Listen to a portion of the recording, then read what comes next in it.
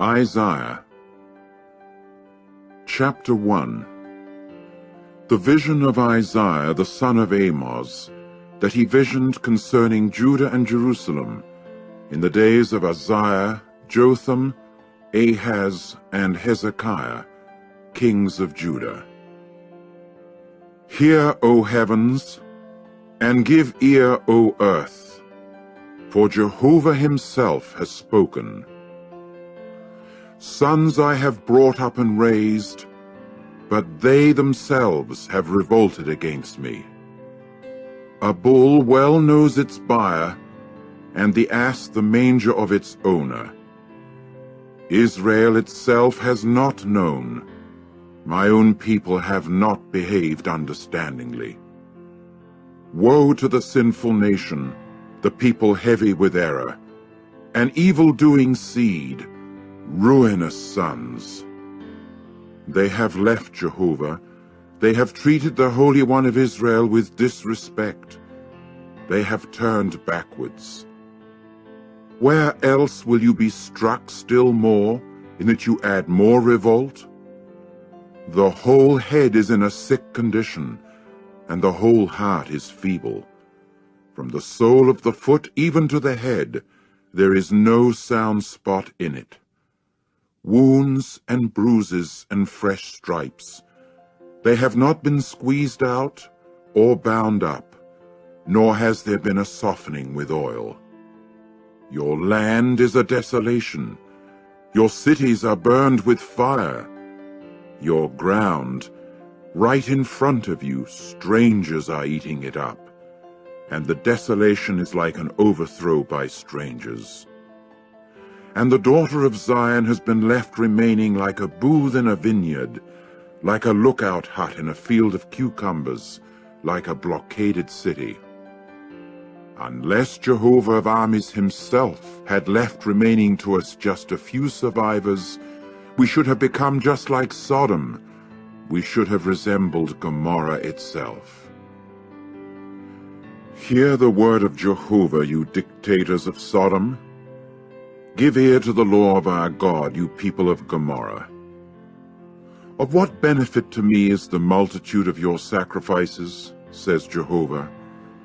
I have had enough of whole burnt offerings of rams, and the fat of well-fed animals, and in the blood of young bulls and male lambs and he-goats I have taken no delight.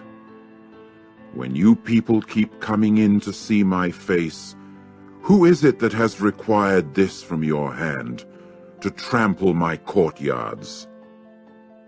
Stop bringing in any more valueless grain offerings. Incense, it is something detestable to me. New moon and Sabbath, the calling of a convention. I cannot put up with the use of uncanny power along with the solemn assembly. Your new moons and your festal seasons my soul has hated. To me they have become a burden. I have become tired of bearing them. And when you spread out your palms, I hide my eyes from you. Even though you make many prayers, I am not listening. With bloodshed your very hands have become filled. Wash yourselves. Make yourselves clean. Remove the badness of your dealings from in front of my eyes. Cease to do bad. Learn to do good. Search for justice. Set right the oppressor. Render judgment for the fatherless boy. Plead the cause of the widow. Come now, you people, and let us set matters straight between us, says Jehovah. Though the sins of you people should prove to be as scarlet, they will be made white, just like snow. Though they should be red like crimson cloth, they will become even like wool. If you people show willingness and do listen, The good of the land you will eat. But if you people refuse, and are actually rebellious, with a sword you will be eaten up, for the very mouth of Jehovah has spoken it. Oh, how the faithful town has become a prostitute. She was full of justice. Righteousness itself used to lodge in her, but now murderers. Your silver itself has become scummy dross. Your wheat beer is diluted with water. Your princes are stubborn and partners with thieves. Every one of them is a lover of a bribe and a chaser after gifts. For a fatherless boy they do not render judgment, and even the legal case of a widow does not get admittance to them. Therefore the utterance of the true Lord Jehovah of armies, the powerful one of Israel, is, Aha! I shall relieve myself of my adversaries, and I will avenge myself on my enemies. And I will turn back my hand upon you, and I shall smelt away your scummy dross as with lye, and I will remove all your waste products. And I will bring back again judges for you as at the first, and counselors for you as at the start. After this you will be called City of Righteousness, Faithful Town. With justice Zion herself will be redeemed, and those returning of her with righteousness. And the crash of revolters and that of sinful ones will be at the same time, and those leaving Jehovah will come to their finish. For they will be ashamed of the mighty trees that you people desired, and you will be abashed because of the gardens that you have chosen. For you will become like a big tree, the foliage of which is withering, and like a garden that has no water. And the vigorous man will certainly become tow, and the product of his activity a spark, and both of them will certainly go up in flames at the same time, with no one to do the extinguishing. Chapter 2. The thing that Isaiah the son of Amoz visioned concerning Judah and Jerusalem. And it must occur in the final part of the days, that the mountain of the house of Jehovah will become firmly established above the top of the mountains, and it will certainly be lifted up above the hills, and to it all the nations must stream.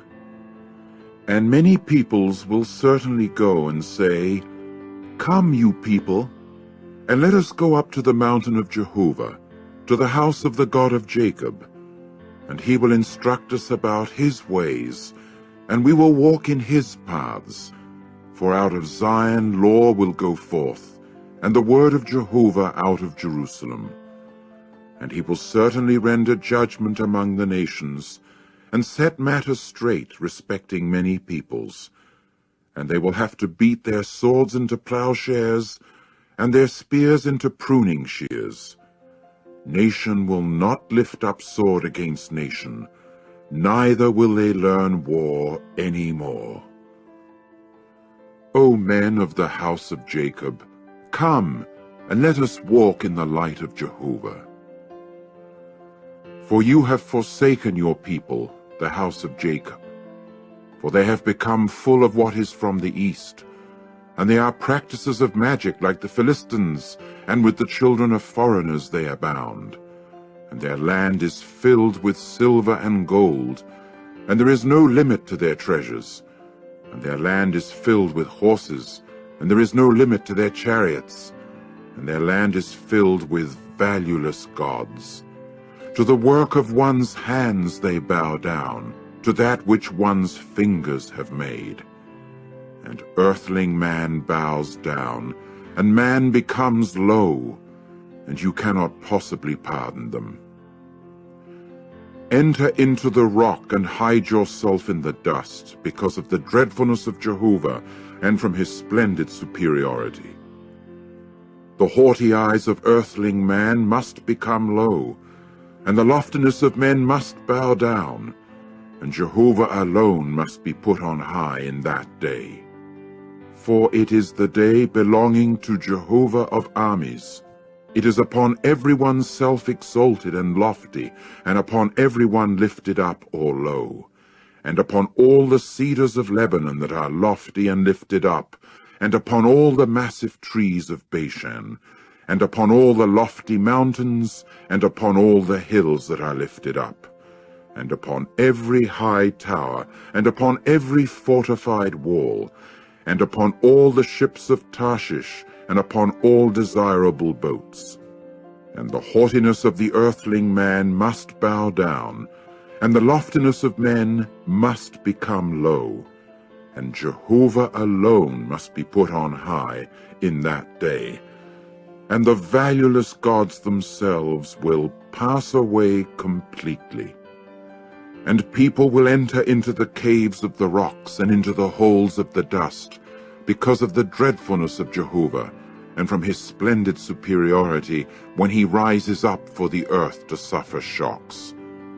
In that day the earthling man will throw his worthless gods of silver and his valueless gods of gold that they had made for him to bow before to the shrew mice and to the bats, in order to enter into the holes in the rocks and into the clefts of the crags, because of the dreadfulness of Jehovah and from his splendid superiority when he rises up for the earth to suffer shocks.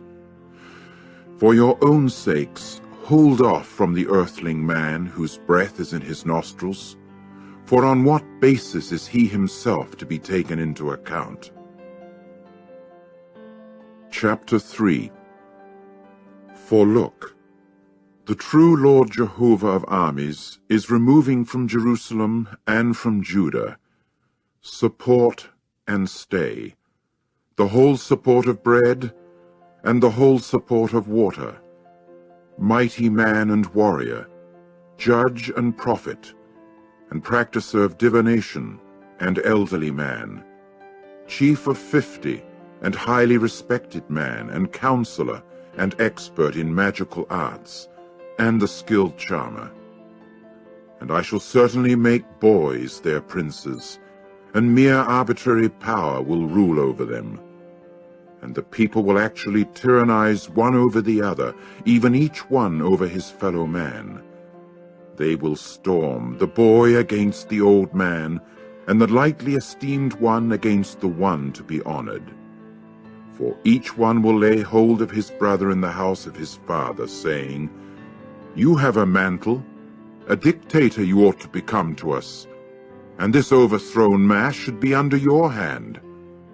He will raise his voice in that day, saying, I shall not become a wound dresser, and in my house there is neither bread nor a mantle. You men must not set me as dictator over the people.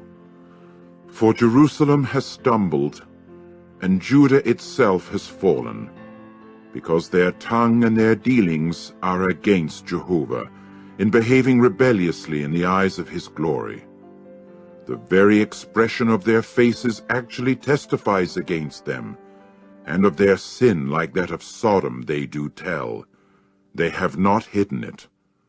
Woe to their soul, for they have dealt out to themselves calamity. Say you men that it will be well with the righteous one, for they will eat the very fruitage of their dealings. Woe to the wicked one! Calamity for the treatment rendered by his own hands will be rendered to him. As for my people, its task assigners are dealing severely, and mere women actually rule over it. O my people, those leading you on are causing you to wander, and the way of your paths they have confused. Jehovah is stationing himself to contend, and is standing up to pass sentence upon peoples. Jehovah himself will enter into judgment with the elderly ones of his people and its princes. And you yourselves have burned down the vineyard. What was taken by robbery from the afflicted one is in your houses. What do you men mean in that you crush my people, and that you grind the very faces of the afflicted ones? is the utterance of the sovereign Lord Jehovah of armies. And Jehovah says, for the reason that the daughters of Zion have become haughty, and they walk with their throats stretched forth, and ogling with their eyes. They go walking with tripping steps, and with their feet they make a tinkling sound. Jehovah also will actually make the crown of the head of the daughters of Zion scabby, and Jehovah himself will lay their very forehead bare.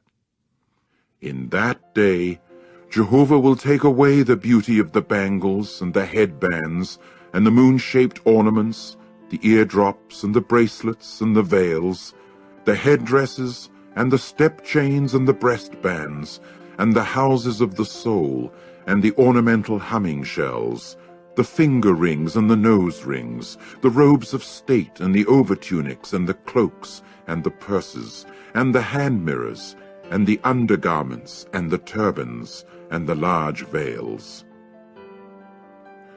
And it must occur that instead of balsam oil, there will come to be merely a musty smell, and instead of a belt, a rope, and instead of an artistic hair arrangement, baldness, and instead of a rich garment, a girding of sackcloth, a brand mark instead of prettiness.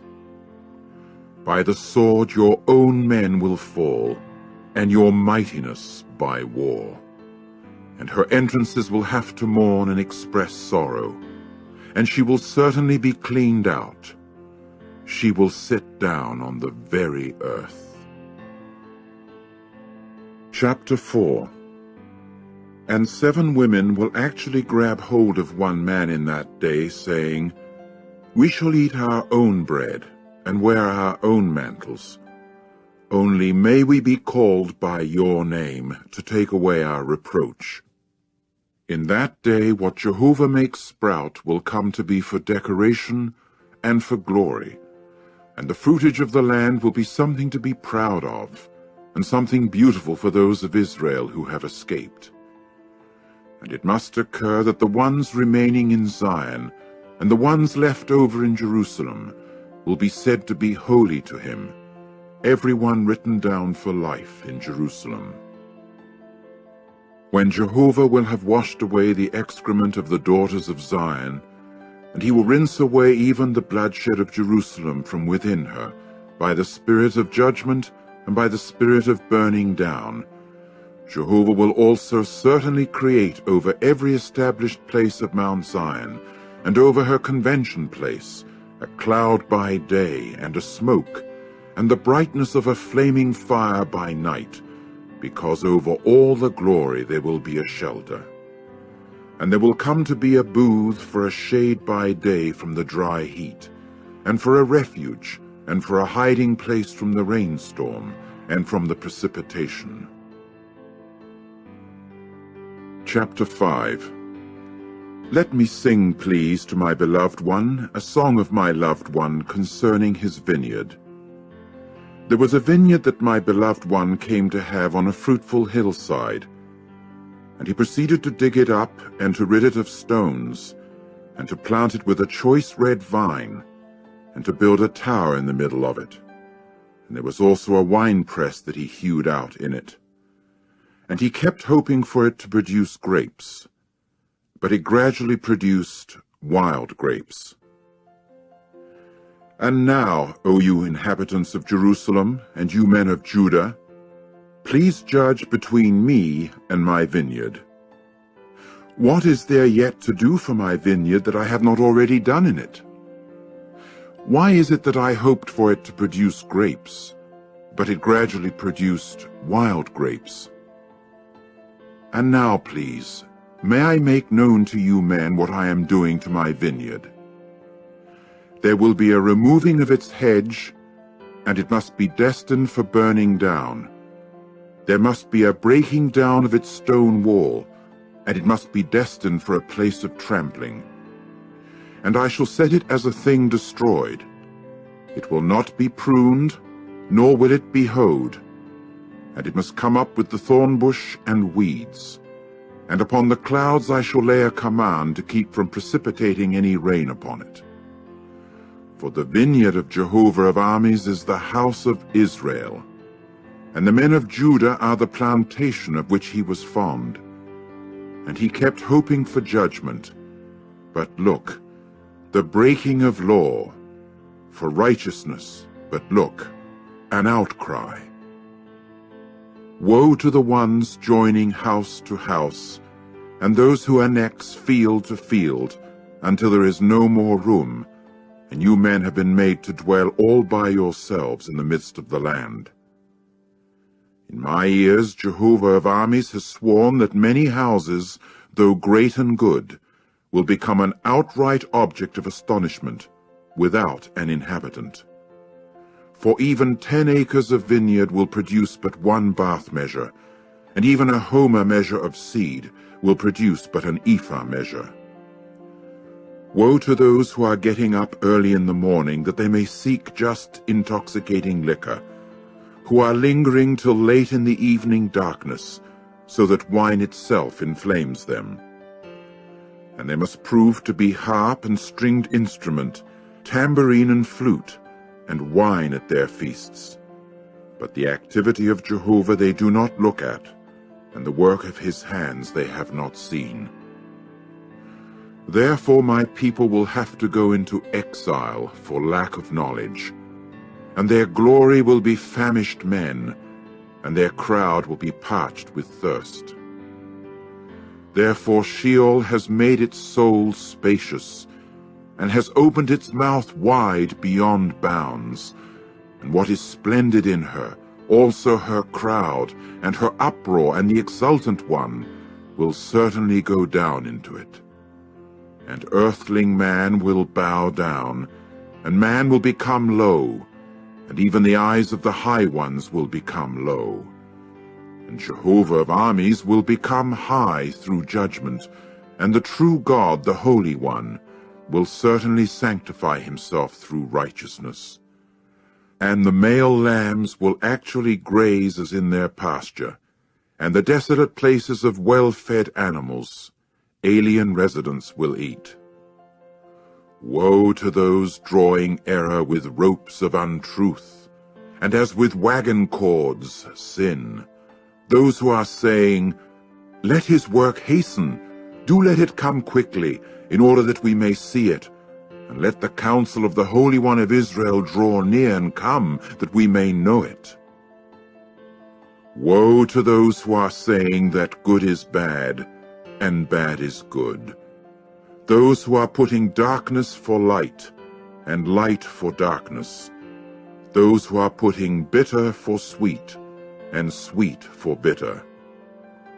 Woe to those wise in their own eyes, and discreet even in front of their own faces. Woe to those who are mighty in drinking wine, and to the men with vital energy for mixing intoxicating liquor, those who are pronouncing the wicked one righteous in consideration of a bribe, and who take away even the righteousness of the righteous one from him. Therefore, just as a tongue of fire eats up the stubble, and into the flames mere dried grass sinks down, their very rootstock will become just like a musty smell, and their blossom itself will go up just like powder, because they have rejected the law of Jehovah of armies, and the saying of the Holy One of Israel they have disrespected. That is why the anger of Jehovah has grown hot against his people, and he will stretch out his hand against them and strike them. And the mountains will be agitated, and their dead bodies will become like the offal in the midst of the streets. In view of all this, his anger has not turned back, but his hand is stretched out still. And he has raised up a signal to a great nation far away, and he has whistled to it at the extremity of the earth.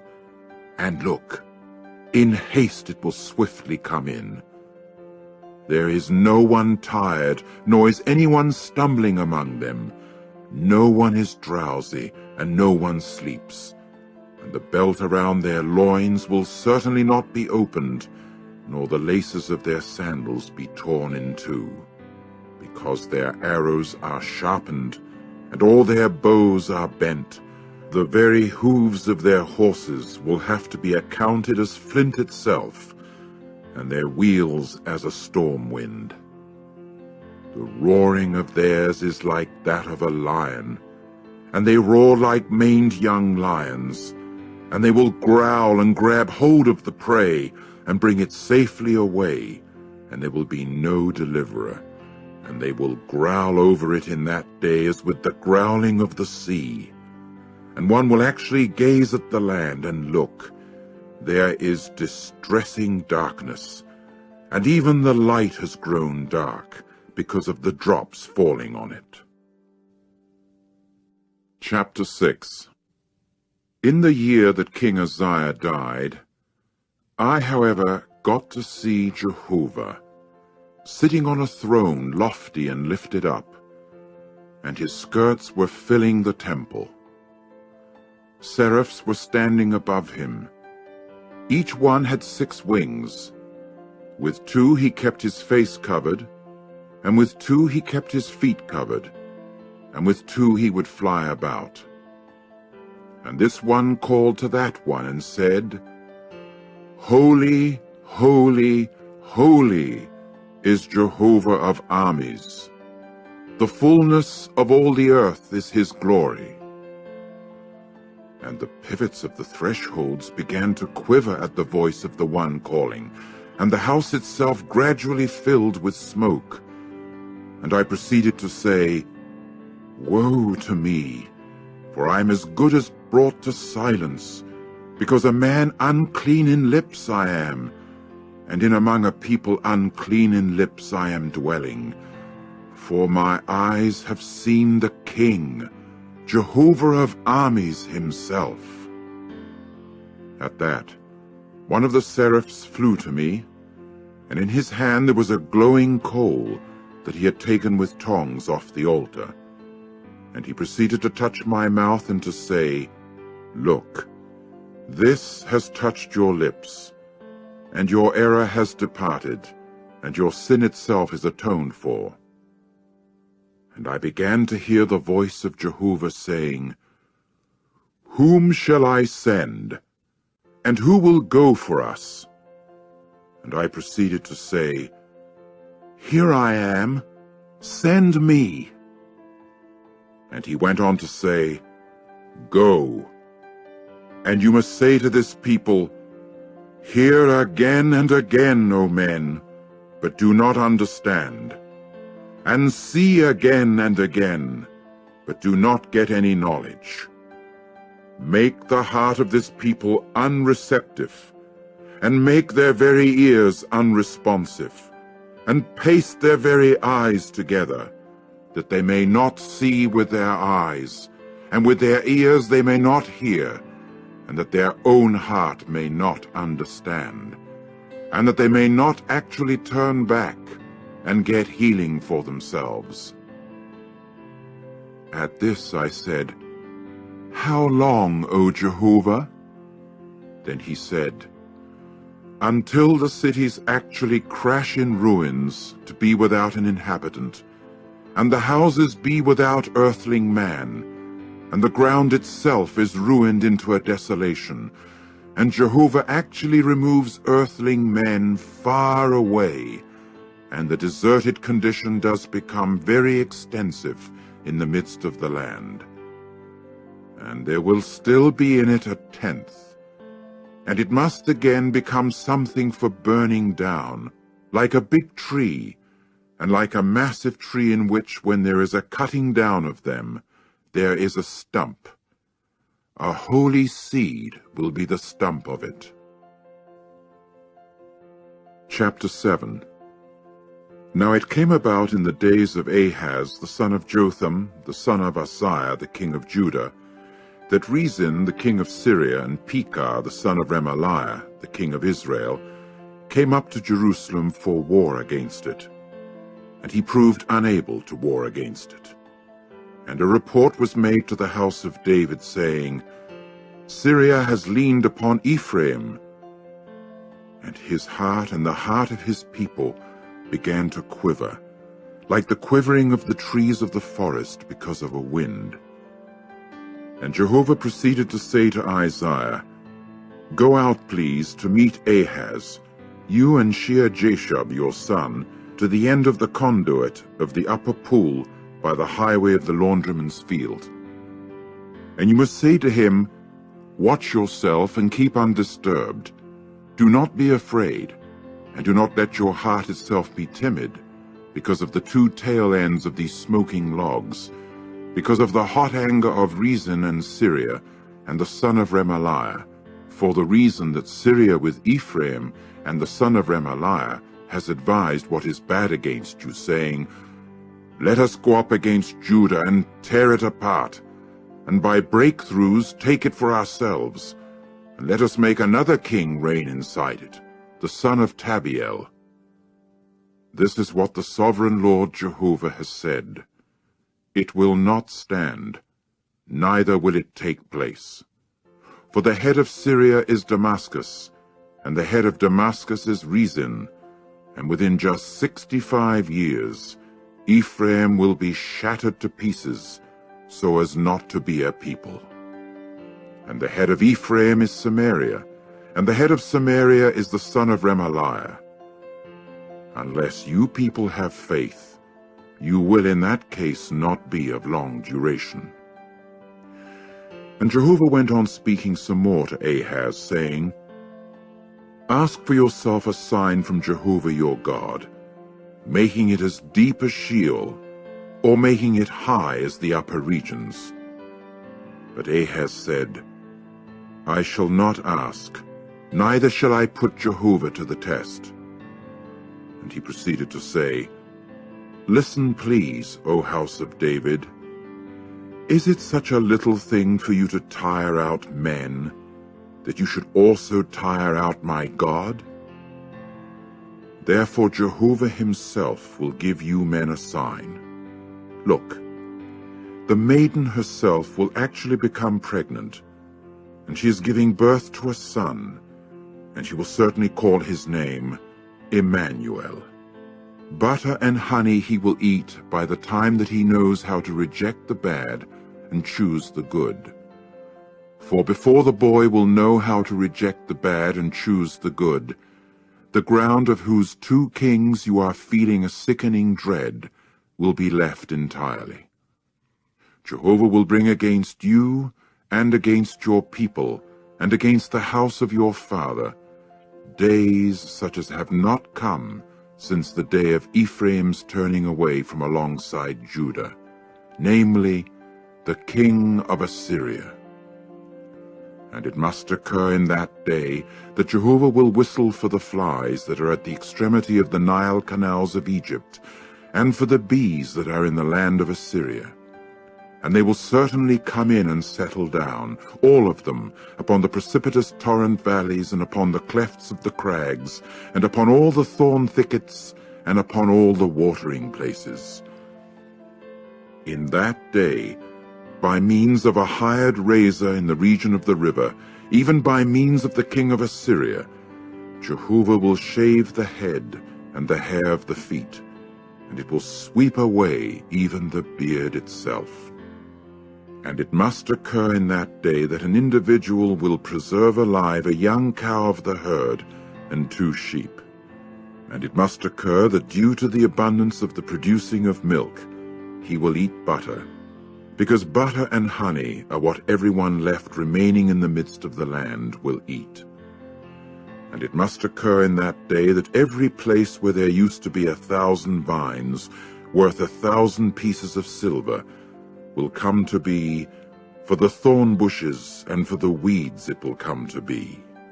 With arrows and the bow he will come there, because all the land will become mere thorn bushes and weeds. And all the mountains that used to be cleared of troublesome plants with a hoe, you will not come there for fear of thorn bushes and weeds. And it will certainly become a place for letting bulls loose, and a trampling ground of sheep. Chapter 8.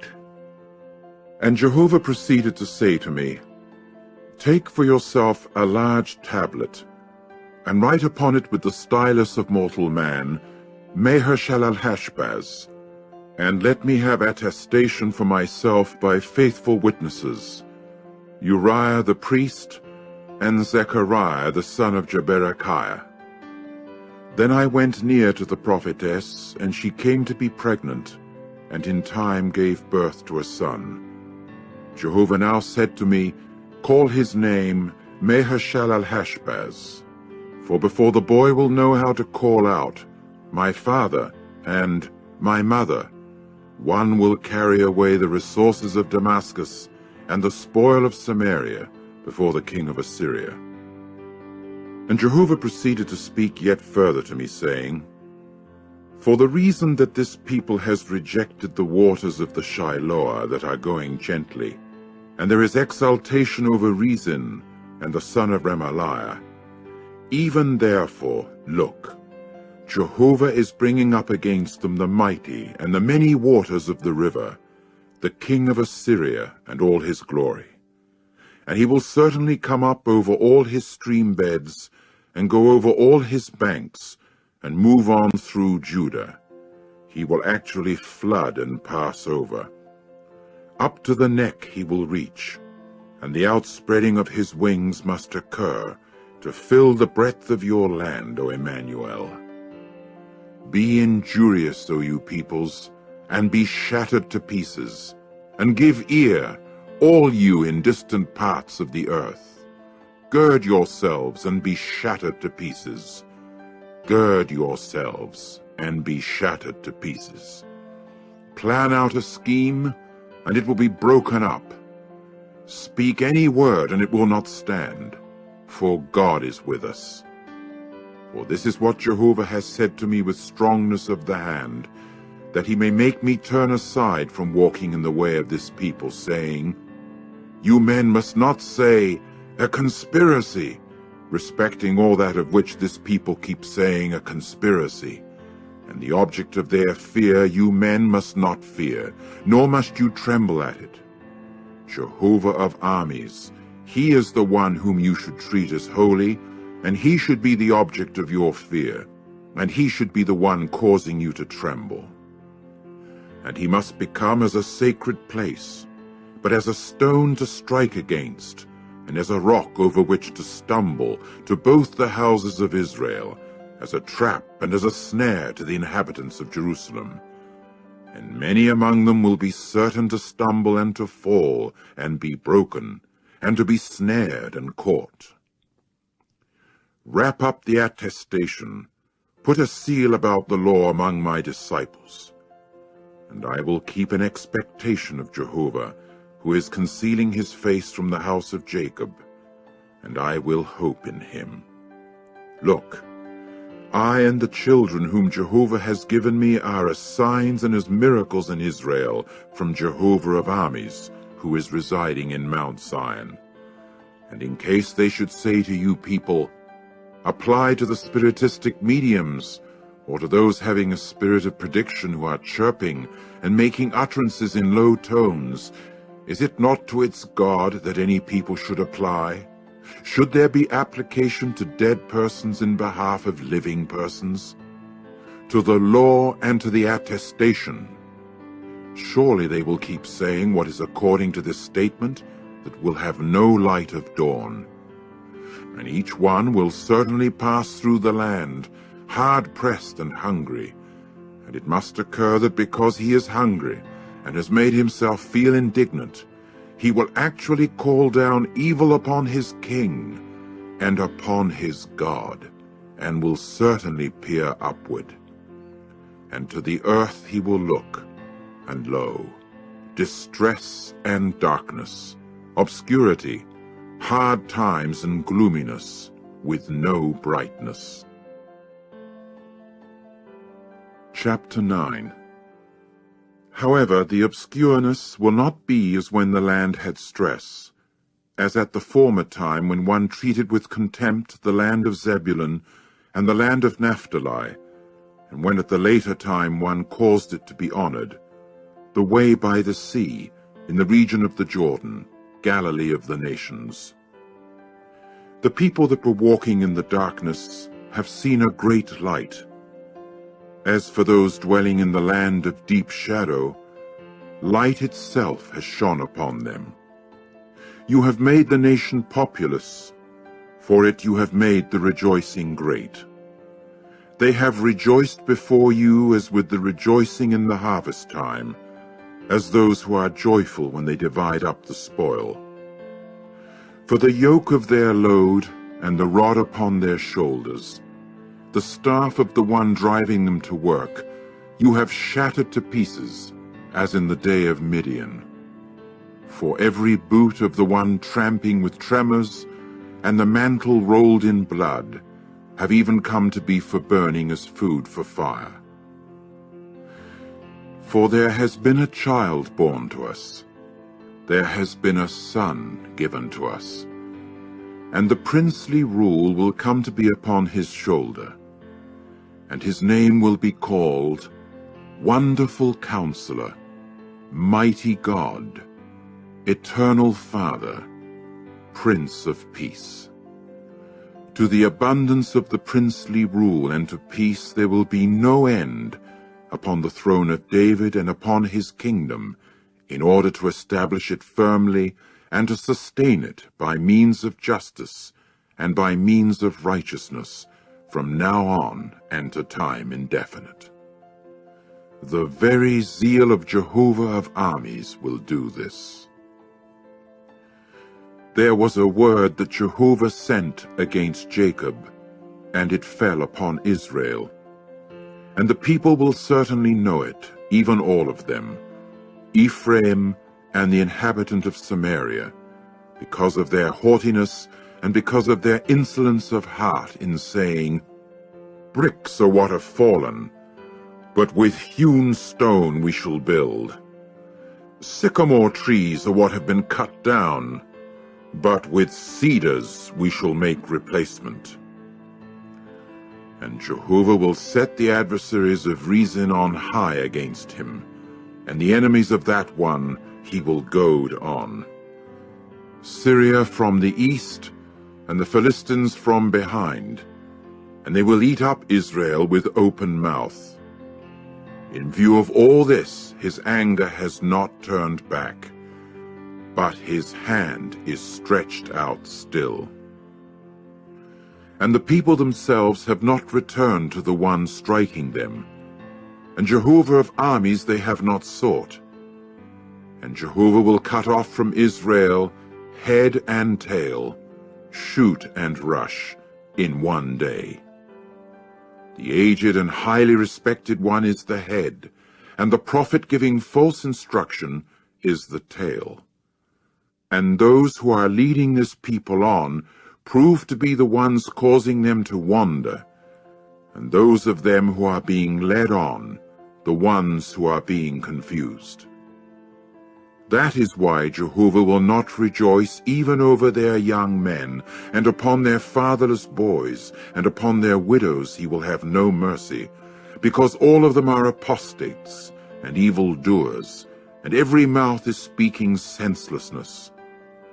In view of all this, his anger has not turned back, but his hand is stretched out still. For wickedness has become a flame just like a fire. Thorn bushes and weeds it will eat up, and it will catch fire in the thickets of the forest, and they will be borne aloft as the billowing of smoke. In the fury of Jehovah of armies, the land has been set afire, and the people will become as food for the fire. No one will show compassion even on his brother, and one will cut down on the right and will certainly be hungry, and one will eat on the left, and they will certainly not be satisfied. They will each one eat the flesh of his own arm. Manasseh, Ephraim, and Ephraim, Manasseh. Together they will be against Judah. In view of all this, his anger has not turned back, but his hand is stretched out still. Chapter 10. Woe to those who are enacting harmful regulations, and those who constantly writing have written out sheer trouble, in order to push away the lowly ones from a legal case, and to wrest away justice from the afflicted ones of my people, for the widows to become their spoil, and that they may plunder even the fatherless boys. And what will you men do at the day of being given attention, and at the ruin, when it comes from far away? Toward whom will you flee for assistance, and where will you leave your glory? Except it be that one must bow down under the prisoners, and that people keep falling under those who have been killed. In view of all this, his anger has not turned back, but his hand is stretched out still. Aha! The Assyrian, the rod for my anger, and the stick that is in their hand for my denunciation.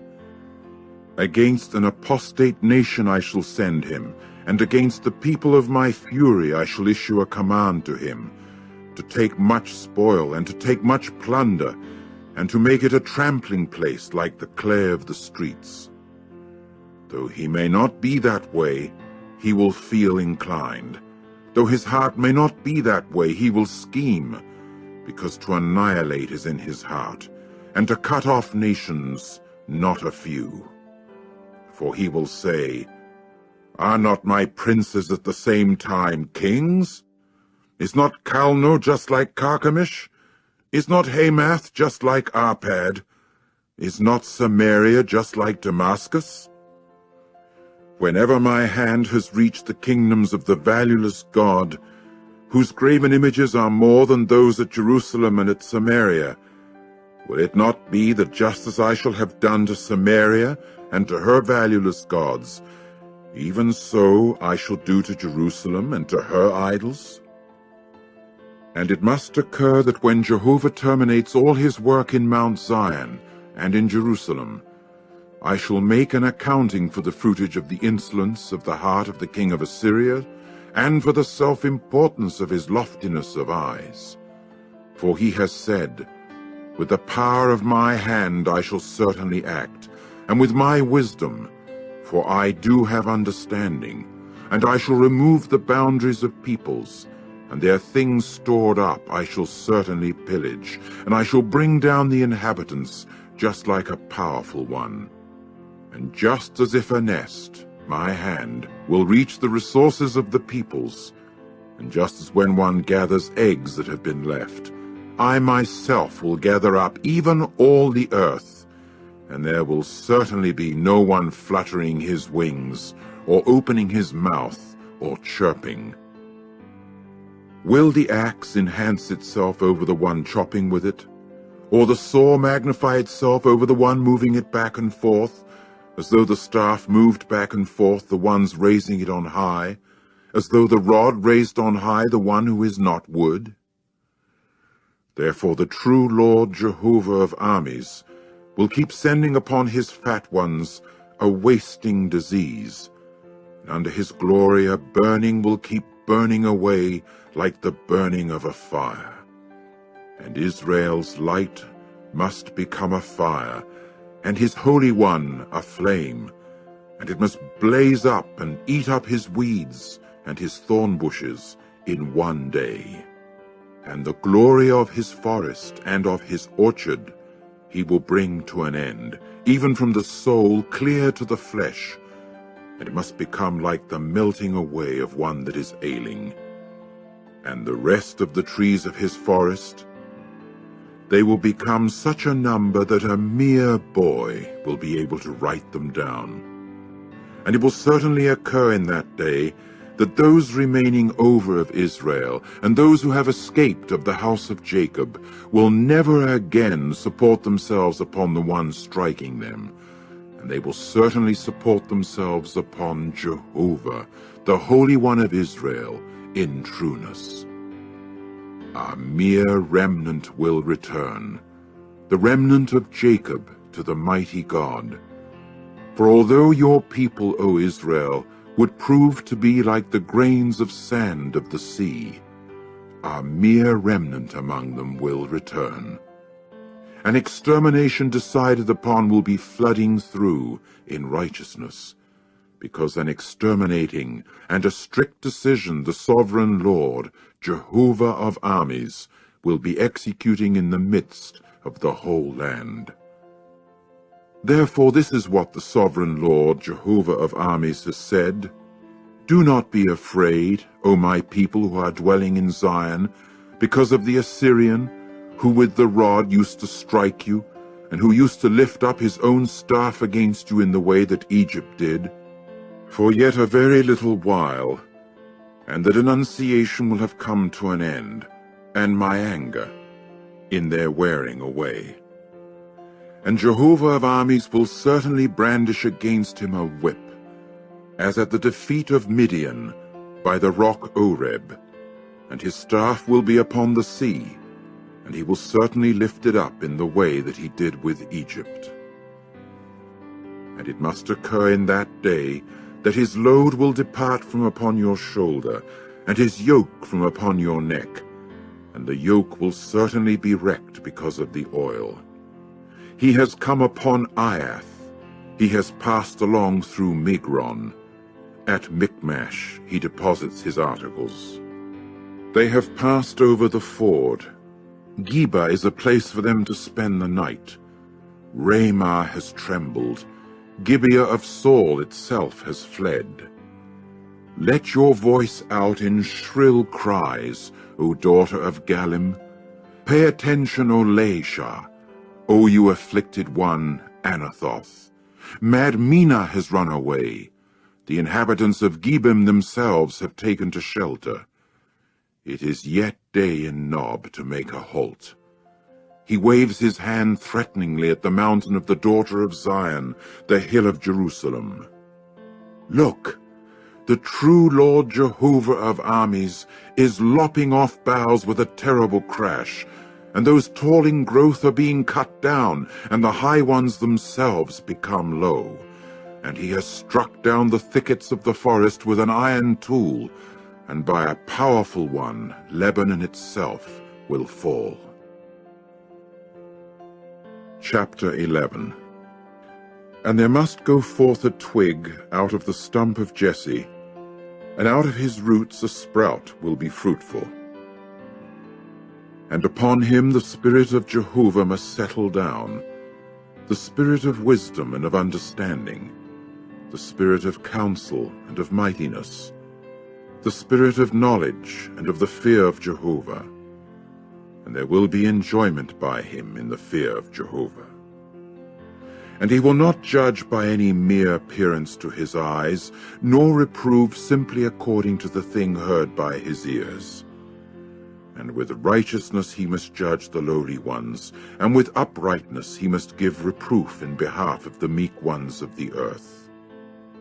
And he must strike the earth with the rod of his mouth, and with the spirit of his lips he will put the wicked one to death. And righteousness must prove to be the belt of his hips, and faithfulness the belt of his loins. And the wolf will actually reside for a while with the male lamb, and with the kid the leopard itself will lie down, and the calf and the maned young lion and the well-fed animal all together. And a mere little boy will be leader over them. And the cow and the bear themselves will feed. Together their young ones will lie down. And even the lion will eat straw, just like the bull. And the sucking child will certainly play upon the hole of the cobra, and upon the light aperture of a poisonous snake will a weaned child actually put his own hand. They will not do any harm or cause any ruin in all my holy mountain, because the earth will certainly be filled with the knowledge of Jehovah as the waters are covering the very sea. And it must occur in that day that there will be the root of Jesse that will be standing up as a signal for the peoples. To him even the nations will turn inquiringly, and his resting place must become glorious. And it must occur in that day that Jehovah will again offer his hand a second time to acquire the remnant of his people who will remain over from Assyria, and from Egypt, and from Pathros, and from Cush, and from Elam, and from Shinar, and from Hamath, and from the islands of the sea. And he will certainly raise up a signal for the nations, and gather the dispersed ones of Israel, and the scattered ones of Judah he will collect together from the four extremities of the earth. And the jealousy of Ephraim must depart, and even those showing hostility to Judah will be cut off. Ephraim itself will not be jealous of Judah, nor will Judah show hostility toward Ephraim. And they must fly at the shoulder of the Philistines to the west. Together they will plunder the sons of the east. Edom and Moab will be those upon whom they will thrust out their hand, and the sons of Ammon will be their subjects. And Jehovah will certainly cut off the tongue of the Egyptian sea, and wave his hand at the river in the glow of his spirit.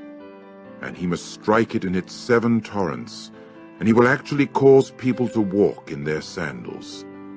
And there must come to be a highway out of Assyria for the remnant of his people who will remain over, just as there came to be one for Israel in the day of his coming up out of the land of Egypt. Chapter 12. And in that day you will be sure to say, I shall thank you, O Jehovah, for although you got incensed at me, your anger gradually turned back, and you proceeded to comfort me. Look, God is my salvation. I shall trust and be in no dread, for Jehovah is my strength and my might, and he came to be the salvation of me. With exultation you people will be certain to draw water out of the springs of salvation. And in that day you will certainly say, Give thanks to Jehovah, you people. Call upon his name. Make known among the peoples his dealings. Make mention that his name is put on high. Make melody to Jehovah, for he has done surpassingly. This is made known in all the earth. Cry out shrilly, and shout for joy, O you inhabitants of Zion, for great in the midst of you is the Holy One of Israel.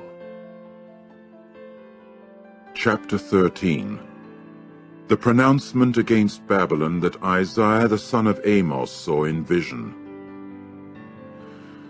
Upon a mountain of bare rocks, raise up a signal, you men. Lift up the voice to them, wave the hand, that they may come into the entrances of the nobles. I myself have issued the command to my sanctified ones. I have also called my mighty ones for expressing my anger, my eminently exultant ones. Listen, a crowd in the mountains, something like a numerous people. Listen, the uproar of kingdoms of nations gathered together. Jehovah of armies is mustering the army of war. They are coming from the land far away, from the extremity of the heavens, Jehovah and the weapons of his denunciation, to wreck all the earth. Howl, you people, for the day of Jehovah is near. As a despoiling from the Almighty it will come. That is why all hands themselves will drop down, and the whole heart itself of mortal man will melt. And people have become disturbed. Convulsions and birth pains themselves grab hold. Like a woman that is giving birth, they have labor pains. They look at each other in amazement. Their faces are inflamed faces. Look, the day of Jehovah itself is coming, cruel both with fury and with burning anger, in order to make the land an object of astonishment, and that it may annihilate the land's sinners out of it. For the very stars of the heavens and their constellations of Kisel will not flash forth their light.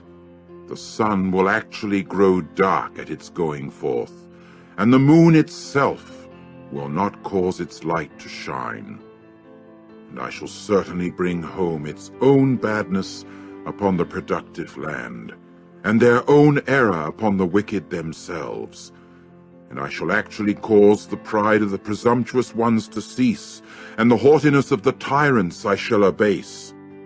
I shall make mortal man rarer than refined gold, and earthling man rarer than the gold of Ophir. That is why I shall cause heaven itself to become agitated, and the earth will rock out of its place at the fury of Jehovah of armies, and at the day of his burning anger. And it must occur that like a gazelle chased away, and like a flock without anyone to collect them together, they will turn each one to his own people, and they will flee each one to his own land. Every one that is found will be pierced through, and every one that is caught in the sweep will fall by the sword. And their very children will be dashed to pieces before their eyes. Their houses will be pillaged, and their own wives will be raped. Here I am arousing against them the Medes, who account silver itself as nothing, and who as respects gold take no delight in it. And their bows will dash even young men to pieces, and the fruitage of the belly they will not pity. For sons their eye will not feel sorry. And Babylon, the decoration of kingdoms, the beauty of the pride of the Chaldeans, must become as when God overthrew Sodom and Gomorrah. She will never be inhabited, nor will she reside for generation after generation.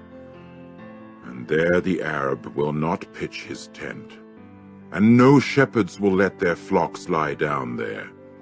And there the haunters of waterless regions will certainly lie down, and their houses must be filled with eagle owls, and there the ostriches must reside, and goat-shaped demons themselves will go skipping about there. And jackals must howl in her dwelling towers, and the big snake will be in the palaces of exquisite delight. And the season for her is near to come, and her days themselves will not be postponed. Chapter 14. For Jehovah will show mercy to Jacob, and he is yet certain to choose Israel. And he will actually give them rest upon their soil, and the alien resident must be joined to them, and they must attach themselves to the house of Jacob. And peoples will actually take them and bring them to their own place, and the house of Israel must take them to themselves as a possession upon the soil of Jehovah as men-servants and as maidservants, and they must become the captors of those holding them captive, and they must have in subjection those who were driving them to work. And it must occur in the day when Jehovah gives you rest from your pain, and from your agitation, and from the hard slavery in which you were made a slave, that you must raise up this proverbial saying against the king of Babylon, and say, How has the one driving others to work come to a stop, the oppression come to a stop? Jehovah has broken the rod of the wicked ones, the staff of the ruling ones, the one striking peoples in fury with a stroke incessantly, the one subduing nations in sheer anger, with a persecution without restraint. The whole earth has come to rest, has become free of disturbance. People have become cheerful with joyful cries. Even the juniper trees have also rejoiced at you, the cedars of Lebanon, saying, Ever since you have lain down, no woodcutter comes up against us. Even Sheol underneath has become agitated at you in order to meet you on coming in. At you it has awakened those impotent in death, all the goat-like leaders of the earth. It has made all the kings of the nations get up from their thrones. All of them speak up and say to you, Have you yourself also been made weak like us? Is it to us that you have been made comparable? Down to Sheol your pride has been brought, the din of your stringed instruments. Beneath you, maggots are spread out as a couch, and worms are your covering. Oh, how you have fallen from heaven, you shining one, son of the dawn! How you have been cut down to the earth, you who were disabling the nations! As for you, you have said in your heart, to the heavens I shall go up. Above the stars of God I shall lift up my throne, and I shall sit down upon the mountain of meeting, in the remotest parts of the north. I shall go up above the high places of the clouds. I shall make myself resemble the Most High. However, down to Sheol you will be brought, to the remotest parts of the pit. Those seeing you will gaze even at you. They will give close examination even to you, saying, Is this the man that was agitating the earth, that was making kingdoms rock, that made the productive land like the wilderness, and that overthrew its very cities, that did not open the way homeward even for his prisoners? All other kings of the nations, yes, all of them, have lain down in glory, each one in his own house. But as for you, you have been thrown away without a burial place for you, like a detested sprout, clothed with killed men, stabbed with the sword that are going down to the stones of a pit, like a carcass trodden down. You will not become united with them in a grave, because you brought your own land to ruin. You killed your own people. To time indefinite the offspring of evildoers will not be named. Make ready, you men, a slaughtering block for his own sons, because of the error of their forefathers, that they may not rise up and actually take possession of the earth and fill the face of the productive land with cities. And I will rise up against them, is the utterance of Jehovah of armies. And I will cut off from Babylon name and remnant, and progeny and posterity, is the utterance of Jehovah.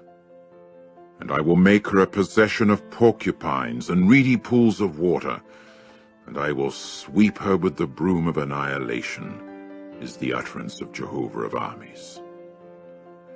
Jehovah of armies has sworn, saying, Surely just as I have figured, so it must occur, and just as I have counseled, that is what will come true, in order to break the Assyrian in my land, and that I may tread him down on my own mountains, and that his yoke may actually depart from upon them, and that his very load may depart from upon their shoulder. This is the counsel that is counseled against all the earth, and this is the hand that is stretched out against all the nations. For Jehovah of armies himself has counseled, and who can break it up? And his hand is the one stretched out, and who can turn it back? In the year that King Ahaz died, this pronouncement occurred. Do not rejoice, O Philistia, any one of you, just because the staff of the one striking you has been broken. For out of the root of the serpent there will come forth a poisonous snake, and its fruit will be a flying fiery snake. And the firstborn ones of the lowly ones will certainly feed, and in security the poor ones themselves will lie down. And with famine I will put your root to death, and what remains over of you will be killed. Howl, O gate! Cry out, O city! All of you must become disheartened, O Philistia. For out of the north a smoke is coming, and there is no one getting isolated from his ranks. And what will anyone say in answer to the messengers of the nation? That Jehovah himself has laid the foundation of Zion, and in her the afflicted ones of his people will take refuge. Chapter 15. The pronouncement against Moab. Because in the night it has been despoiled, Ar of Moab itself has been silenced. Because in the night it has been despoiled, Kir of Moab itself has been silenced.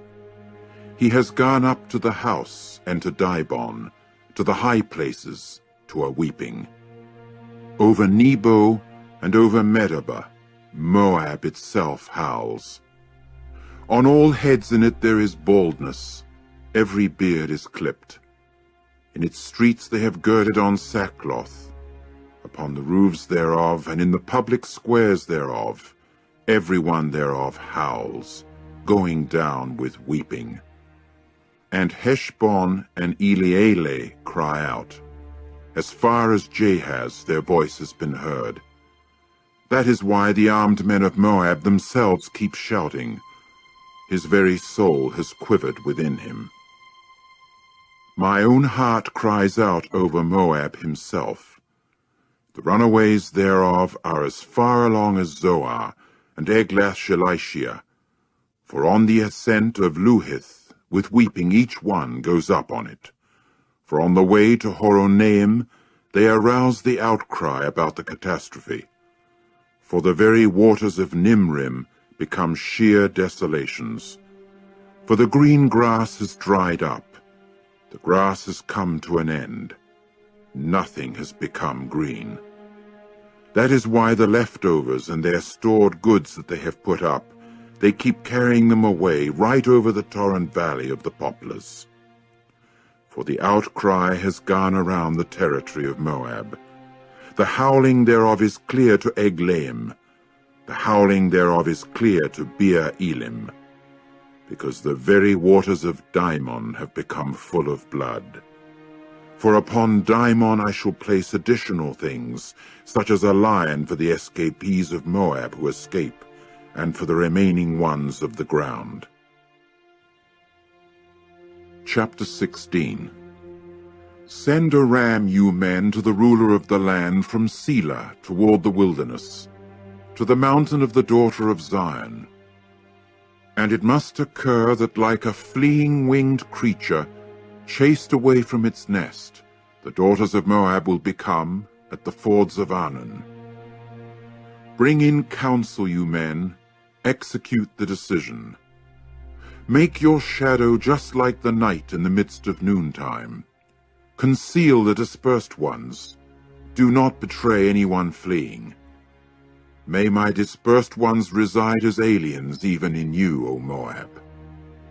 Become a place of concealment to them because of the despoiler. For the oppressor has reached his end. The despoiling has terminated. Those trampling down others have been finished off the earth. And in loving kindness a throne will certainly be firmly established, and one must sit down upon it in trueness, in the tent of David, judging and seeking justice, and being prompt in righteousness. We have heard of the pride of Moab, that he is very proud, his haughtiness and his pride and his fury. His empty talk will not be so. Therefore Moab will howl for Moab, even all of it will howl. For the raisin cakes of Kir-Hareseth, the stricken ones indeed will moan, because the terraces themselves of Heshbon have withered. The vine of Sibmah, the owners of the nations themselves, have smitten down its bright red branches. As far as Jazer they had reached, they had wandered about in the wilderness. Its own shoots had been left to luxuriate for themselves. They had gone over to the sea. That is why I shall weep with the weeping of Jazer over the vine of Sibmah. With my tears I shall drench you, O Heshbon, and Elealeh, because shouting even over your summer and over your harvest has fallen down. And rejoicing and joyfulness have been taken away from the orchard, and in the vineyards there is no joyful crying out, there is no shouting done. No wine in the presses does the treader tread out. Shouting I have caused to cease. That is why my very inwards are boisterous, just like a harp even over Moab, and the midst of me over Kir Hareseth. And it occurred that it was seen that Moab was made weary upon the high place, and he came to his sanctuary to pray, and he could not accomplish anything. This is the word that Jehovah spoke concerning Moab formerly. And now Jehovah has spoken, saying, Within 3 years, according to the years of a hired laborer, the glory of Moab must also be disgraced with much commotion of every sort. And those who remain over will be a trifling few, not mighty. Chapter 17. The pronouncement against Damascus. Look, Damascus removed from being a city, and she has become a heap, a decaying ruin. The cities of Aroer that have been left behind become mere places for droves, where they actually lie down, with no one to make them tremble. And the fortified city has been made to cease out of Ephraim, and the kingdom out of Damascus, and those of Syria remaining over will become just like the glory of the sons of Israel, is the utterance of Jehovah of armies. And it must occur in that day that the glory of Jacob will become lowly, and even the fatness of his flesh will be made lean. And it must occur that when the harvester is gathering the standing grain, and his own arm harvests the ears of grain, he must even become like one gleaning ears of grain in the low plain of Rephaim, and there must remain in it a gleaning as when there is a beating off of the olive tree. 2 or 3 ripe olives in the top of the branch, 4 or 5 on the fruit-bearing boughs thereof, is the utterance of Jehovah the God of Israel. In that day, earthling man will look up to his Maker, and his own eyes will gaze at the Holy One of Israel himself. And he will not look to the altars, the work of his hands, and at what his fingers have made he will not gaze, either at the sacred poles or at the incense stands. In that day his fortress cities will become like a place left entirely in the woodland, even the branch that they have left entirely on account of the sons of Israel, and it must become a desolate waste. For you have forgotten the God of your salvation, and the rock of your fortress you have not remembered. That is why you plant pleasant plantations, and with the shoot of a stranger you set it. In the day you may carefully fence about the plantation of yours, and in the morning you may cause the seed of yours to sprout. But the harvest will certainly flee in the day of the disease and incurable pain. Ah, for the commotion of many peoples who are boisterous as with the boisterousness of the seas, and for the noise of national groups who make a din just like the noise of mighty waters.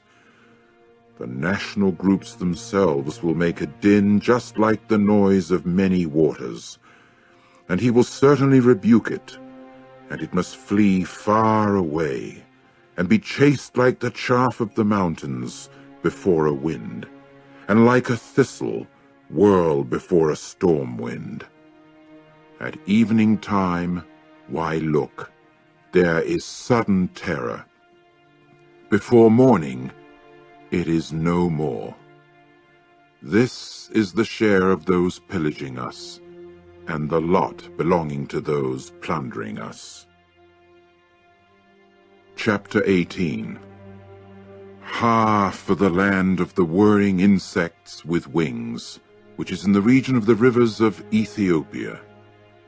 It is the one sending forth envoys by means of the sea, and by means of vessels of papyrus upon the surface of the waters, saying, Go, you swift messengers, to a nation drawn out and scoured, to a people fear-inspiring everywhere, a nation of tensile strength and of treading down, whose land the rivers have washed away. All you inhabitants of the productive land and you residents of the earth, you will see a sight just as when there is the raising up of a signal upon the mountains, and you will hear a sound just as when there is the blowing of a horn. For this is what Jehovah has said to me: I will keep undisturbed and look upon my established place. Like the dazzling heat along with the light, like the cloud of dew in the heat of harvest. For before the harvest, when the blossom comes to perfection, and the bloom becomes a ripening grape, one must also cut off the sprigs with pruning shears, and must remove the tendrils, must lop them off. They will be left altogether for the bird of prey of the mountains, and for the beast of the earth. And upon it the bird of prey will certainly pass the summer, and upon it even every beast of the earth will pass the harvest time. In that time a gift will be brought to Jehovah of armies, from a people drawn out and scoured, even from a people fear-inspiring everywhere, a nation of tensile strength and of treading down, whose land the rivers have washed away, to the place of the name of Jehovah of armies, Mount Zion. Chapter 19. The pronouncement against Egypt. Look, Jehovah is riding on a swift cloud and coming into Egypt, and the valueless gods of Egypt will certainly quiver because of him, and the very heart of Egypt will melt in the midst of it.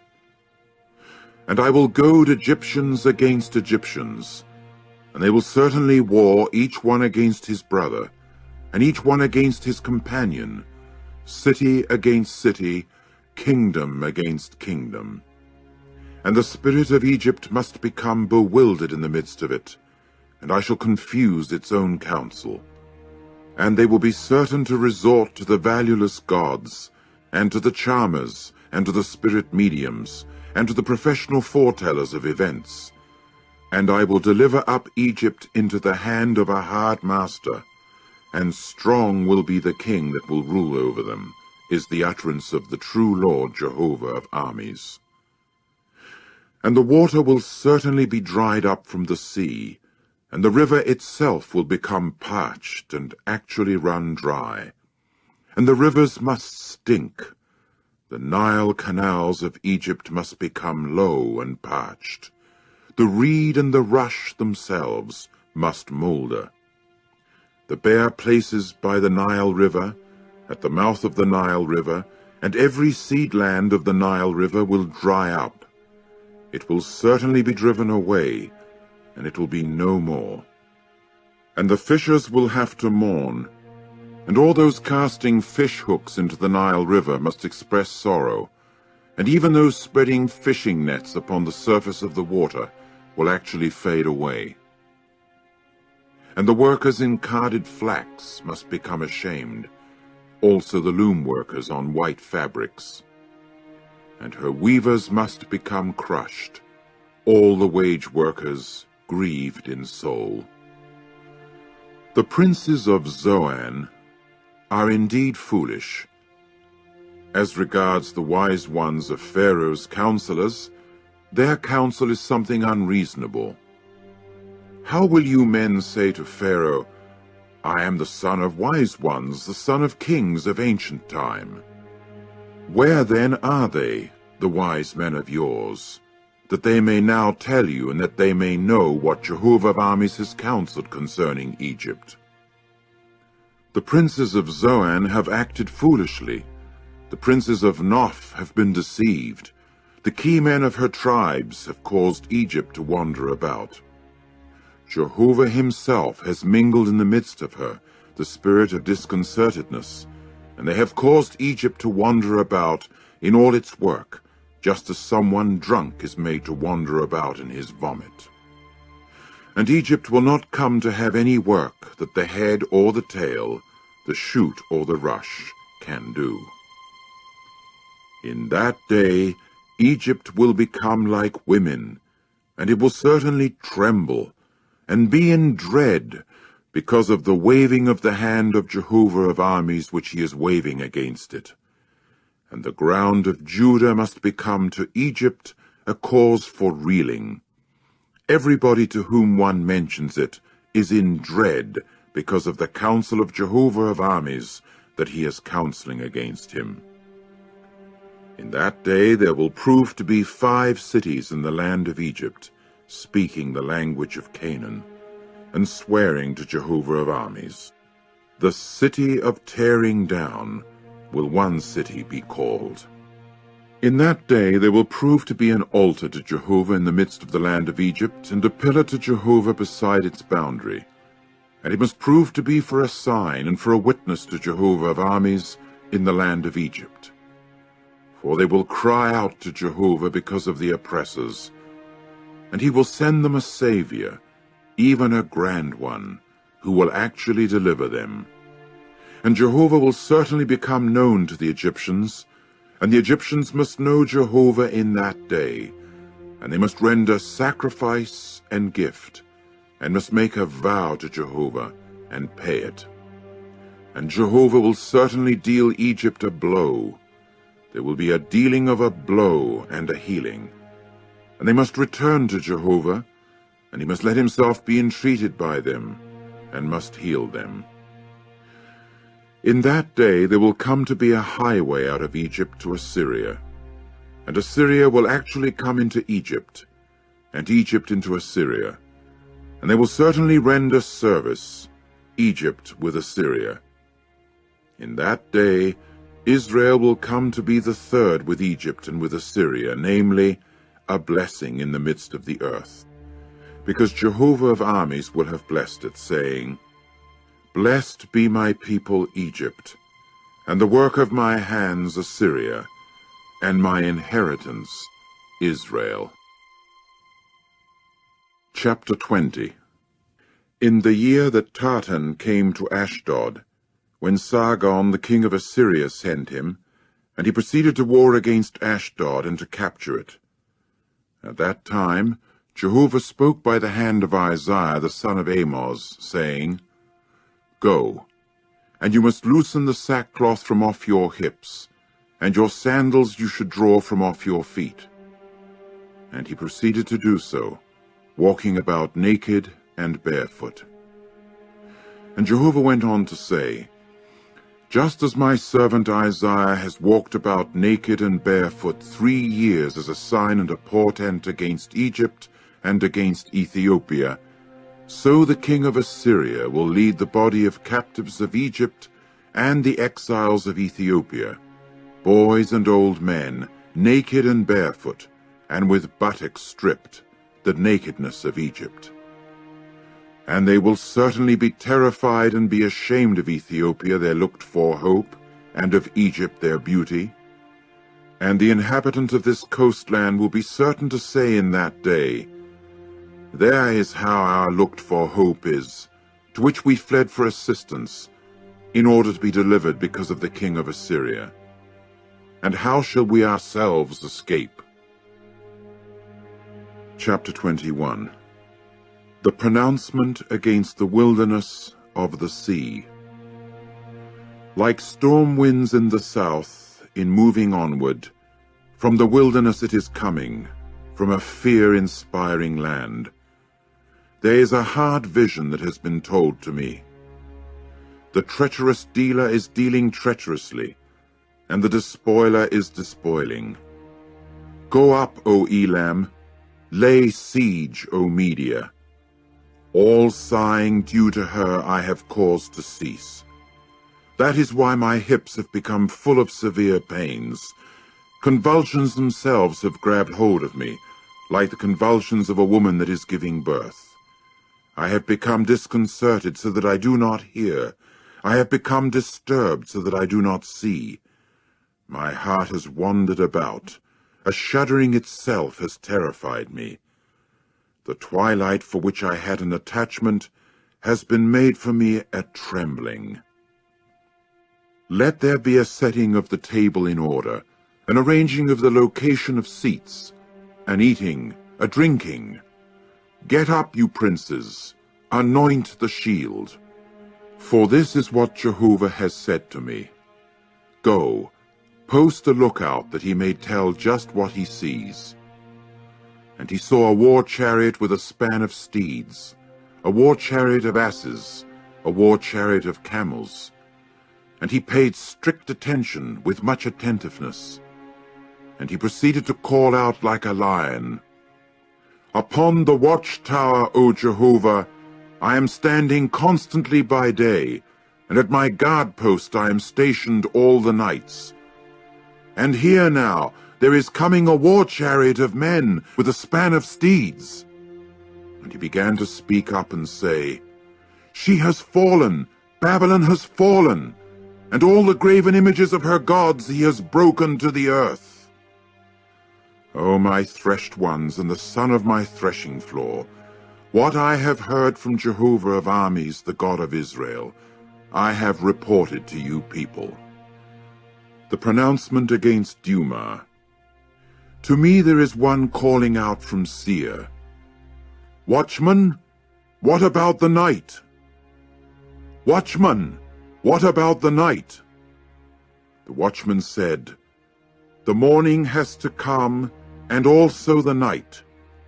If you people would inquire, inquire. Come again. The pronouncement against the desert plain. In the forest, in the desert plain, you will spend the night, O caravans of men of Dedan. To meet the thirsty one, bring water. O you inhabitants of the land of Tema, confront the one fleeing away with bread for him. For because of the swords they have fled away, because of the drawn sword, and because of the bent bow, and because of the heaviness of the war. For this is what Jehovah has said to me, Within yet a year, according to the years of a hired laborer, all the glory of Kedar must even come to its end.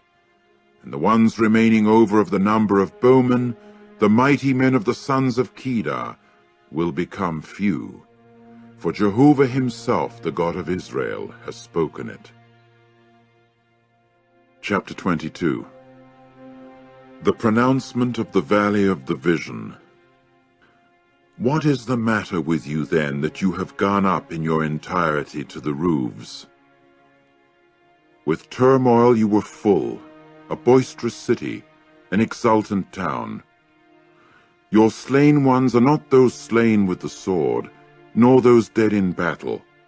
All your dictators themselves have fled at one time. Without need of a bow they have been taken prisoner. All those of you who have been found have been taken prisoner together. Far off they had run away. That is why I have said, Turn your gaze away from me. I will show bitterness in weeping. Do not you people insist on comforting me over the despoiling of the daughter of my people. For it is the day of confusion and of downtreading and of confounding that the sovereign Lord Jehovah of armies has in the valley of the vision. There is the demolisher of the wall, and the cry to the mountain. And Elam itself has taken up the quiver, in the war chariot of earthling man with steeds, and Kir itself has uncovered the shield. And it will occur that the choicest of your low plains must become full of war chariots, and the very steeds must without fail set themselves in position at the gate. And one will remove the screen of Judah, and you will look in that day toward the armory of the house of the forest. And you people will certainly see the very breaches of the city of David, for they will actually be many. And you will collect the waters of the lower pool. And the houses of Jerusalem you will actually count. You will also pull down the houses to make the wall unattainable. And there will be a collecting basin that you must make between the two walls for the waters of the old pool. And you will certainly not look at the grand maker of it, and the one forming it long ago you will certainly not see. And the sovereign Lord Jehovah of armies will call in that day for weeping, and for mourning and for boldness, and for girding on sackcloth. But look, exultation and rejoicing, the killing of cattle and the slaughtering of sheep, the eating of flesh and the drinking of wine. Let there be eating and drinking, for tomorrow we shall die. And in my ears Jehovah of armies has revealed himself. This error will not be atoned for in your behalf until you people die, the sovereign Lord Jehovah of armies has said. This is what the sovereign Lord Jehovah of armies has said. Go, enter into this steward, to Shebna, who is over the house. What is there of interest to you here, and who is there of interest to you here, that you have hewed out for yourself here a burial place? On a height he is hewing out his burial place. In a crag he is cutting out a residence for himself. Look, Jehovah is hurling you down with violent hurling, O able-bodied man, and grasping you forcibly. Without fail he will wrap you up tightly, like a ball for a wide land. There you will die, and there the chariots of your glory will be the dishonor of the house of your master. And I will push you away from your position, and from your official standing one will tear you down. And it must occur in that day that I will call my servant, namely Eliakim, the son of Hilkiah, and I will clothe him with your robe, and your sash I shall firmly bind about him, and your dominion I shall give into his hand. And he must become a father to the inhabitant of Jerusalem and to the house of Judah. And I will put the key of the house of David upon his shoulder, and he must open without anyone's shutting, and he must shut without anyone's opening. And I will drive him in as a peg in a lasting place, and he must become as a throne of glory to the house of his father. And they must hang upon him all the glory of the house of his father, the descendants and the offshoots, all the vessels of the small sort, the vessels of the bold sort, as well as all the vessels of the large jars. In that day is the utterance of Jehovah of armies. The peg that is driven in a lasting place will be removed, and it must be hewn down and fall, and the load that is upon it must be cut off, for Jehovah himself has spoken it. Chapter 23. The pronouncement of Tyre. Howl, you ships of Tarshish, for it has been despoiled from being a port, from being a place to enter in. From the land of Kittim it has been revealed to them. Be silent, you inhabitants of the coastland, the merchants from Sidon, the ones crossing over the sea. They have filled you. And on many waters has been the seed of Shihor, the harvest of the Nile, her revenue, and it came to be the profit of the nations. Be ashamed, O Sidon, because the sea, O you stronghold of the sea, has said, I have not had birth pains, and I have not given birth, nor have I brought up young men, raised up virgins. Just as at the report pertaining to Egypt, people will likewise be in severe pains at the report on Tyre. Cross over to Tarshish. Howl, you inhabitants of the coastland. Is this your city that was exultant from days of long ago, from her early times? Her feet used to bring her far away to reside as an alien.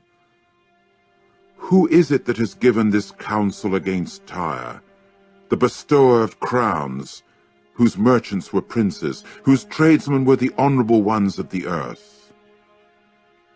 Jehovah of armies himself has given this counsel, to profane the pride of all beauty, to treat with contempt all the honorable ones of the earth. Cross over your land like the Nile River, O daughter of Tarshish. There is no shipyard any longer. His hand he has stretched out over the sea. He has caused kingdoms to be agitated. Jehovah himself has given a command against Phoenicia, to annihilate her strongholds. And he says, You must never again exult, O oppressed one, the virgin daughter of Sidon. Get up, cross over to Kittim itself. Even there it will not be restful for you. Look, the land of the Chaldeans. This is the people. Assyria did not prove to be the one. They founded her for the desert haunters. They have erected their siege towers. They have stripped bare her dwelling towers. One has set her as a crumbling ruin. Howl, you ships of Tarshish, for your stronghold has been despoiled. And it must occur in that day that Tyre must be forgotten 70 years, the same as the days of one king. At the end of 70 years it will happen to Tyre as in the song of a prostitute. Take a harp, go around the city, O forgotten prostitute. Do your best at playing on the strings, make your songs many, in order that you may be remembered. And it must occur at the end of 70 years that Jehovah will turn his attention to Tyre, and she must return to her hire, and commit prostitution with all the kingdoms of the earth upon the surface of the ground. And her profit and her hire must become something holy to Jehovah.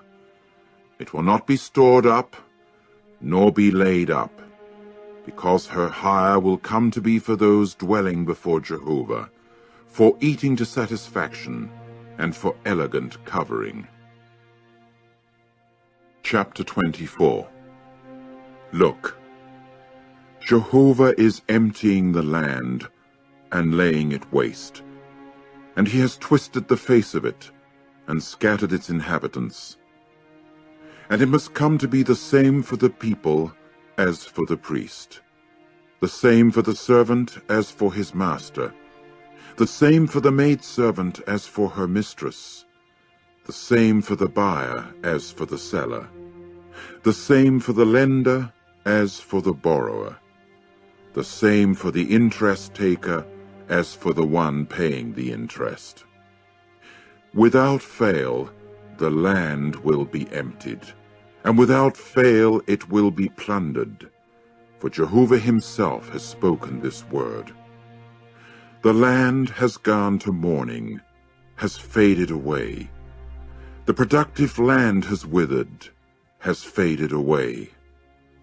The high ones of the people of the land have withered, and the very land has been polluted under its inhabitants, for they have bypassed the laws, changed the regulation, broken the indefinitely lasting covenant. That is why the curse itself has eaten up the land, and those inhabiting it are held guilty. That is why the inhabitants of the land have decreased in number, and very few mortal men have remained over. The new wine has gone to mourning, the vine has withered, all those glad at heart have gone to sighing. The exultation of the tambourines has ceased, the noise of the highly elated ones has discontinued, the exultation of the harp has ceased. It is with no song that they drink wine. The intoxicating liquor becomes bitter to those drinking it. The deserted town has been broken down. Every house has been shut up from entering. There is an outcry in the streets for want of wine. All rejoicing has passed away. The exultation of the land has departed. In the city an astonishing condition has been left behind. The gate has been crushed to a mere rubble heap. For thus it will become in the midst of the land, in among the peoples, like the beating off of the olive tree, like the gleaning when the grape gathering has come to an end. They themselves will raise their voice, they will cry out joyfully. In the superiority of Jehovah they will certainly cry out shrilly from the sea. That is why in the region of light they must glorify Jehovah, in the islands of the sea the name of Jehovah, the God of Israel. From the extremity of the land There are melodies that we have heard, decoration to the righteous one. But I say, for me there is leanness, for me there is leanness. Woe to me! The treacherous dealers have dealt treacherously. Even with treachery the treacherous dealers have dealt treacherously. Dread and the hollow and the trap are upon you, you inhabitant of the land. And it must occur that anyone fleeing from the sound of the dreaded thing will fall into the hollow, and anyone coming up from inside the hollow will be caught in the trap. For the very floodgates on high will actually be opened, and the foundations of the land will rock. The land has absolutely burst apart. The land has absolutely been shaken up. The land has absolutely been sent staggering. The land absolutely moves unsteadily like a drunken man, and it has swayed to and fro like a lookout hut, and its transgression has become heavy upon it, and it must fall, so that it will not rise up again. And it must occur in that day that Jehovah will turn his attention upon the army of the height in the height, and upon the kings of the ground upon the ground. And they will certainly be gathered with a gathering as of prisoners into the pit, and be shut up in the dungeon, and after an abundance of days they will be given attention. And the full moon has become abashed, and the glowing sun has become ashamed. For Jehovah of armies has become king in Mount Zion, and in Jerusalem, and in front of his elderly men with glory.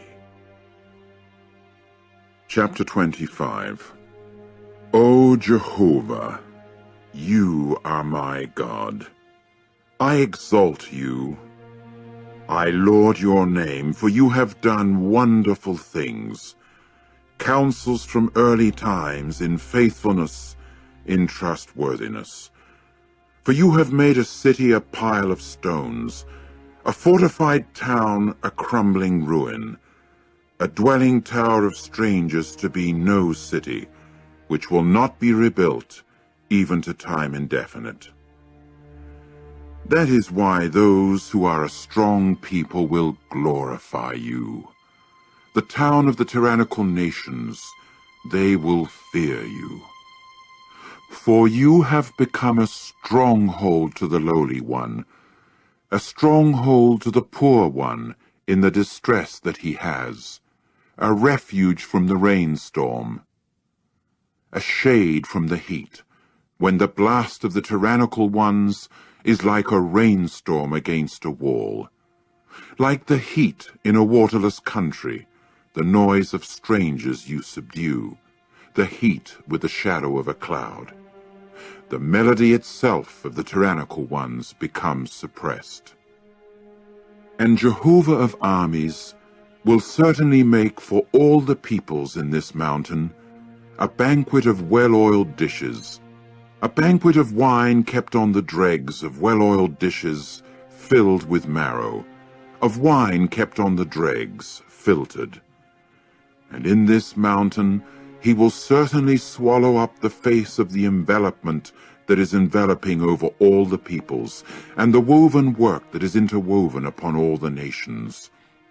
He will actually swallow up death forever, and the sovereign Lord Jehovah will certainly wipe the tears from all faces, and the reproach of his people he will take away from all the earth, for Jehovah himself has spoken it.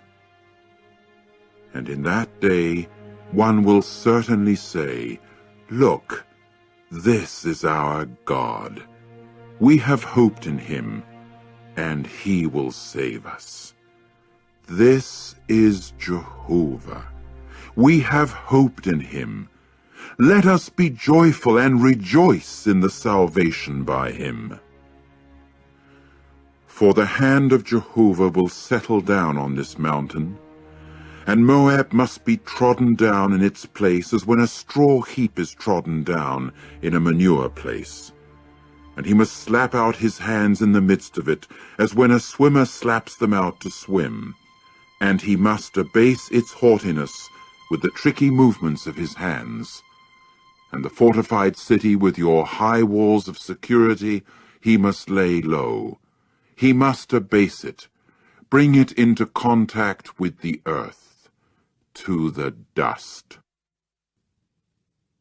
Chapter 26. In that day, this song will be sung in the land of Judah. We have a strong city. He sets salvation itself for walls and rampart. Open the gates, you men, that the righteous nation that is keeping faithful conduct may enter.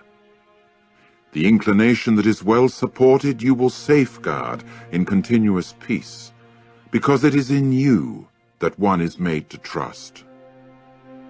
Trust in Jehovah, you people, for all times, for in Jah Jehovah is the rock of times indefinite. For he has laid low those inhabiting the height, the elevated town. He abases it to the earth. He brings it in touch with the dust. The foot will trample it down, the feet of the afflicted one, the steps of the lowly ones. The path of the righteous one is uprightness. You being upright, you will smooth out the very course of a righteous one. Yes, for the path of your judgments, O Jehovah, we have hoped in you.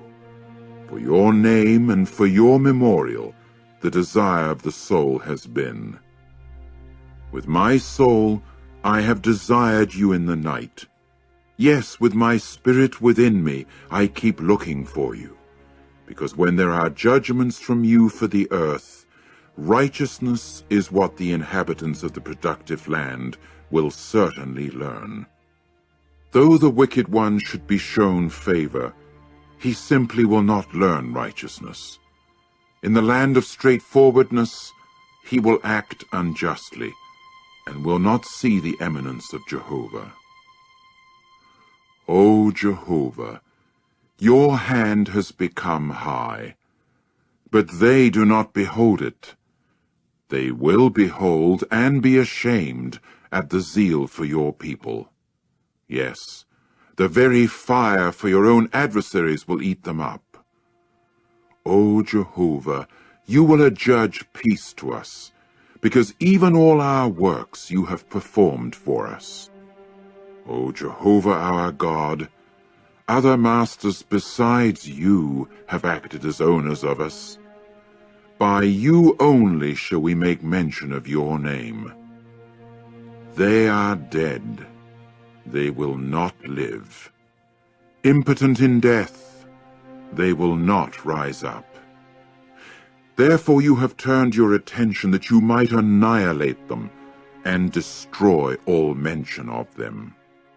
You have added to the nation. O Jehovah, you have added to the nation. You have glorified yourself.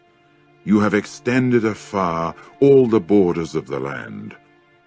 O Jehovah, during distress, they have turned their attention to you. They have poured out a whisper of prayer when they had your disciplining. Just as a pregnant woman draws near to giving birth, has labor pains, cries out in her birth pangs, so we have become because of you, O Jehovah. We have become pregnant. We have had labor pains. As it were, we have given birth to wind. No real salvation do we accomplish as regards the land, and no inhabitants for the productive land proceed to fall in birth. Your dead ones will live. A corpse of mine, they will rise up. Awake, and cry out joyfully, you residents in the dust, for your dew is as the dew of mallows, and the earth itself will let even those impotent in death drop in birth.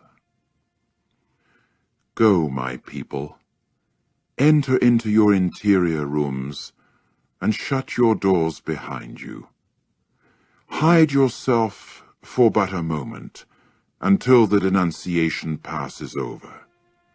For look, Jehovah is coming forth from his place to call to account the error of the inhabitant of the land against him, and the land will certainly expose her bloodshed, and will no longer cover over her killed ones. Chapter 27. In that day, Jehovah with his hard and great and strong sword will turn his attention to Leviathan, the gliding serpent, even to Leviathan, the crooked serpent, and he will certainly kill the sea monster that is in the sea. In that day sing to her, you people, a vineyard of foaming wine. I, Jehovah, am safeguarding her. Every moment I shall water her, in order that no one may turn his attention against her. I shall safeguard her even night and day. There is no rage that I have. Who will give me thorn bushes and weeds in the battle? I will step on such. I will set such on fire at the same time. Otherwise, let him take hold of my stronghold. Let him make peace with me. Peace let him make with me. In the coming days Jacob will take root. Israel will put forth blossoms and actually sprout, and they will simply fill the surface of the productive land with produce. As with the stroke of one striking him, does one have to strike him? Or as with the slaughter of his killed ones, does he have to be killed? With a scare cry you will contend with her when sending her forth. He must expel her with his blast, a hard one in the day of the east wind. Therefore by this means the error of Jacob will be atoned for, and this is all the fruit when he takes away his sin, when he makes all the stones of the altar like chalk stones that have been pulverized, so that the sacred poles and the incense stands will not rise up. For the fortified city will be solitary, the pasture ground will be left to itself, and abandoned like a wilderness. There the calf will graze, and there it will lie down, and he will actually consume her boughs. When her sprigs have dried up, women coming in will break them off, lighting them up. For it is not a people of keen understanding. That is why its maker will show it no mercy, and its own former will show it no favor. And it must occur in that day that Jehovah will beat off the fruit from the flowing stream of the river to the torrent valley of Egypt, and so you yourselves will be picked up one after the other, O sons of Israel. And it must occur in that day that there will be a blowing on a great horn, and those who are perishing in the land of Assyria, and those who are dispersed in the land of Egypt, will certainly come and bow down to Jehovah in the holy mountain in Jerusalem. Chapter 28. Woe to the eminent crown of the drunkards of Ephraim, and the fading blossom of its decoration of beauty that is upon the head of the fertile valley of those overpowered by wine. Look, Jehovah has someone strong and vigorous. Like a thunderous storm of hail, a destructive storm, like a thunderous storm of powerful flooding waters, he will certainly do a casting down to the earth with force. With the feet the eminent crowns of the drunkards of Ephraim will be trampled down, and the fading flower of its decoration of beauty that is upon the head of the fertile valley must become like the early fig before summer, that when the seer sees it, while it is yet in his palm, he swallows it down. In that day Jehovah of armies will become as a crown of decoration, and as a garland of beauty to the ones remaining over of his people, and as a spirit of justice to the ones sitting in the judgment, and as mightiness to those turning away the battle from the gate. And these also, because of wine they have gone astray, and because of intoxicating liquor they have wandered about, priest and prophet. They have gone astray because of intoxicating liquor. They have become confused as a result of the wine. They have wandered about as a result of the intoxicating liquor. They have gone astray in their seeing. They have reeled as to decision. For the tables themselves have all become full of filthy vomit. There is no place without it. Whom will one instruct in knowledge? And whom will one make understand what has been heard? Those who have been weaned from the milk, those moved away from the breasts. For it is command upon command, command upon command, measuring line upon measuring line, measuring line upon measuring line, here a little, there a little. For by those stammering with their lips, and by a different tongue he will speak to this people, those to whom he has said, This is the resting place. Give rest to the weary one. And this is the place of ease, but who were not willing to hear. And to them the word of Jehovah will certainly become command upon command, command upon command, measuring line upon measuring line, measuring line upon measuring line, here a little, there a little, in order that they may go and certainly stumble backwards, and actually be broken and ensnared and caught. Therefore hear the word of Jehovah, you braggarts, you rulers of this people who are in Jerusalem. Because you men have said, We have concluded a covenant with death, and with Sheol we have effected a vision. The overflowing flash flood, in case it should pass through, will not come to us, for we have made a lie our refuge, and in falsehood we have concealed ourselves. Therefore this is what the sovereign Lord Jehovah has said. Here I am laying as a foundation in Zion a stone, a tried stone, the precious corner of a sure foundation. No one exercising faith will get panicky.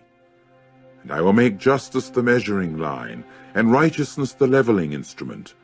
And the hail must sweep away the refuge of a lie, and the waters themselves will flood out the very place of concealment. And your covenant with death will certainly be dissolved, and that vision of yours with Sheol will not stand. The overflowing flash flood, when it passes through, you must also become for it a trampling place. As often as it passes through, it will take you men away, because morning by morning it will pass through, during the day and during the night, and it must become nothing but a reason for quaking to make others understand what has been heard. For the couch has proved too short for stretching oneself on, and the woven sheet itself is too narrow when wrapping oneself up. For Jehovah will rise up just as at Mount Perazim. He will be agitated just as in the low plain near Gibeon, that he may do his deed. His deed is strange, and that he may work his work. His work is unusual. And now do not show yourselves scoffers, in order that your bands may not grow strong. For there is an extermination, even something decided upon, that I have heard of from the sovereign Lord, Jehovah of armies, for all the land. Give ear, you men, and listen to my voice. Pay attention and listen to my saying. Is it all day long that the plower plows in order to sow seed, that he loosens and harrows his ground? Does he not, when he has smoothed out its surface, then scatter black cumin and sprinkle the cumin? And must he not put in wheat, millet, and barley in the appointed place, and spelt as his boundary? And one corrects him according to what is right. His own God instructs him. For it is not with a threshing instrument that black cumin is given a treading, and upon cumin no wheel of a wagon is turned. For it is with a rod that black cumin is generally beaten out, and cumin with a staff. Is breadstuff itself generally crushed? For never does one incessantly keep treading it out. And he must set the roller of his wagon in motion, and his own steeds, but he will not crush it. This also is what has come forth from Jehovah of armies himself, who has been wonderful in counsel, who has done greatly in effectual working. Chapter 29. Woe to Ariel, the town where David encamped. Add year upon year, you people. Let the festivals run the round. And I have to make things tight for Ariel, and there must come to be mourning and lamentation, and she must become to me as the altar hearth of God. And I must encamp on all sides against you, and I must lay siege to you with a palisade, and raise up against you siege works. And you must become low, so that you will speak from the very earth, and as from the dust your saying will sound low. And like a spirit medium your voice must become even from the earth, and from the dust your own saying will chirp. And the crowd of those strange to you must become just like fine powder, and the crowd of the tyrants just like the chaff that is passing away. And it must occur in an instant, suddenly. From Jehovah of armies you will have attention with thunder and with quaking, and with a great sound, storm wind and tempest, and the flame of a devouring fire. And it must occur just as in a dream, in a vision of the night regarding the crowd of all the nations that are waging war against Ariel, even all those waging war against her, and the siege towers against her, and those making things tight for her. Yes, it must occur just as when someone hungry dreams, and here he is eating, and he actually awakes, and his soul is empty, and just as when someone thirsty dreams, and here he is drinking, and he actually awakes, and here he is tired, and his soul is dried out. Thus it will occur with the crowd of all the nations that are waging war against Mount Zion. Linger, you men, and be amazed. Blind yourselves and be blinded. They have become intoxicated, but not with wine. They have moved unsteadily, but not because of intoxicating liquor. For upon you men Jehovah has poured a spirit of deep sleep, and he closes your eyes, the prophets, and he has covered even your heads, the visionaries.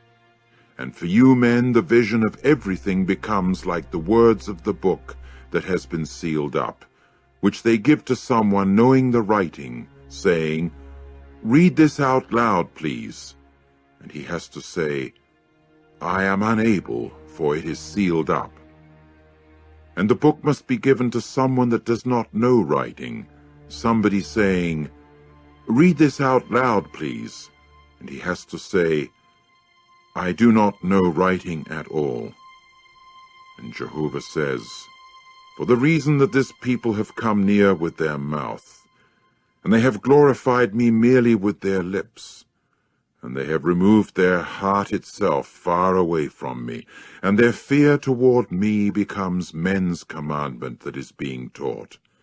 Therefore here I am, the one that will act wonderfully again with this people, in a wonderful manner, and with something wonderful.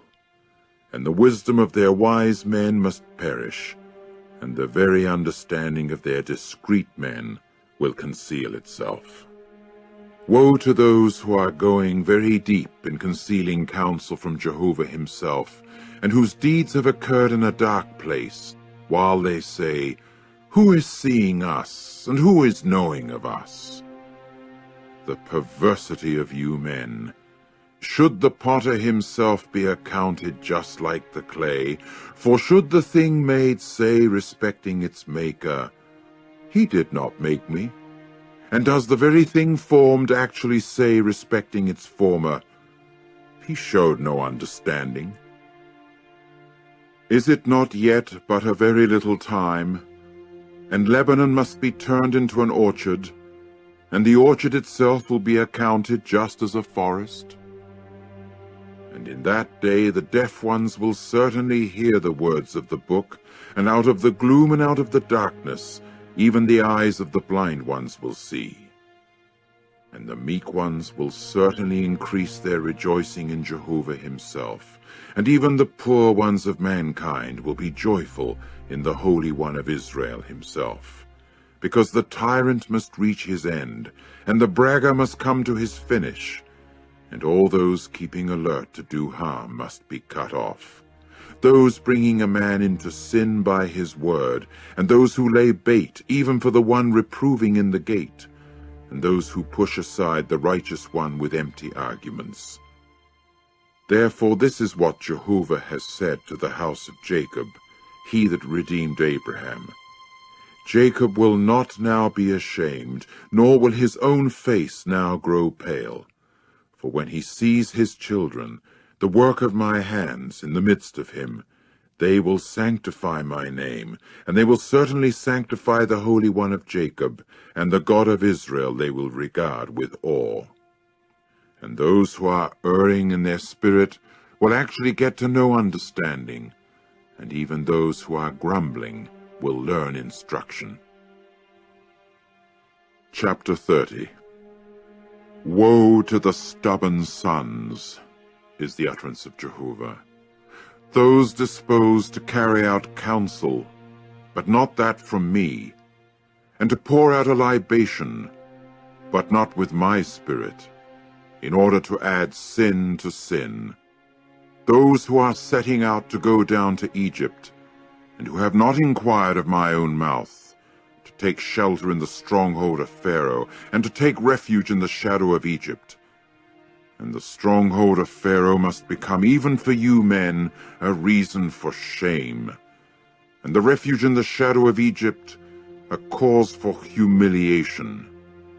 For his princes have come to be in Zoan itself, and his own envoys reach even Hanes.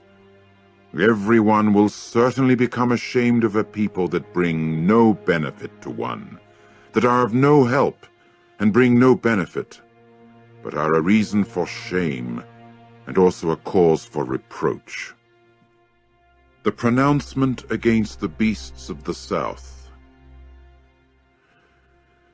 Through the land of distress and hard conditions, of the lion and the leopard growling, of the viper and the flying fiery snake, on the shoulders of full-grown asses they carry their resources, and on the humps of camels their supplies.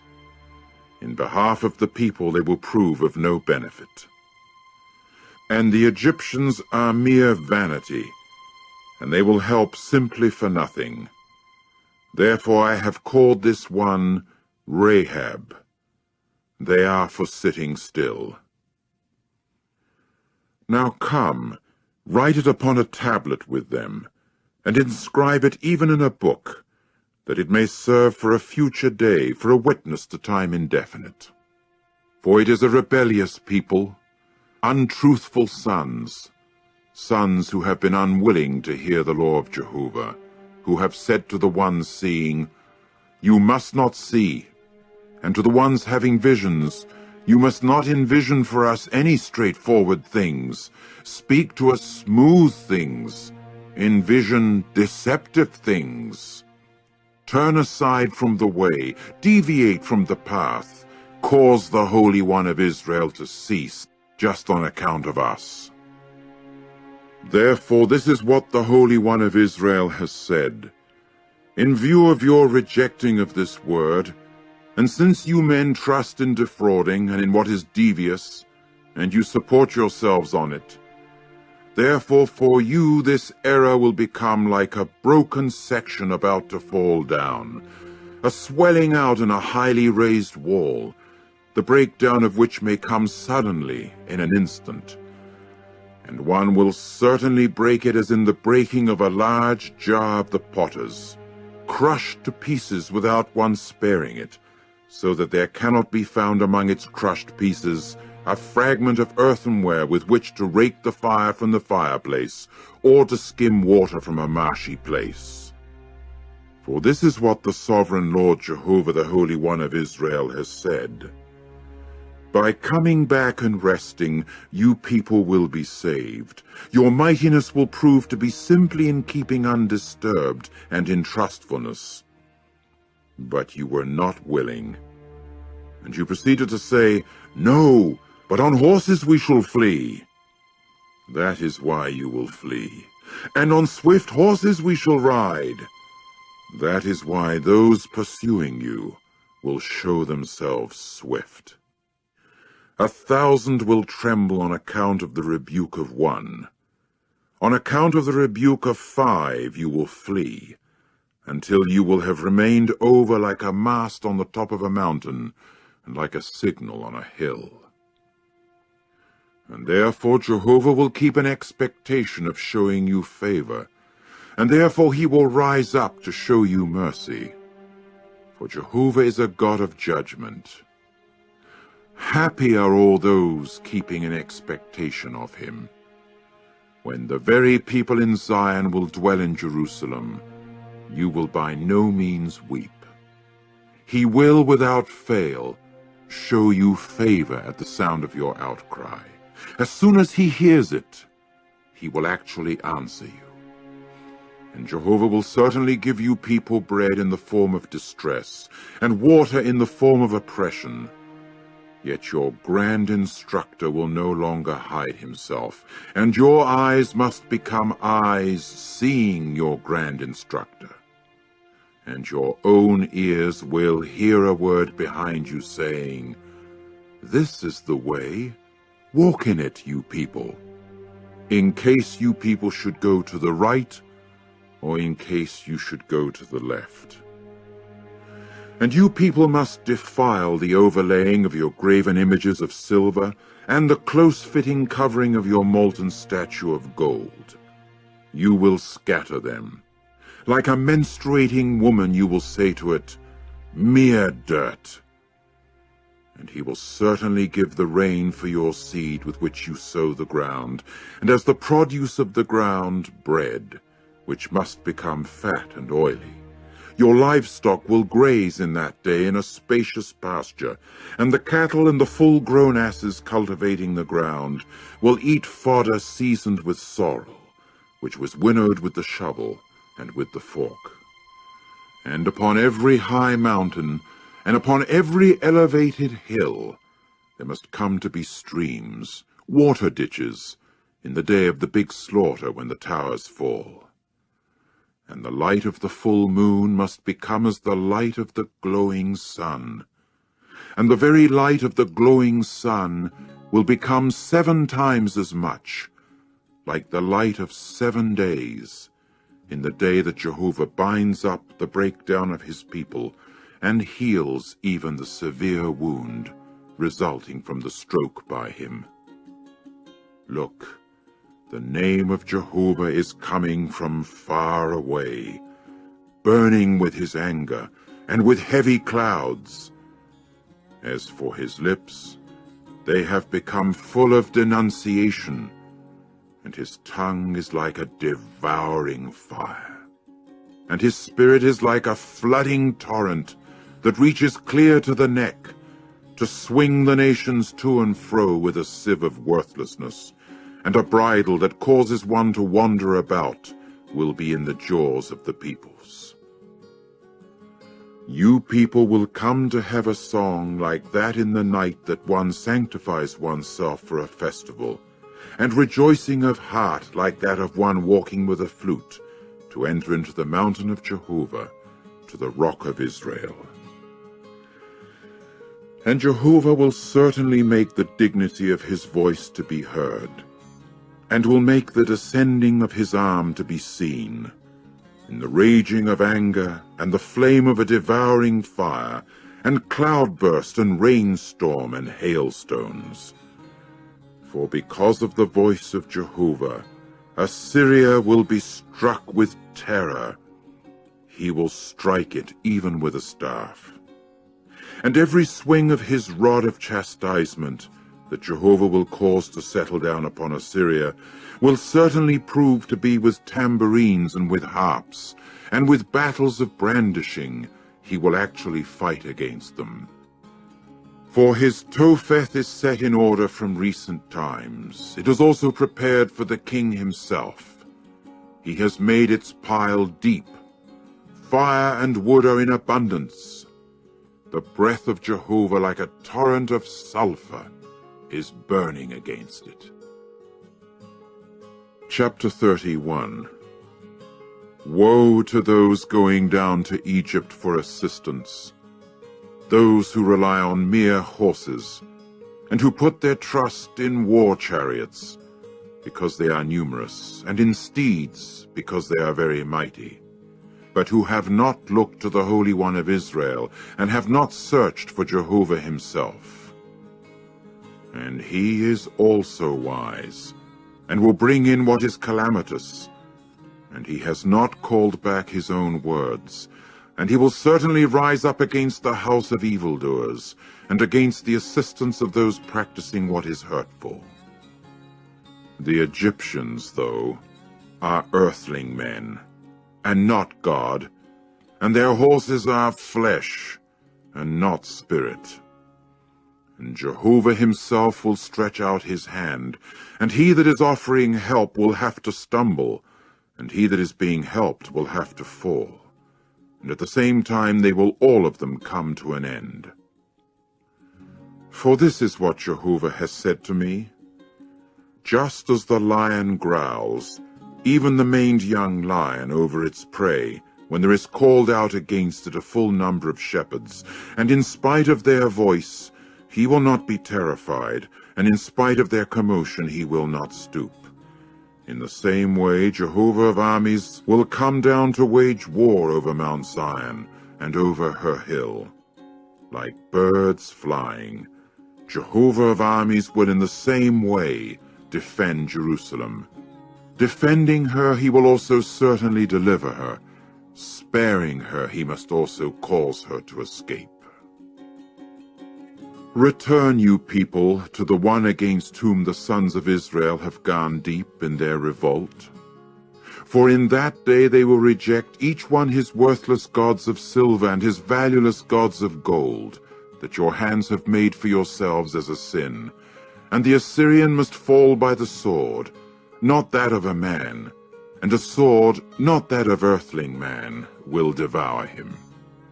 And he must flee because of the sword, and his own young men will come to be for forced labor itself.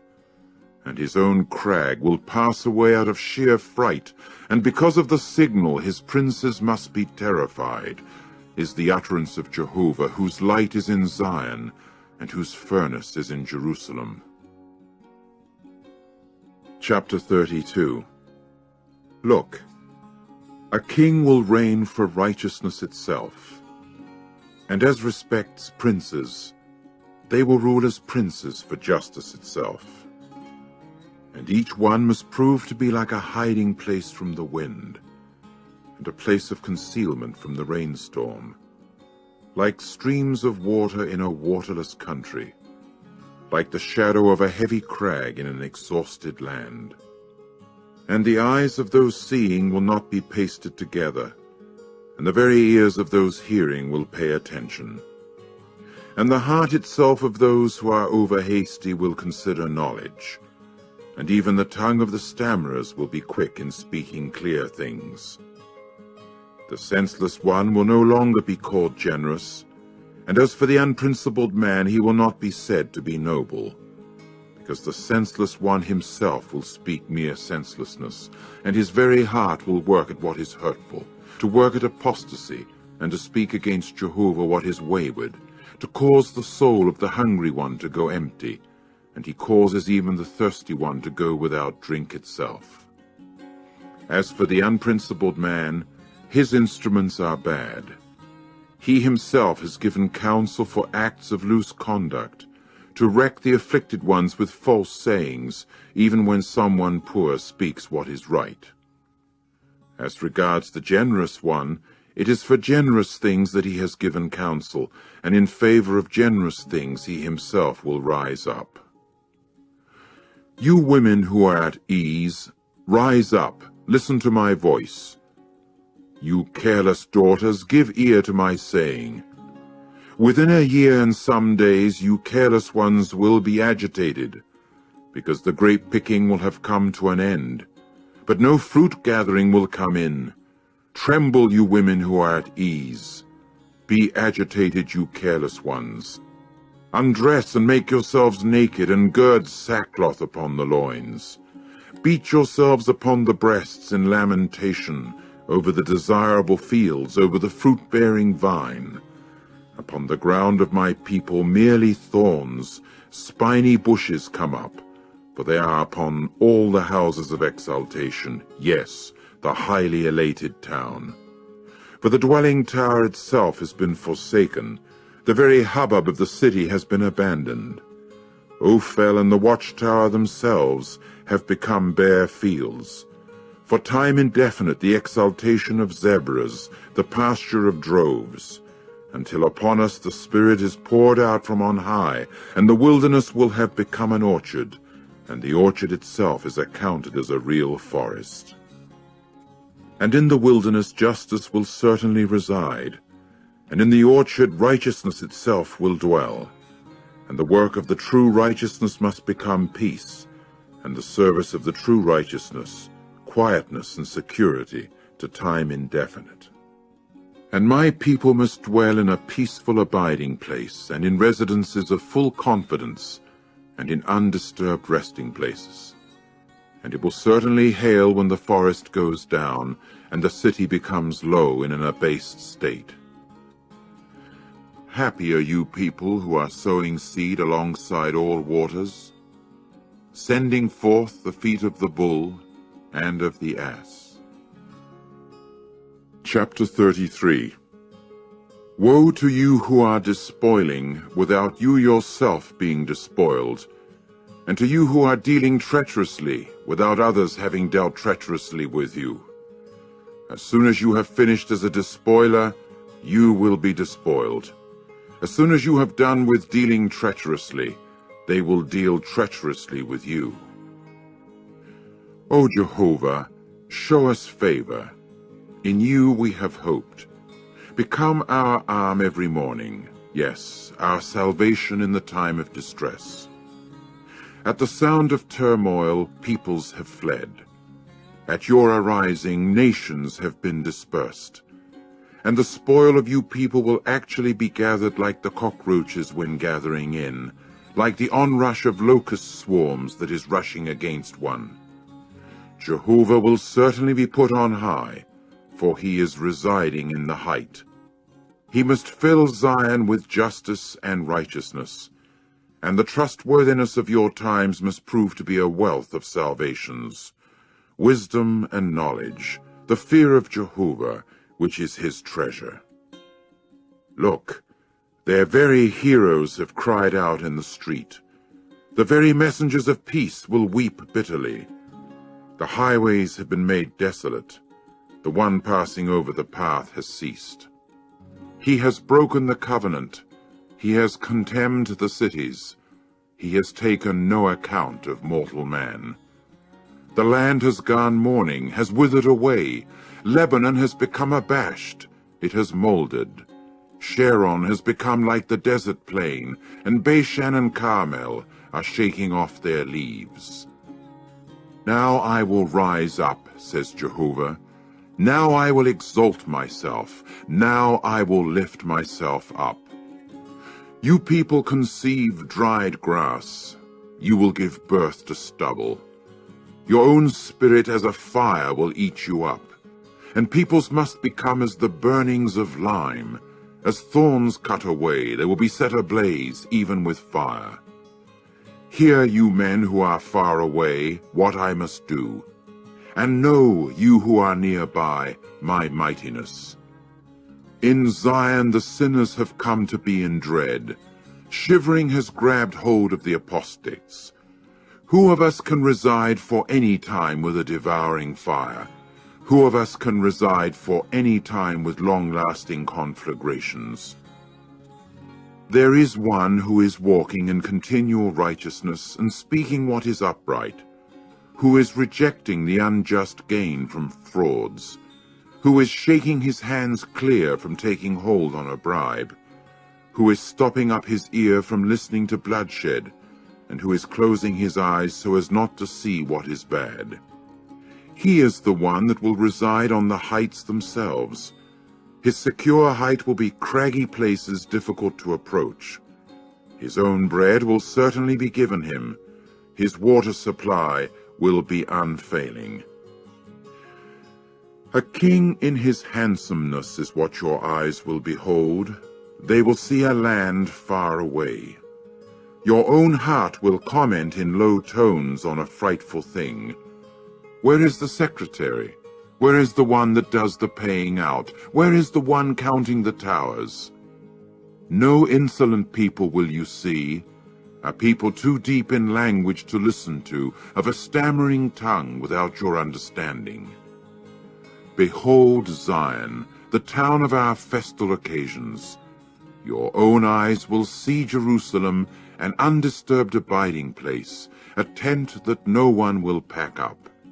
Never will its tent pins be pulled out, and none of its ropes will be torn in two. But there the majestic one, Jehovah, will be for us a place of rivers, of wide canals. On it no galley fleet will go, and no majestic ship will pass over it. For Jehovah is our judge, Jehovah is our statute-giver, Jehovah is our king. He himself will save us. Your ropes must hang loose. Their mast they will not hold firmly erect. They have not spread a sail. At that time, even spoil in abundance will have to be divided up. The lame ones themselves will actually take a big plunder, and no resident will say, I am sick. The people that are dwelling in the land will be those pardoned for their error. Chapter 34. Come up close, you nations, to hear, and you national groups, pay attention. Let the earth and that which fills it listen, the productive land and all its produce. For Jehovah has indignation against all the nations, and rage against all their army. He must devote them to destruction. He must give them to the slaughter.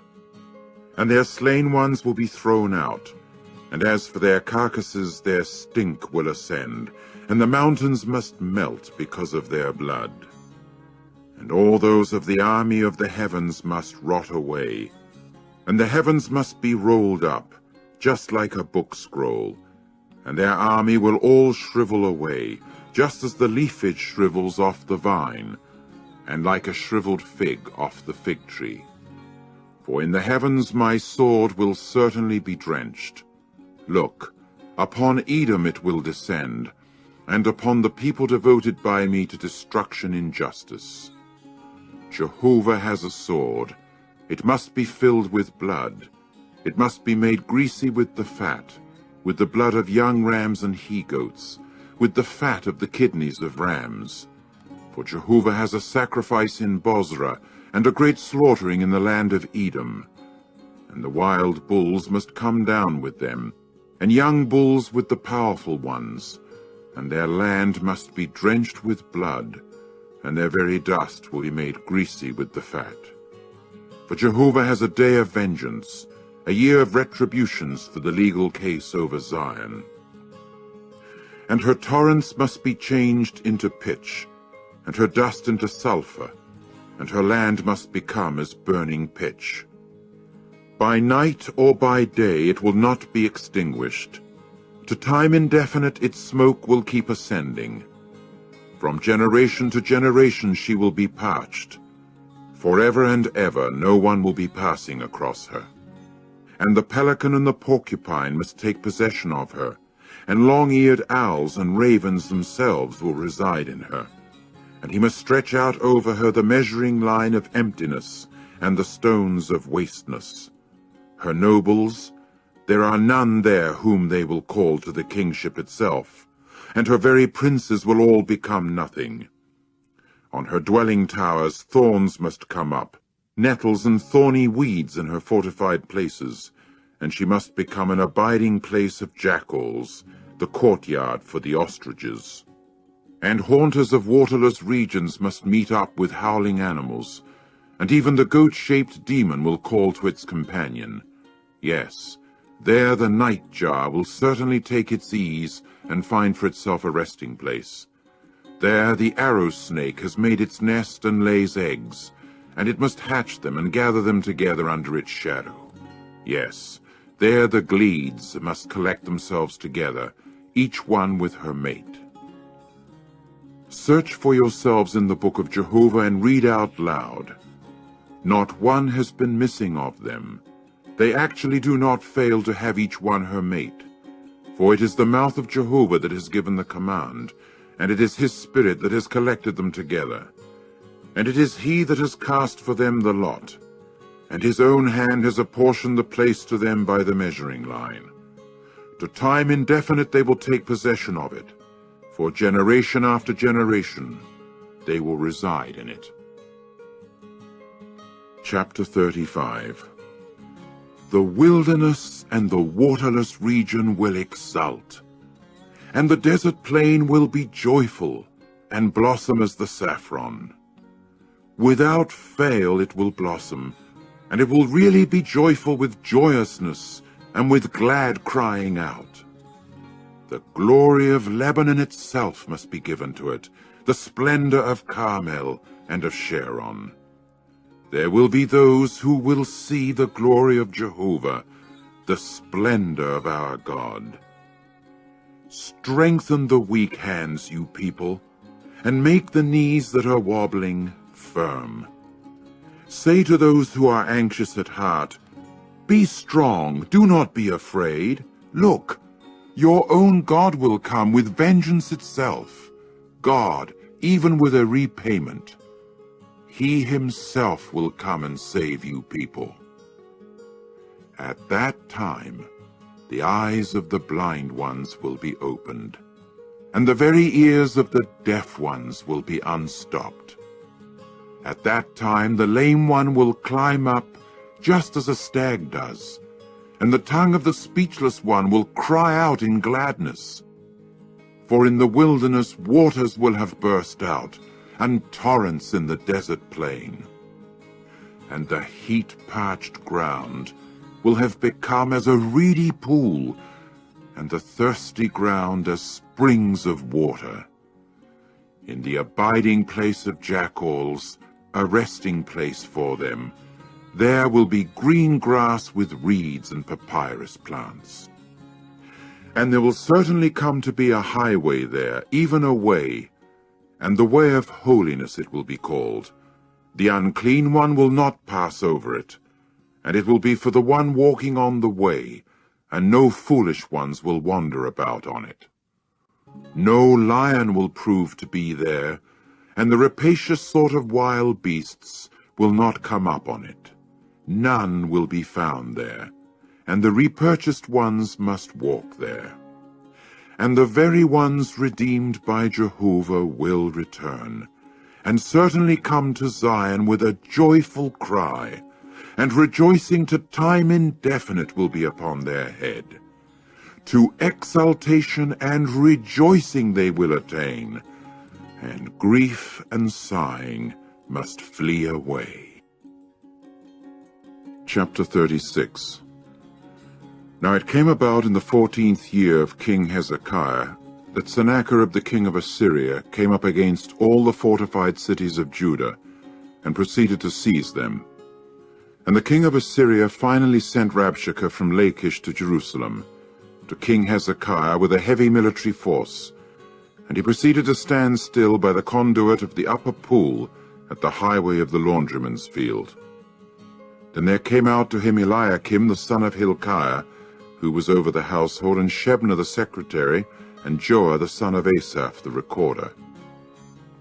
Accordingly Rabshakeh said to them, "Please say to Hezekiah, this is what the great king, the king of Assyria, has said. What is this confidence in which you have trusted?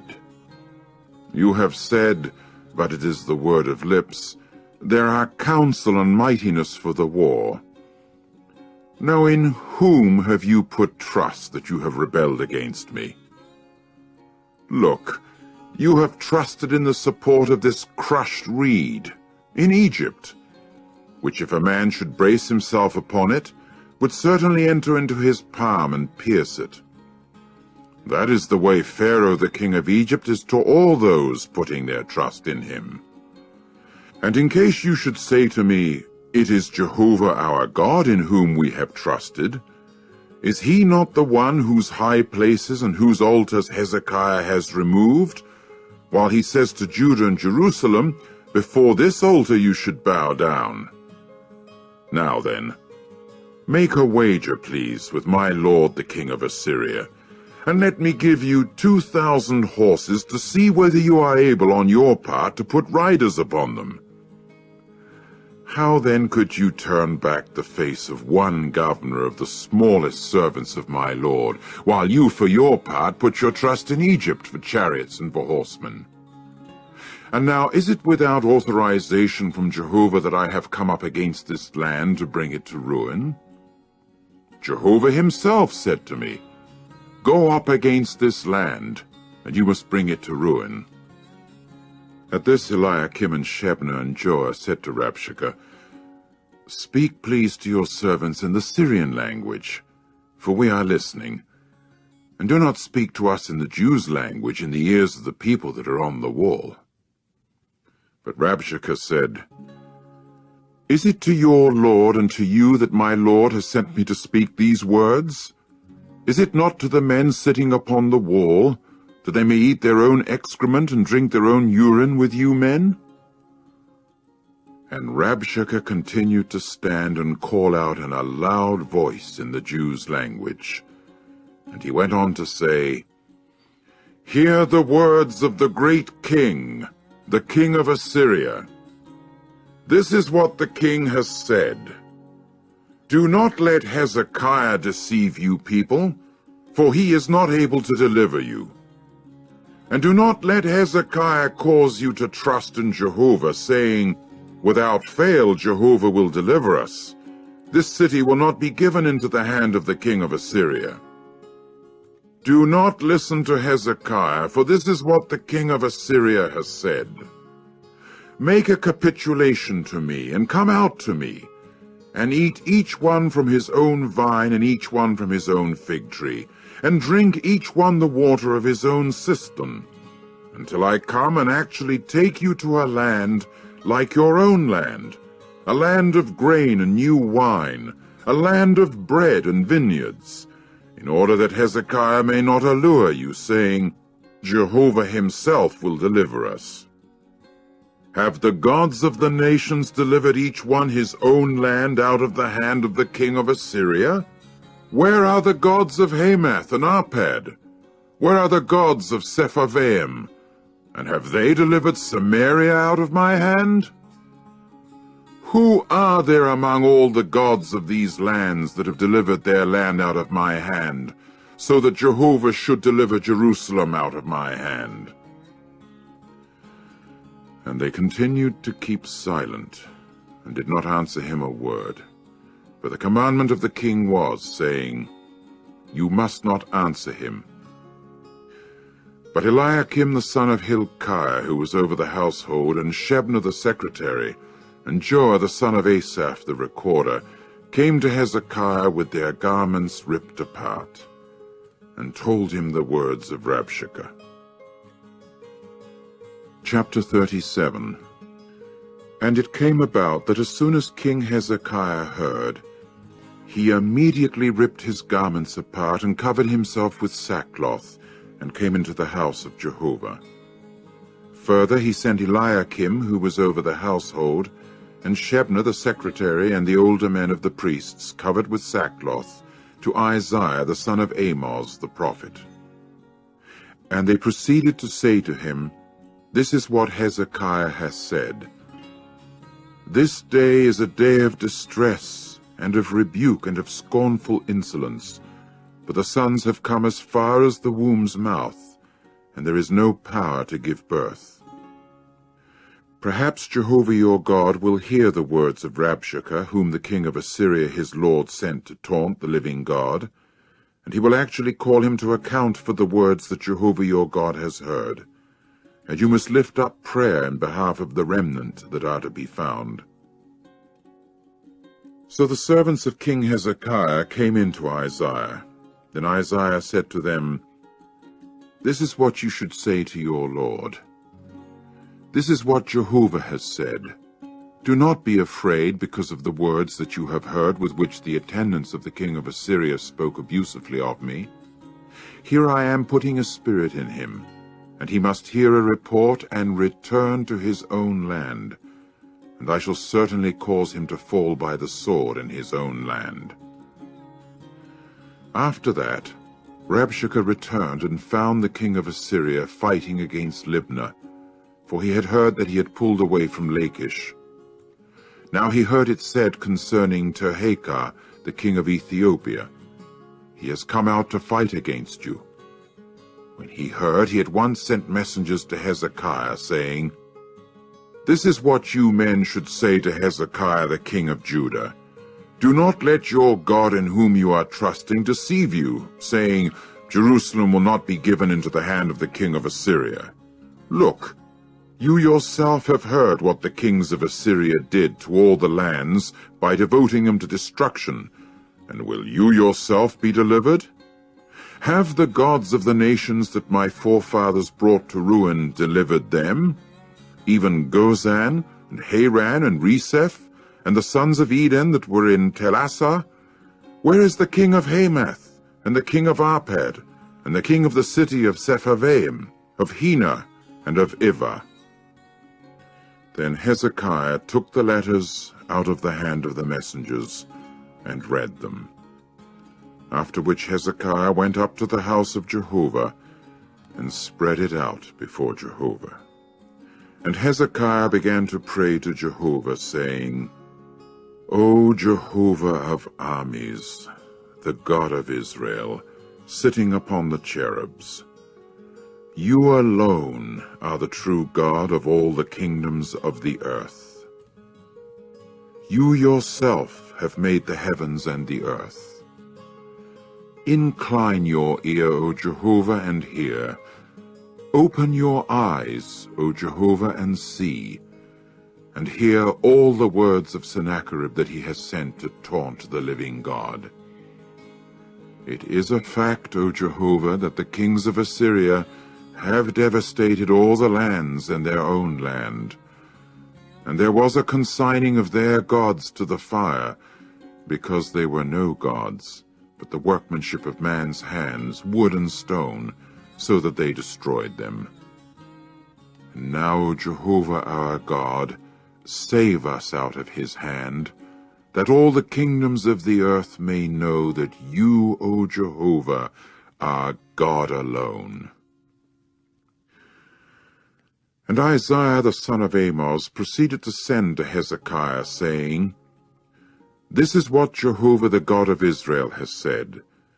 Because you have prayed to me concerning Sennacherib the king of Assyria, this is the word that Jehovah has spoken against him. The virgin daughter of Zion has despised you.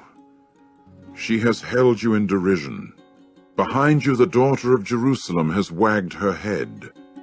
Whom have you taunted and spoken of abusively, and against whom have you lifted up your voice?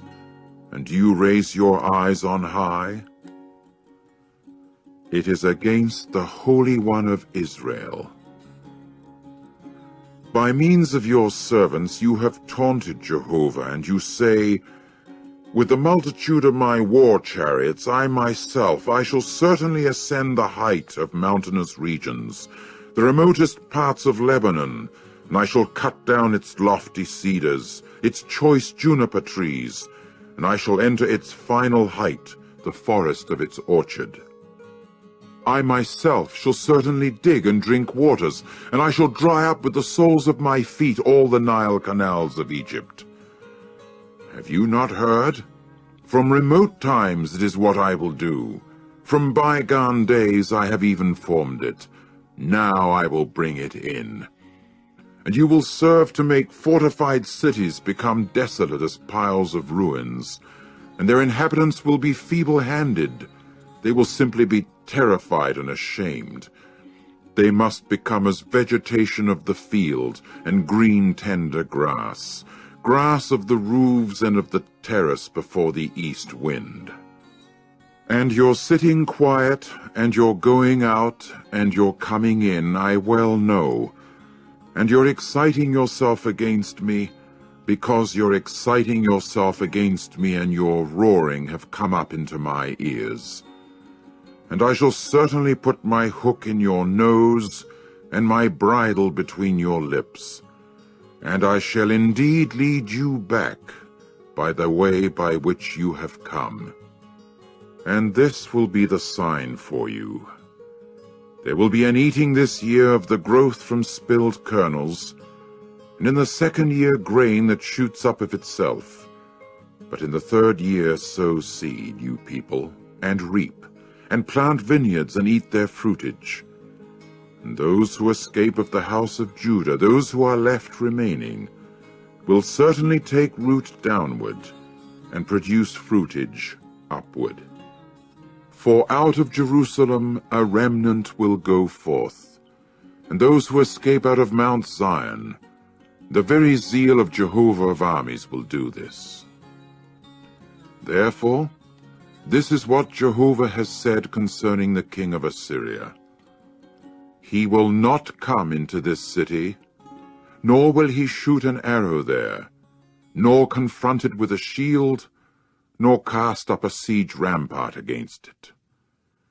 By the way by which he came, he will return, and into this city he will not come, is the utterance of Jehovah.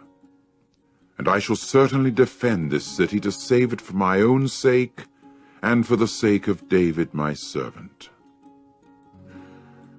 And the angel of Jehovah proceeded to go forth, and strike down 185,000 in the camp of the Assyrians.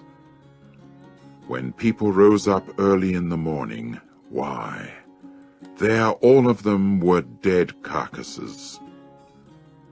Hence Sennacherib the king of Assyria pulled away and went and returned, and took up dwelling in Nineveh.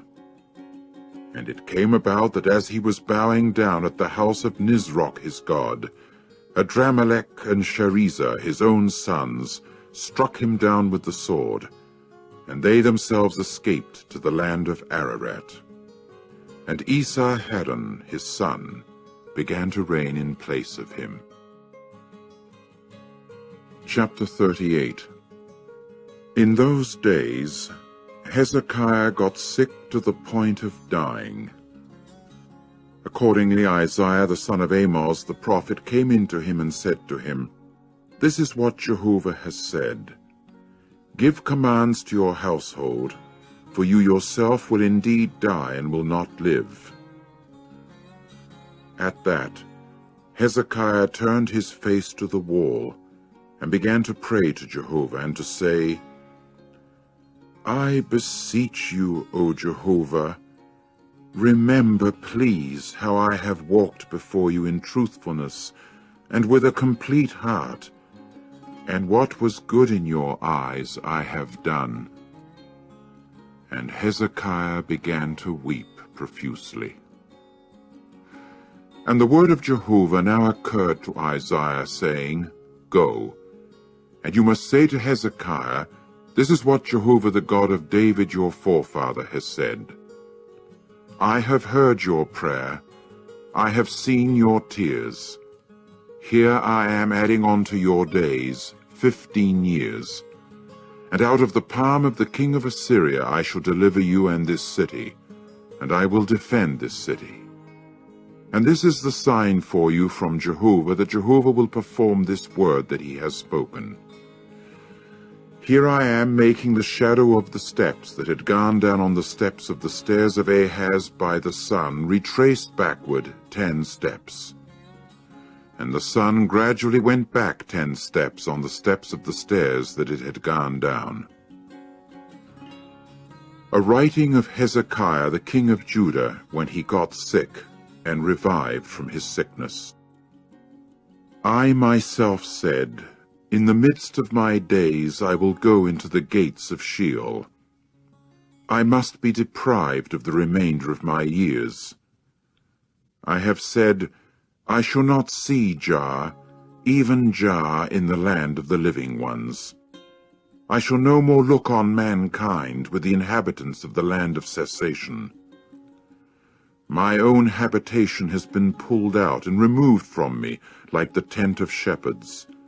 I have rolled up my life just like a loom worker. One proceeds to cut me off from the very threads of the warp. From daylight till night you keep handing me over.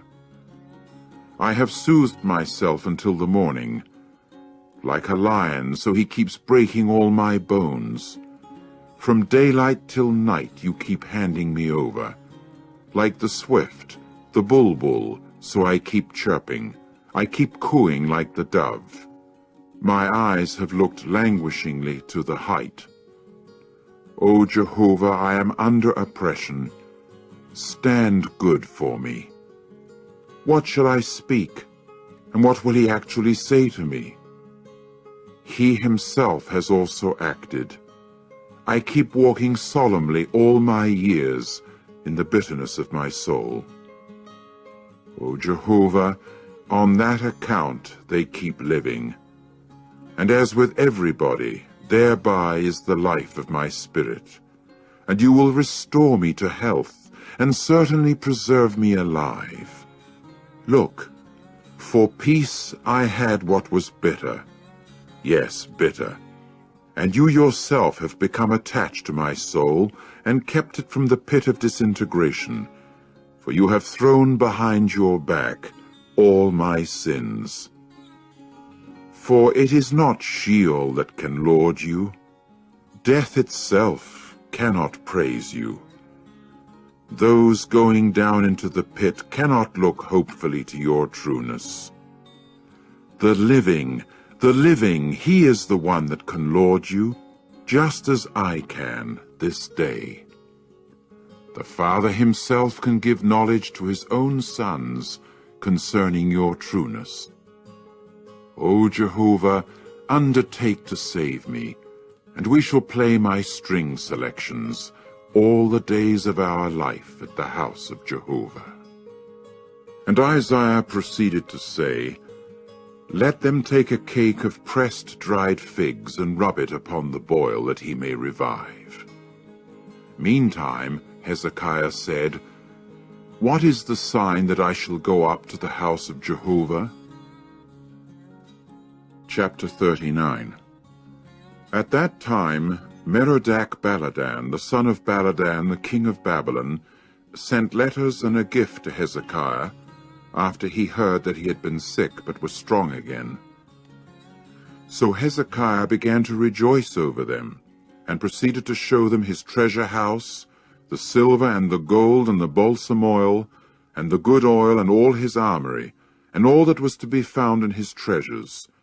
There proved to be nothing that Hezekiah did not show them in his own house and in all his dominion. After that Isaiah the prophet came in to King Hezekiah and said to him, What did these men say, and from where did they proceed to come to you? So Hezekiah said, From a distant land they came to me, from Babylon. And he went on to say, What did they see in your house? To this Hezekiah said, Everything that is in my house they saw. There proved to be nothing that I did not show them in my treasures. Isaiah now said to Hezekiah, Hear the word of Jehovah of armies.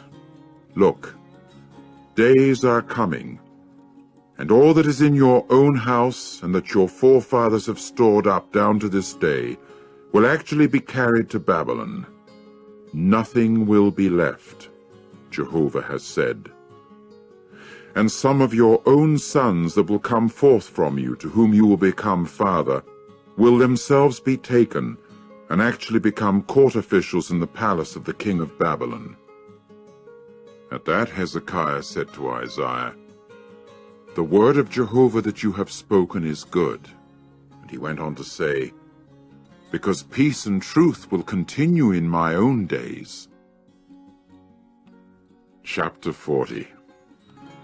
Comfort, comfort my people, says the God of you men. Speak to the heart of Jerusalem and call out to her that her military service has been fulfilled, that her error has been paid off. For from the hand of Jehovah she has received a full amount for all her sins. Listen, someone is calling out in the wilderness. Clear up the way of Jehovah, you people. Make the highway for our God through the desert plain straight. Let every valley be raised up, and every mountain and hill be made low. And the knobby ground must become level land, and the rugged ground a valley plain. And the glory of Jehovah will certainly be revealed, and all flesh must see it together, for the very mouth of Jehovah has spoken it. Listen, someone is saying, call out. And one said, what shall I call out? All flesh is green grass, and all their loving kindness is like the blossom of the field. The green grass has dried up, the blossom has withered, because the very Spirit of Jehovah has blown upon it. Surely the people are green grass. The green grass has dried up, the blossom has withered. But as for the word of our God, it will last to time indefinite. Make your way up even onto a high mountain, you woman bringing good news for Zion. Raise your voice even with power, you woman bringing good news for Jerusalem. Raise it, do not be afraid. Say to the cities of Judah, here is your God. Look, the sovereign Lord Jehovah himself will come even as a strong one, and his arm will be ruling for him. Look, his reward is with him, and the wage he pays is before him. Like a shepherd he will shepherd his own drove. With his arm he will collect together the lambs, and in his bosom he will carry them. Those giving suck he will conduct with care. Who has measured the waters in the mere hollow of his hand, and taken the proportions of the heavens themselves with a mere span, and included in a measure the dust of the earth, or weighed with an indicator the mountains, and the hills in the scales? Who has taken the proportions of the Spirit of Jehovah, and who as his man of counsel can make him know anything? With whom did he consult together, that one might make him understand? Or who teaches him in the path of justice, or teaches him knowledge, or makes him know the very way of real understanding? Look, the nations are as a drop from a bucket, and as the film of dust on the scales they have been accounted. Look, he lifts the islands themselves as mere fine dust. Even Lebanon is not sufficient for keeping a fire burning, and its wild animals are not sufficient for a burnt offering. All the nations are as something non-existent in front of him, as nothing, and an unreality they have been accounted to him. And to whom can you people liken God, and what likeness can you put alongside him? The craftsman has cast a mere molten image, and with gold the metal worker overlays it, and silver chains he is forging. A certain tree as a contribution, a tree that is not rotten he chooses. A skillful craftsman he searches out for himself, to prepare a carved image that may not be made to totter. Do you people not know? Do you not hear? Has it not been told to you from the outset? Have you not applied understanding from the foundations of the earth?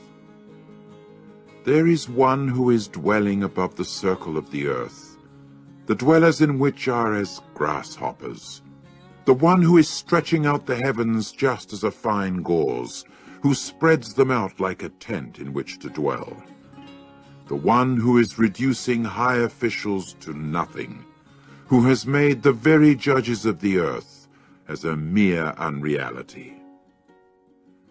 Never yet have they been planted, never yet have they been sown, never yet has their stump taken root in the earth. And one has only to blow upon them, and they dry up, and like stubble the windstorm itself will carry them away. But to whom can you people liken me so that I should be made his equal? Says the Holy One. Raise your eyes high up and see.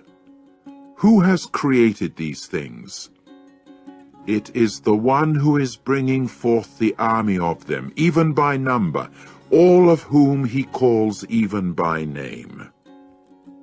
Due to the abundance of dynamic energy, he also being vigorous in power, not one of them is missing.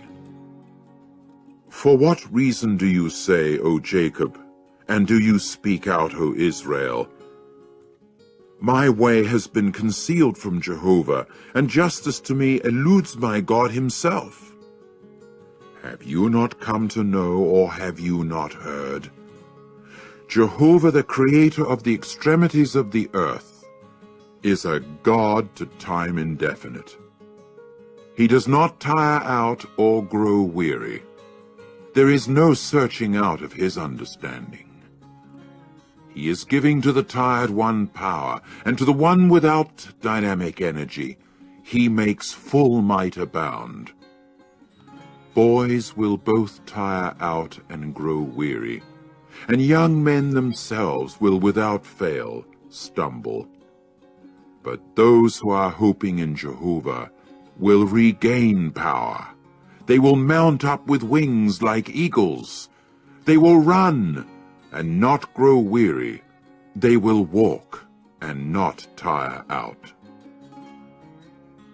Chapter 41.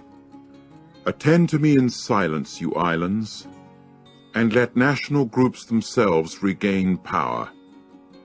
Let them approach. At that time let them speak. Let us come up close together for the judgment itself. Who has roused up someone from the sunrise? Who proceeded in righteousness to call him to his feet, to give before him the nations, and to make him go subduing even kings? Who kept giving them like dust to his sword, so that they have been driven about like mere stubble with his bow? Who kept pursuing them, kept peacefully passing along on his feet, over the path by which he did not proceed to come? Who has been active and has done this, calling out the generations from the start? I, Jehovah, the first one, and with the last ones, I am the same. The islands saw and began to fear. The very extremities of the earth began trembling. They drew near and kept coming. They went helping each one his companion, and one would say to his brother, Be strong. So the craftsman went strengthening the metal worker, the one doing the smoothing out with the forge hammer, him that is hammering away at the anvil, saying, regarding the soldering, It is good.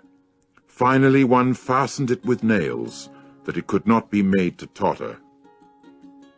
But you, O Israel, are my servant. You, O Jacob, whom I have chosen, the seed of Abraham, my friend. You, whom I have taken hold of from the extremities of the earth, and you whom I have called even from the remote parts of it. And so I said to you, You are my servant. I have chosen you, and I have not rejected you. Do not be afraid, for I am with you.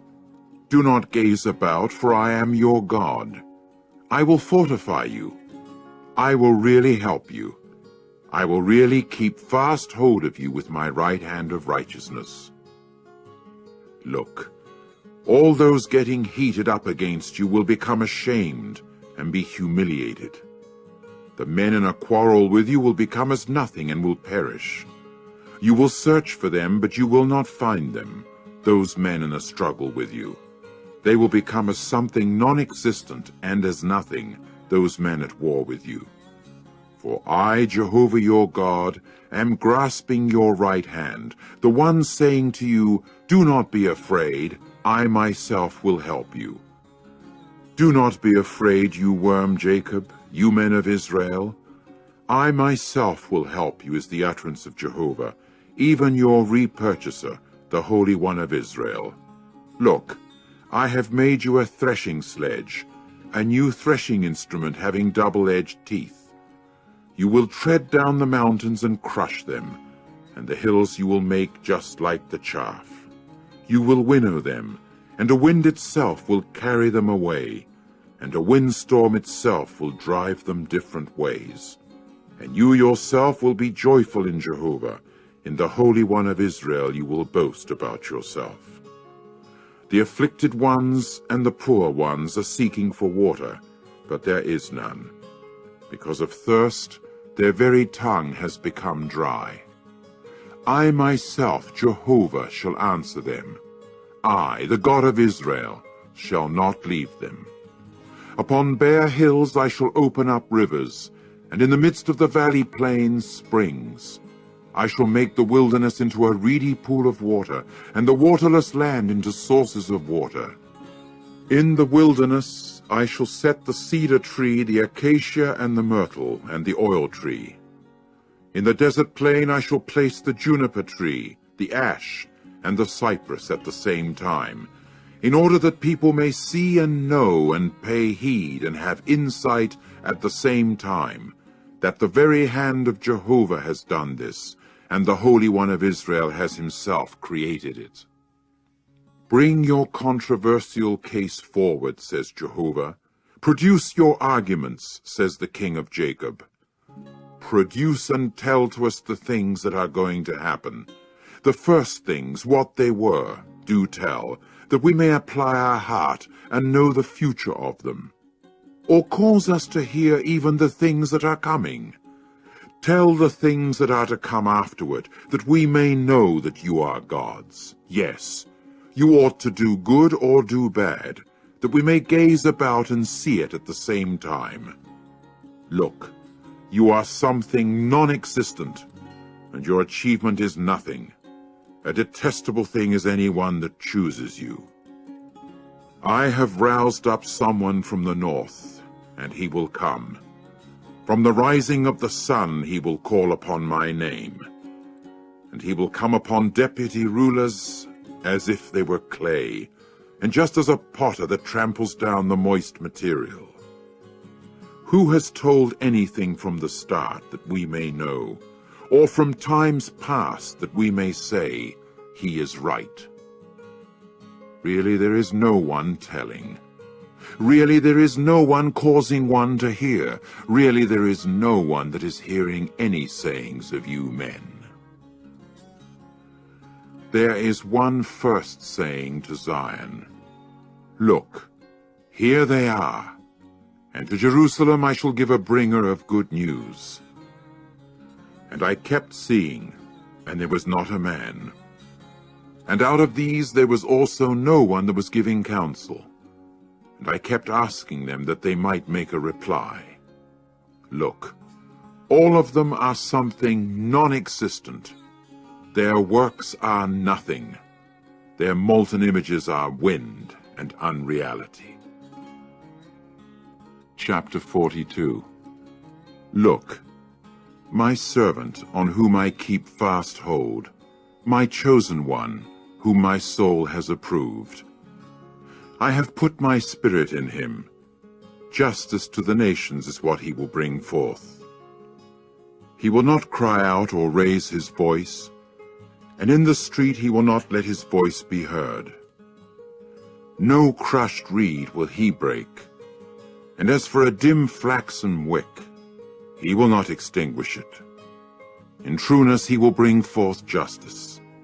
He will not grow dim nor be crushed, until he sets justice in the earth itself, and for his law the islands themselves will keep waiting. This is what the true God Jehovah has said, the Creator of the heavens, and the Grand One stretching them out, the One laying out the earth and its produce, the One giving breath to the people on it, and spirit to those walking in it.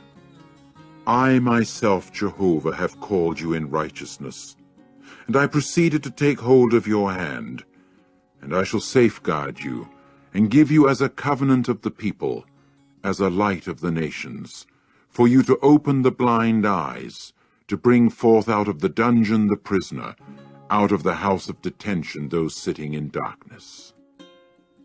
I am Jehovah, that is my name. And to no one else shall I give my own glory, neither my praise to graven images. The first things, here they have come, but new things I am telling out. Before they begin to spring up, I cause you people to hear them. Sing to Jehovah a new song, his praise from the extremity of the earth, you men that are going down to the sea and to that which fills it, you islands and you inhabiting them. Let the wilderness and its cities raise their voice, the settlements that Kedar inhabits. Let the inhabitants of the crag cry out in joy. From the top of the mountains let people cry aloud. Let them attribute to Jehovah glory, and in the islands let them tell forth even his praise. Like a mighty man, Jehovah himself will go forth. Like a warrior he will awaken zeal. He will shout, yes, he will let out a war cry. Over his enemies he will show himself mightier. I have kept quiet for a long time. I continued silent. I kept exercising self-control. Like a woman giving birth, I am going to groan, pant, and gasp at the same time.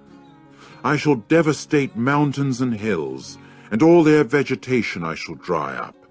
And I will turn rivers into islands, and reedy pools I shall dry up.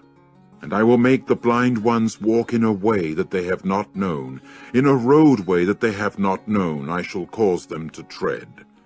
I shall turn a dark place before them into light, and rugged terrain into level land. These are the things that I will do for them, and I will not leave them. They must be turned back.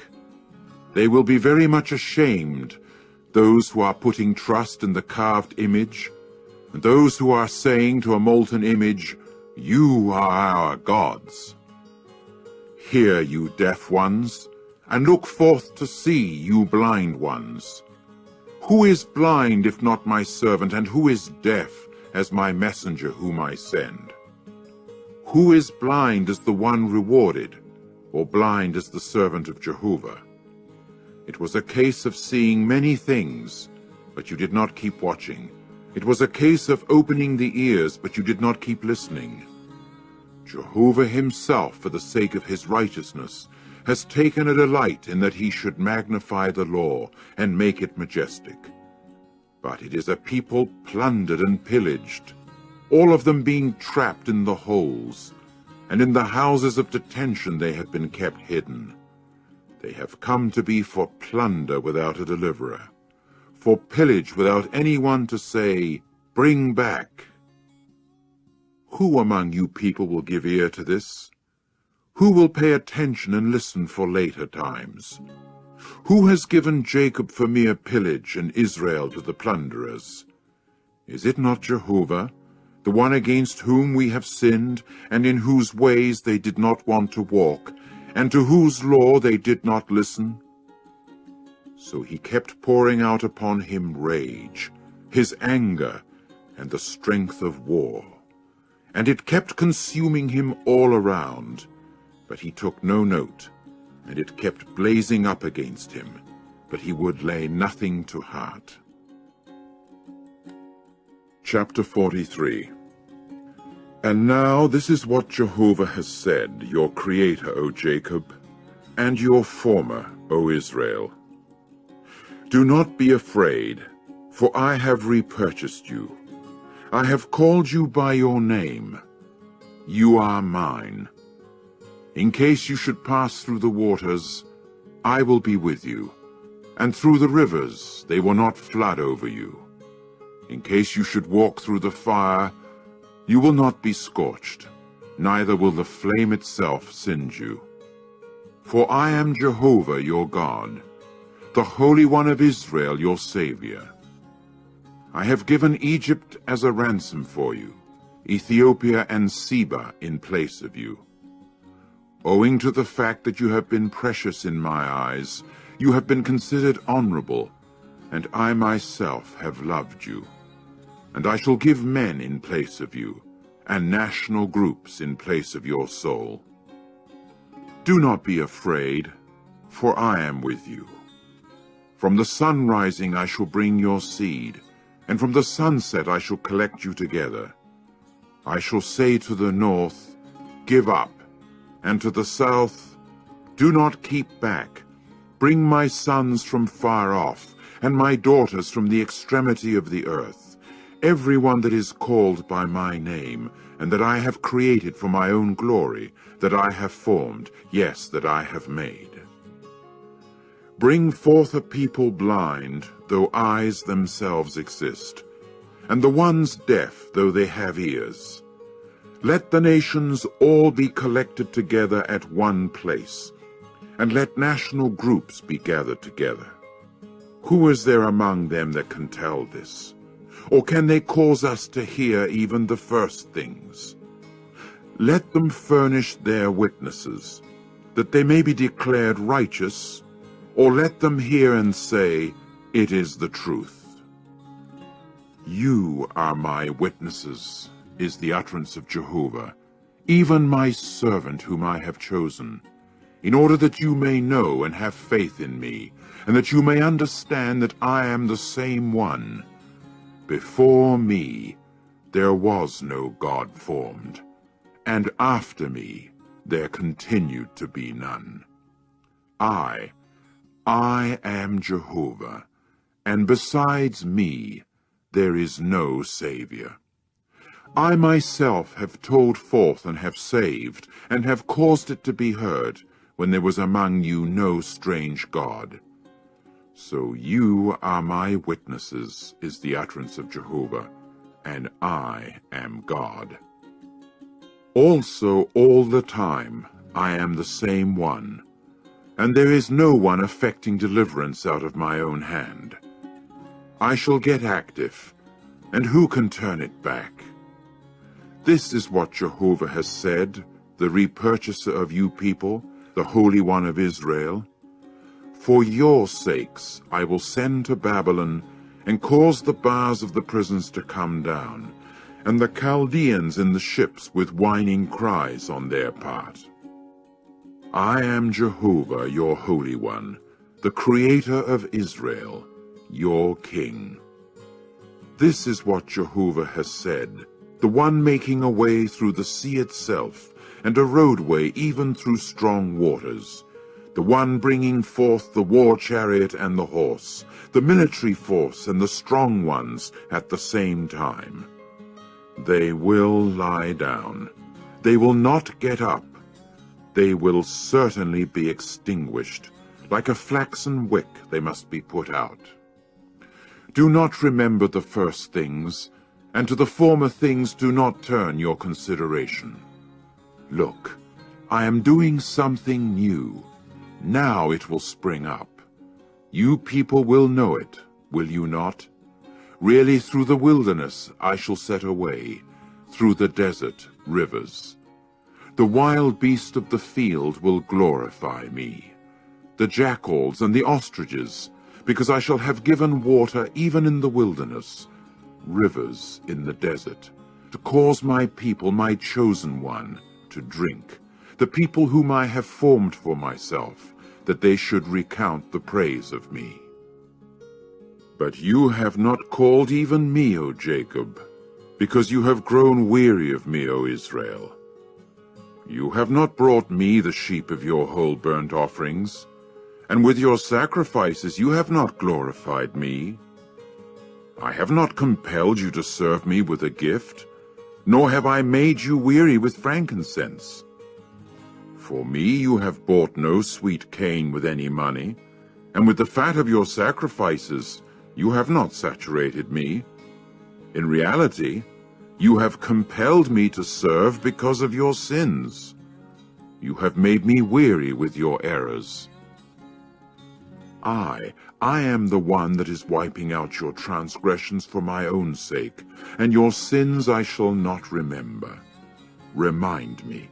Let us put ourselves on judgment together. Tell your own account of it in order that you may be in the right. Your own father, the first one, has sinned, and your own spokesmen have transgressed against me. So I shall profane the princes of the holy place, and I will give Jacob over as a man devoted to destruction, and Israel over to words of abuse. Chapter 44. And now listen, O Jacob my servant, and you, O Israel, whom I have chosen. This is what Jehovah has said, your Maker and your Former, who kept helping you even from the belly. Do not be afraid, O my servant Jacob, and you Jeshurun, whom I have chosen. For I shall pour out water upon the thirsty one, and trickling streams upon the dry place. I shall pour out my spirit upon your seed, and my blessing upon your descendants. And they will certainly spring up as among the green grass, like poplars by the water ditches. This one will say, I belong to Jehovah. And that one will call himself by the name of Jacob. And another will write upon his hand, belonging to Jehovah. And by the name of Israel one will betitle himself. This is what Jehovah has said, the King of Israel and the repurchaser of him, Jehovah of armies. I am the first and I am the last, and besides me there is no God. And who is there like me? Let him call out, that he may tell it and present it to me. From when I appointed the people of long ago, both the things coming and the things that will enter in, let them tell on their part. Do not be in dread, you people, and do not become stupefied. Have I not from that time on caused you individually to hear and told it out? And you are my witnesses. Does there exist a God besides me? No, there is no rock. I have recognized none. The formers of the carved image are all of them an unreality, and their darlings themselves will be of no benefit, and as their witnesses they see nothing and know nothing, in order that they may be ashamed. Who has formed a god or cast a mere molten image? Of no benefit at all has it been. Look, all his partners themselves will be ashamed, and the craftsmen are from earthling men. They will all of them collect themselves together. They will stand still. They will be in dread. They will be ashamed at the same time. As for the carver of iron with the billhook, he has been busy at it with the coals, and with the hammers he proceeds to form it, and he keeps busy at it with his powerful arm. Also he has become hungry, and so without power. He has not drunk water, so he gets tired. As for the wood-carver, he has stretched out the measuring line. He traces it out with red chalk. He works it up with a wood scraper, and with a compass he keeps tracing it out, and gradually he makes it like the representation of a man, like the beauty of mankind, to sit in a house. There is one whose business is to cut down cedars, and he takes a certain species of tree, even a massive tree, and he lets it become strong for himself among the trees of the forest. He planted the laurel tree, and the pouring rain itself keeps making it get big. And it has become something for man to keep a fire burning. So he takes part of it that he may warm himself, In fact, he builds a fire and actually bakes bread. He also works on a god to which he may bow down. He has made it into a carved image, and he prostrates himself to it. Half of it he actually burns up in a fire. Upon half of it he roasts well the flesh that he eats, and he becomes satisfied. He also warms himself and says, "Aha, I have warmed myself, I have seen the firelight." But the remainder of it he actually makes into a god itself, into his carved image. He prostrates himself to it and bows down and prays to it and says, "Deliver me, for you are my God." They have not come to know, nor do they understand, because their eyes have been besmeared so as not to see, their hearts so as to have no insight. And no one recalls to his heart or has knowledge or understanding, saying, "The half of it I have burned up in a fire, and upon its coals I have also baked bread. I roast flesh and eat, but the rest of it shall I make into a mere detestable thing? To the dried out wood of a tree shall I prostrate myself?" He is feeding on ashes. His own heart that has been trifled with has led him astray. And he does not deliver his soul, nor does he say, "Is there not a falsehood in my right hand?" Remember these things, O Jacob, and you, O Israel, because you are my servant. I have formed you. You are a servant belonging to me. O Israel, you will not be forgotten on my part. I will wipe out your transgressions just as with a cloud, and your sins just as with a cloud mass. Do return to me, for I will repurchase you. Joyfully cry out, you heavens, for Jehovah has taken action. Shout in triumph, all you lowest parts of the earth. Become cheerful, you mountains, with joyful outcry, you forests and all you trees in it. For Jehovah has repurchased Jacob, and on Israel he shows his beauty. This is what Jehovah has said, your repurchaser, and the former of you from the belly. I, Jehovah, am doing everything, stretching out the heavens by myself, laying out the earth. Who was with me? I am frustrating the signs of the empty talkers, and I am the one that makes diviners themselves act crazily, the one turning wise men backwards, and the one that turns even their knowledge into foolishness, the one making the word of his servant come true, and the one that carries out completely the counsel of his own messengers, the one saying of Jerusalem, she will be inhabited, and of the cities of Judah, they will be rebuilt, and her desolated places I shall raise up. The one saying to the watery deep, be evaporated, and all your rivers I shall dry up. The one saying of Cyrus, he is my shepherd, and all that I delight in he will completely carry out, even in my saying of Jerusalem, she will be rebuilt, and of the temple you will have your foundation laid. Chapter 45. This is what Jehovah has said to his anointed one, to Cyrus, whose right hand I have taken hold of, to subdue before him nations, so that I may ungird even the hips of kings, to open before him the two-leaved doors, so that even the gates will not be shut. Before you I myself shall go, and the swells of land I shall straighten out. The copper doors I shall break in pieces, and the iron bars I shall cut down.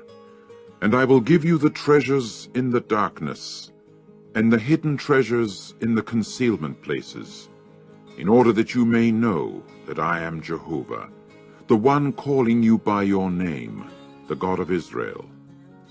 For the sake of my servant Jacob and of Israel, my chosen one, I even proceeded to call you by your name. I proceeded to give you a name of honor, although you did not know me. I am Jehovah, and there is no one else. With the exception of me, there is no God. I shall closely gird you, although you have not known me, in order that people may know from the rising of the sun and from its setting that there is none besides me. I am Jehovah, and there is no one else, forming light and creating darkness, making peace and creating calamity. I, Jehovah, am doing all these things. O you heavens, cause a dripping from above, and let the cloudy skies themselves trickle with righteousness. Let the earth open up, and let it be fruitful with salvation, and let it cause righteousness itself to spring up at the same time. I myself, Jehovah, have created it. Woe to the one that has contended with his former, as an earthenware fragment with the other earthenware fragments of the ground. Should the clay say to its former, "What do you make?" and your achievement say, "He has no hands." Woe to the one saying to a father, "What do you become father to?" and to the wife, "What are you in birth pains with?" This is what Jehovah has said, the Holy One of Israel, and the former of him. Ask me even about the things that are coming concerning my sons, and concerning the activity of my hands, you people should command me. I myself have made the earth, and have created even man upon it. I, my own hands, have stretched out the heavens, and all the army of them I have commanded. I myself have roused up someone in righteousness, and all his ways I shall straighten out. He is the one that will build my city, and those of mine in exile he will let go, not for a price, nor for bribery, Jehovah of armies has said. This is what Jehovah has said. The unpaid laborers of Egypt, and the merchants of Ethiopia, and the Sabaeans, tall men, will themselves come over, even to you, and yours they will become. Behind you they will walk, in fetters they will come over, and to you they will bow down. To you they will pray, saying, "Indeed God is in union with you, and there is no one else, there is no other God." Truly you are a God keeping yourself concealed, the God of Israel, a Savior. They will certainly be ashamed, and even be humiliated, all of them. Together in humiliation, the manufacturers of idol forms will have to walk. As for Israel, he will certainly be saved in union with Jehovah, with a salvation for times indefinite. You people will not be ashamed, nor will you be humiliated for the indefinite times of eternity. For this is what Jehovah has said, the Creator of the heavens, He, the true God, the former of the earth and the maker of it. He, the one who firmly established it, who did not create it simply for nothing, who formed it even to be inhabited. I am Jehovah, and there is no one else. In a place of concealment I spoke not, in a dark place of the earth, nor said I to the seed of Jacob, Seek me simply for nothing, you people. I am Jehovah, speaking what is righteous, telling what is upright. Collect yourselves and come. Bring yourselves up close together, you escapees from the nations. Those carrying the wood of their carved image have not come to any knowledge, neither have those praying to a God that cannot save. Make your report and your presentation. Yes, let them consult together in unity. Who has caused this to be heard from a long time ago? Who has reported it from that very time? Is it not I, Jehovah, besides whom there is no other God, a righteous God and a Savior, there being none excepting me? Turn to me and be saved, all you at the ends of the earth.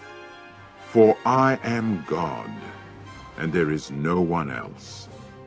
By my own self I have sworn, out of my own mouth in righteousness the word has gone forth, so that it will not return.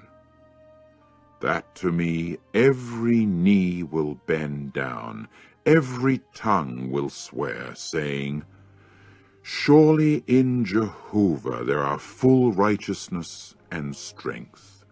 All those getting heated up against him will come straight to him and be ashamed. In Jehovah all the seed of Israel will prove to be right, and will boast about themselves. Chapter 46. Bel has bent down. Nebo is stooping over. Their idols have come to be for the wild beasts, and for the domestic animals, their loads, pieces of luggage, a burden for the tired animals. They must stoop over. They must each alike bend down. They are simply unable to furnish escape for the burden. But into captivity their own soul must go. Listen to me, O house of Jacob, and all you remaining ones of the house of Israel. You, the ones conveyed by me from the belly, the ones carried from the womb. Even to one's old age I am the same one, and to one's gray-headedness I myself shall keep bearing up. I myself shall certainly act, that I myself may carry, and that I myself may bear up, and furnish escape. To whom will you people liken me, or make me equal, or compare me, that we may resemble each other? There are those who are lavishing out the gold from the purse, and with the scale beam they weigh out the silver. They hire a metal worker, and he makes it into a god. They prostrate themselves, yes, they bow down. They carry it upon the shoulder. They bear it and deposit it in its place that it may stand still. From its standing place it does not move away. One even cries out to it, but it does not answer. Out of one's distress it does not save one. Remember this, that you people may muster up courage. Lay it to heart, you transgressors. Remember the first things of a long time ago, that I am the Divine One, and there is no other God, nor anyone like me, the one telling from the beginning the finale, and from long ago the things that have not been done, the one saying, My own counsel will stand, and everything that is my delight I shall do. The one calling from the sun rising a bird of prey, from a distant land the man to execute my counsel. I have even spoken it. I shall also bring it in. I have formed it. I shall also do it. Listen to me, you the ones powerful at heart, you the ones far away from righteousness. I have brought near my righteousness. It is not far away, and my own salvation will not be late. And I will give in Zion salvation, to Israel my beauty. Chapter 47. Come down and sit down in the dust, O virgin daughter of Babylon. Sit down on the earth where there is no throne, O daughter of the Chaldeans. For you will not experience again that people call you delicate and dainty. Take a handmill and grind out flour. Uncover your veil. Strip off the flowing skirt. Uncover the leg. Cross over the rivers. You ought to uncover your nakedness. Also your reproach ought to be seen. Vengeance is what I shall take, and I shall not meet any man kindly. There is one repurchasing us. Jehovah of armies is his name, the Holy One of Israel. Sit down silently and come into the darkness, O daughter of the Chaldeans, for you will not experience again that people call you mistress of kingdoms. I grew indignant at my people. I profaned my inheritance, and I proceeded to give them into your hand. You showed them no mercies. Upon the old man you made your yoke very heavy, and you kept saying, to time indefinite I shall prove to be mistress, forever. You did not take these things to your heart. You did not remember the finale of the matter. And now hear this, you pleasure-given woman, the one sitting in security, the one saying in her heart, I am, and there is nobody else. I shall not sit as a widow, and I shall not know the loss of children. But to you these two things will come suddenly, in one day, loss of children and widowhood. In their complete measure they must come upon you, for the abundance of your sorceries, for the full might of your spells exceedingly. And you kept trusting in your badness. You have said, there is no one seeing me. Your wisdom and your knowledge, this is what has led you away. And you keep saying in your heart, I am, and there is nobody else. And upon you calamity must come. You will know no charming against it. And upon you adversity will fall. You will not be able to avert it. And upon you there will suddenly come a ruin that you are not accustomed to know. Stand still now with your spells and with the abundance of your sorceries, in which you have toiled from your youth, that perhaps you might be able to benefit, that perhaps you might strike people with awe. You have grown weary with the multitude of your counselors. Let them stand up now and save you, the worshippers of the heavens, the lookers at the stars, those giving out knowledge at the new moons concerning the things that will come upon you. Look, they have become like stubble. A fire itself will certainly burn them up. They will not deliver their soul from the power of the flame. There will be no glow of charcoals for people to warm themselves, no firelight in front of which to sit down. Thus they will certainly become to you with whom you have toiled as your charmers from your youth. They will actually wander, each one to his own region. There will be no one to save you. Chapter 48. Hear this, O house of Jacob, you who are calling yourselves by the name of Israel, and who have come forth from the very waters of Judah, you who are swearing by the name of Jehovah, and who make mention even of the God of Israel, not in truth, and not in righteousness. For they have called themselves as being from the holy city, and upon the God of Israel they have supported themselves, Jehovah of armies being his name. The first things I have told even from that time, and out of my own mouth they went forth, and I kept making them heard. Suddenly I acted, and the things proceeded to come in.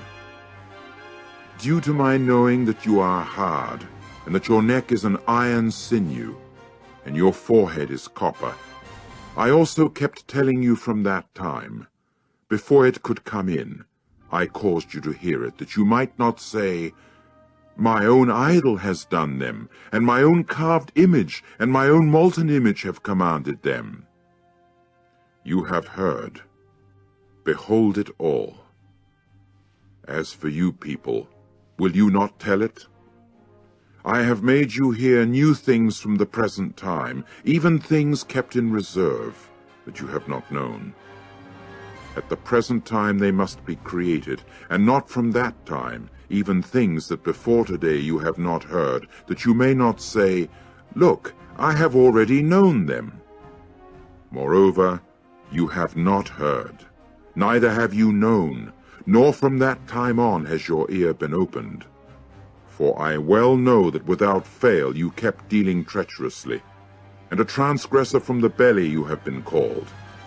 For the sake of my name I shall check my anger, and for my praise I shall restrain myself toward you, that there may be no cutting you off.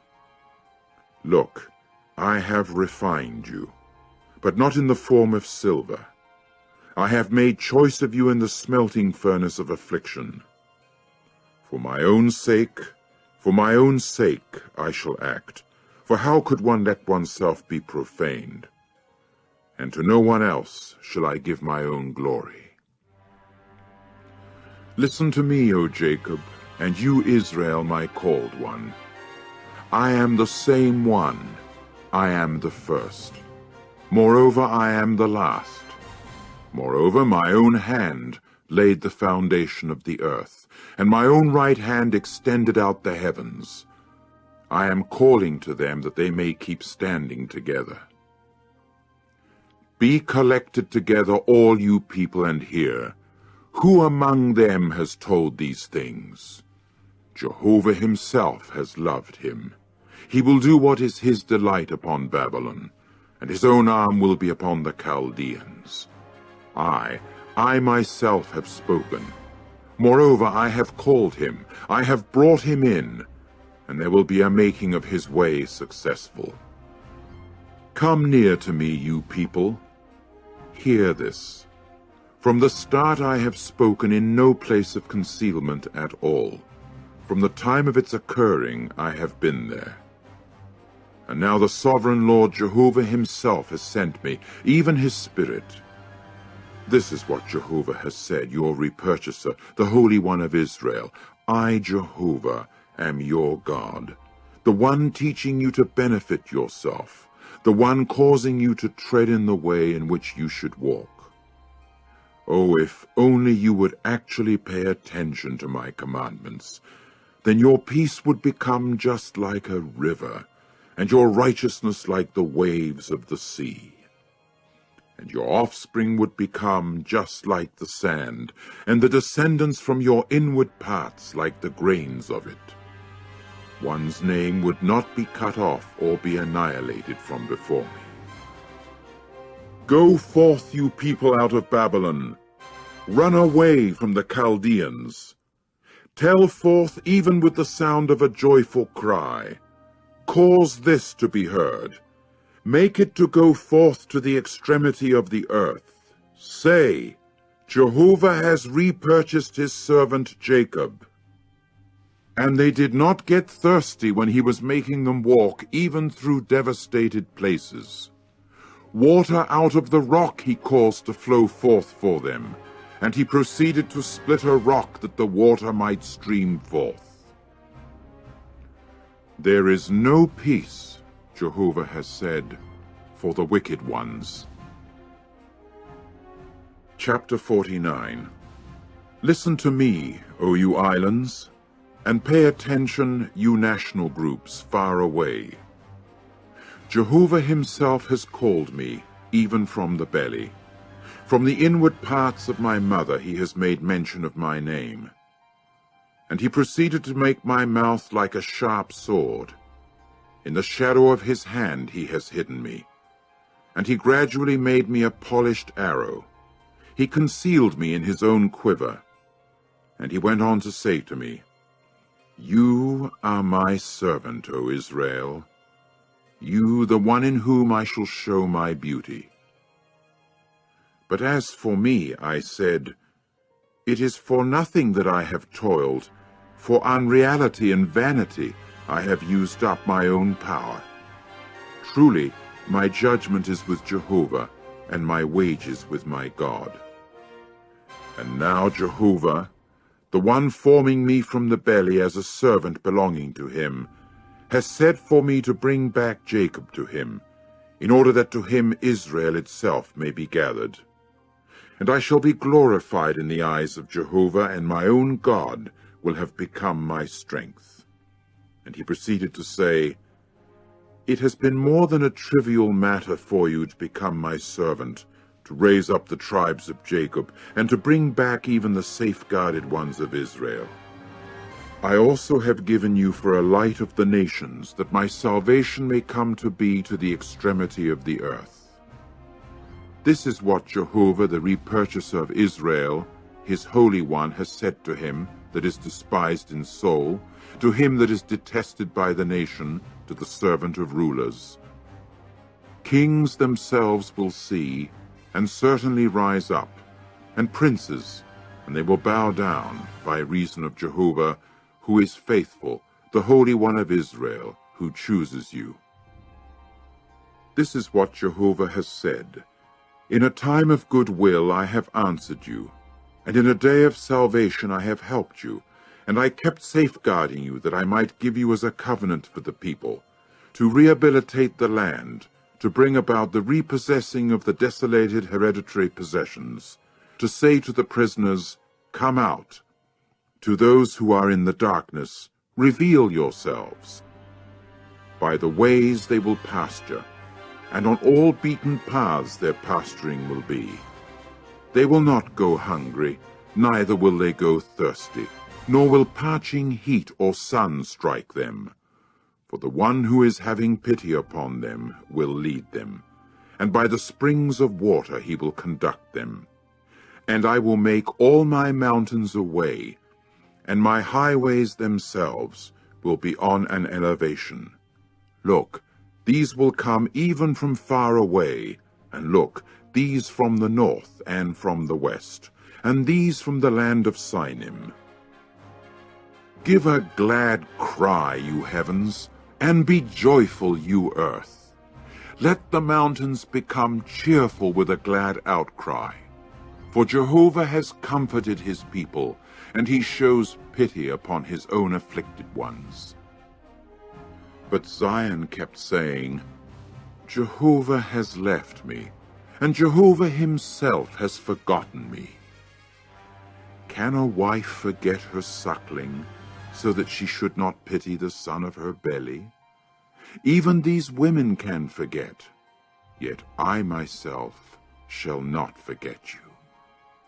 Look, upon my palms I have engraved you. Your walls are in front of me constantly. Your sons have hurried up. The very ones tearing you down and devastating you will go forth even from you. Raise your eyes all around and see. They have all of them been collected together. They have come to you. As I am living, is the utterance of Jehovah, with all of them you will clothe yourself just as with ornaments, and you will bind them on yourself like a bride. Although there are your devastated places and your desolated places, and the land of your ruins, although now you are too cramped to be dwelling, and those swallowing you down have been far away, yet in your own ears the sons of your bereaved state will say, The place has become too cramped for me. Do make room for me, that I may dwell. And you will for certain say in your heart, Who has become father to these for me, since I am a woman bereaved of children and sterile, gone into exile and taken prisoner? As for these, who has brought them up? Look, I myself had been left behind alone. These, where have they been? This is what the sovereign Lord Jehovah has said. Look, I shall raise up my hand even to the nations, and to the peoples I shall lift up my signal. and they will bring your sons in the bosom, and upon the shoulder they will carry your own daughters. And kings must become caretakers for you, and their princesses nursing women for you. With faces to the earth they will bow down to you, and the dust of your feet they will lick up. And you will have to know that I am Jehovah, of whom those hoping in me will not be ashamed.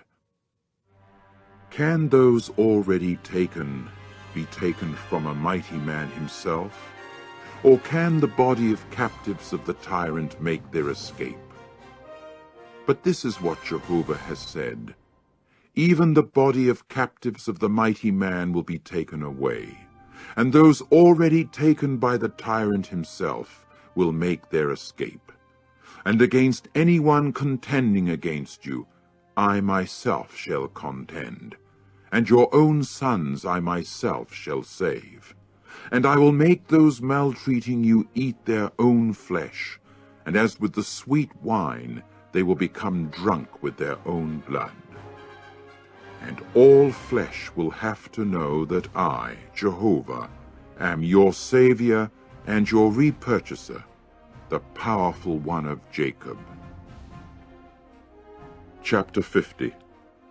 This is what Jehovah has said: where then is the divorce certificate of the mother of you people whom I sent away? Or which one of my creditors is it to whom I have sold you people? Look, because of your own errors you have been sold, and because of your own transgressions your mother has been sent away. Why is it that when I came in there was no one? When I called there was nobody answering? Has my hand become in fact so short that it cannot redeem, or is there in me no power to deliver? Look, with my rebuke I dry up the sea. I make rivers a wilderness. Their fish stink due to there being no water, and they die because of thirst. I clothe the heavens with obscurity, and I make sackcloth itself their covering. The sovereign Lord Jehovah himself has given me the tongue of the taught ones, that I may know how to answer the tired one with a word. He awakens morning by morning. He awakens my ear to hear like the taught ones. The sovereign Lord Jehovah himself has opened my ear, and I for my part was not rebellious. I did not turn in the opposite direction. My back I gave to the strikers, and my cheeks to those plucking off the hair. My face I did not conceal from humiliating things and spit. But the sovereign Lord Jehovah himself will help me. That is why I shall not have to feel humiliated. That is why I have set my face like a flint, and I know that I shall not be ashamed. The one declaring me righteous is near. Who can contend with me? Let us stand up together. Who is my judicial antagonist? Let him approach me. Look, the sovereign Lord Jehovah himself will help me. Who is there that can pronounce me wicked? Look, all of them, like a garment, will wear out. A mere moth will eat them up. Who among you people is in fear of Jehovah, listening to the voice of his servant, who has walked in continual darkness, and for whom there has been no brightness? Let him trust in the name of Jehovah, and support himself upon his God. Look, all you who are igniting a fire, making sparks light up, walk in the light of your fire, and amid the sparks that you have set ablaze. From my hand you will certainly come to have this. In sheer pain you will lie down. Chapter 51. Listen to me, you people who are pursuing after righteousness, you who are seeking to find Jehovah. Look to the rock from which you were hewn out, and to the hollow of the pit from which you were dug out. Look to Abraham your father, and to Sarah, who gradually brought you forth with childbirth pains. For he was one when I called him, and I proceeded to bless him, and to make him many. For Jehovah will certainly comfort Zion. He will for certain comfort all her devastated places, and he will make her wilderness like Eden, and her desert plain like the garden of Jehovah. Exultation and rejoicing themselves will be found in her, thanksgiving and the voice of melody. Pay attention to me, O my people, and you national group of mine, to me give ear, for from me a law itself will go forth, and my judicial decision I shall cause to repose, even as a light to the peoples. My righteousness is near, my salvation will certainly go forth, and my own arms will judge even the peoples. In me the islands themselves will hope, and for my arm they will wait. Raise your eyes to the heavens themselves, and look at the earth beneath. For the very heavens must be dispersed in fragments, just like smoke, and like a garment the earth itself will wear out, and its inhabitants themselves will die like a mere gnat. But as for my salvation, it will prove to be even to time indefinite, and my own righteousness will not be shattered. Listen to me, you, the ones knowing righteousness, the people in whose heart is my law. Do not be afraid of the reproach of mortal men, and do not be struck with terror just because of their abusive words. For the moth will eat them up just as if a garment, and the clothes moth will eat them up just as if wool. But as for my righteousness, it will prove to be even to time indefinite, and my salvation to unnumbered generations. Awake, awake! Clothe yourself with strength, O arm of Jehovah. Awake as in the days of long ago, as during the generations of times long past. Are you not the one that broke Rahab to pieces, that pierced the sea monster? Are you not the one that dried up the sea, the waters of the vast deep? The one that made the depths of the sea a way for the repurchased ones to go across?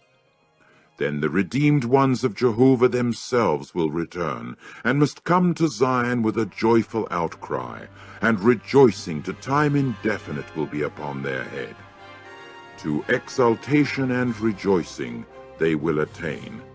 Grief and sighing will certainly flee away.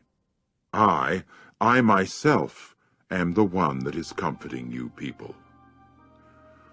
Who are you that you should be afraid of a mortal man that will die, and of a son of mankind that will be rendered as mere green grass?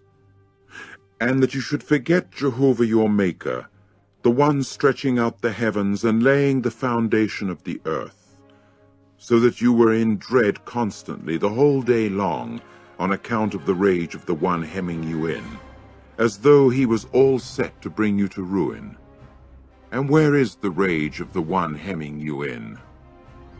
The one stooping in chains will certainly be loosened speedily, that he may not go in death to the pit, and that his bread may not be lacking. But I, Jehovah, am your God, the one stirring up the sea, that its waves may be boisterous. Jehovah of armies is his name. And I shall put my words in your mouth, and with the shadow of my hand I shall certainly cover you, in order to plant the heavens, and lay the foundation of the earth, and say to Zion, You are my people.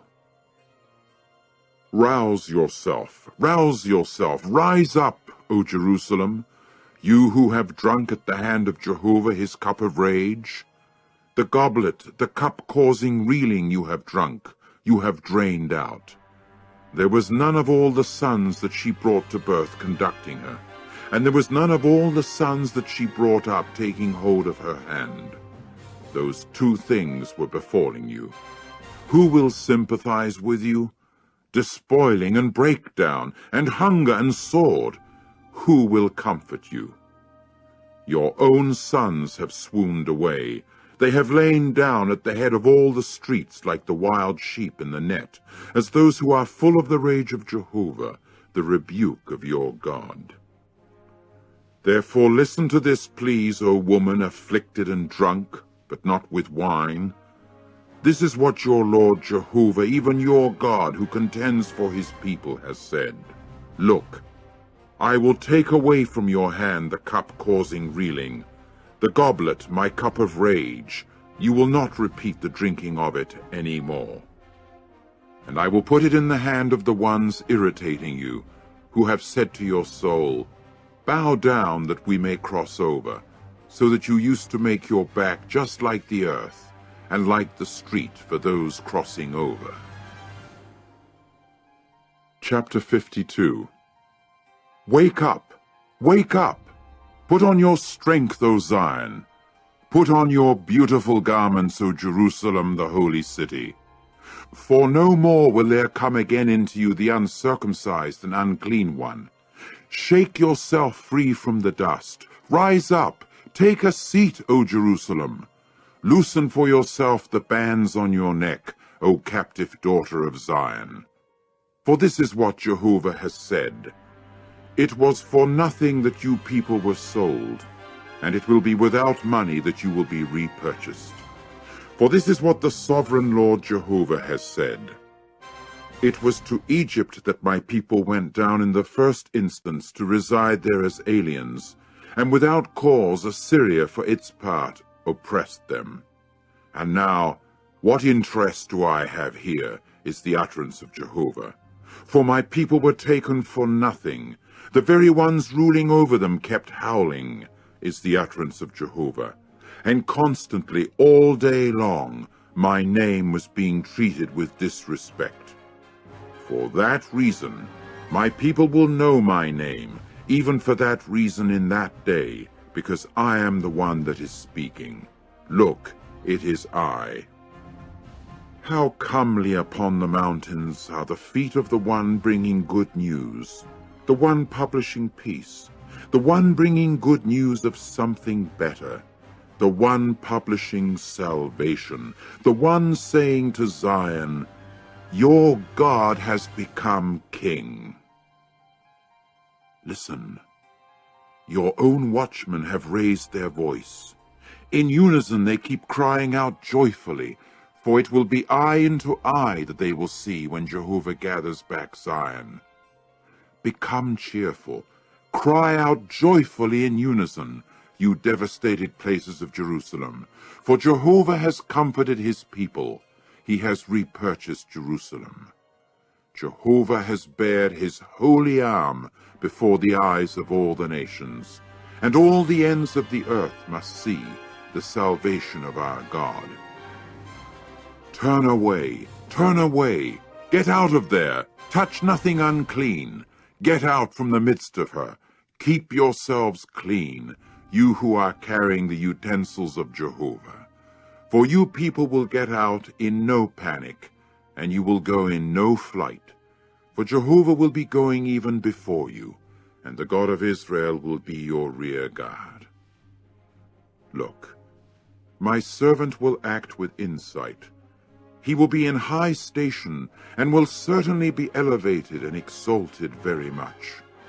To the extent that many have stared at him in amazement, so much was the disfigurement as respects his appearance, more than that of any other man, and as respects his stately form, more than that of the sons of mankind. He will likewise startle many nations. At him kings will shut their mouth, because what had not been recounted to them they will actually see, and to what they had not heard they must turn their consideration. Chapter 53. Who has put faith in the thing heard by us? And as for the arm of Jehovah, to whom has it been revealed? And he will come up like a twig before one, and like a root out of waterless land.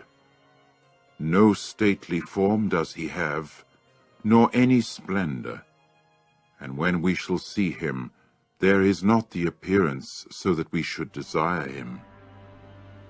He was despised and was avoided by men, a man meant for pains and for having acquaintance with sickness. and there was as if the concealing of one's face from us. He was despised, and we held him as of no account. Truly our sicknesses were what he himself carried, and as for our pains, he bore them.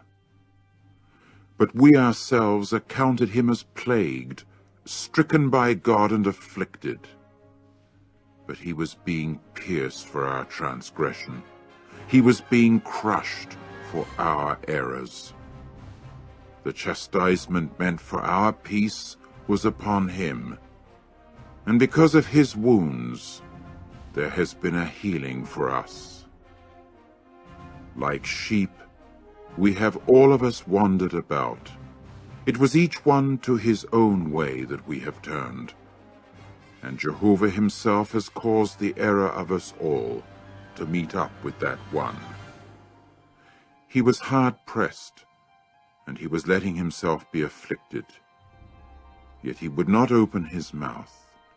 He was being brought just like a sheep to the slaughtering, and like a ewe that before her shearers has become mute. He also would not open his mouth. Because of restraint and of judgment, he was taken away. And who will concern himself even with the details of his generation? For he was severed from the land of the living ones. Because of the transgression of my people, he had the stroke. And he will make his burial place even with the wicked ones, and with the rich class in his death, despite the fact that he had done no violence, and there was no deception in his mouth. But Jehovah himself took delight in crushing him. He made him sick. If you will set his soul as a guilt offering, he will see his offspring. He will prolong his days. And in his hand what is the delight of Jehovah will succeed. Because of the trouble of his soul he will see, he will be satisfied. By means of his knowledge, the righteous one, my servant, will bring a righteous standing to many people, and their errors he himself will bear. For that reason I shall deal him a portion among the many. And it will be with the mighty ones that he will apportion the spoil, due to the fact that he poured out his soul to the very death. And it was with the transgressors that he was counted in. And he himself carried the very sin of many people, and for the transgressors he proceeded to interpose. Chapter 54. Cry out joyfully, you barren woman that did not give birth.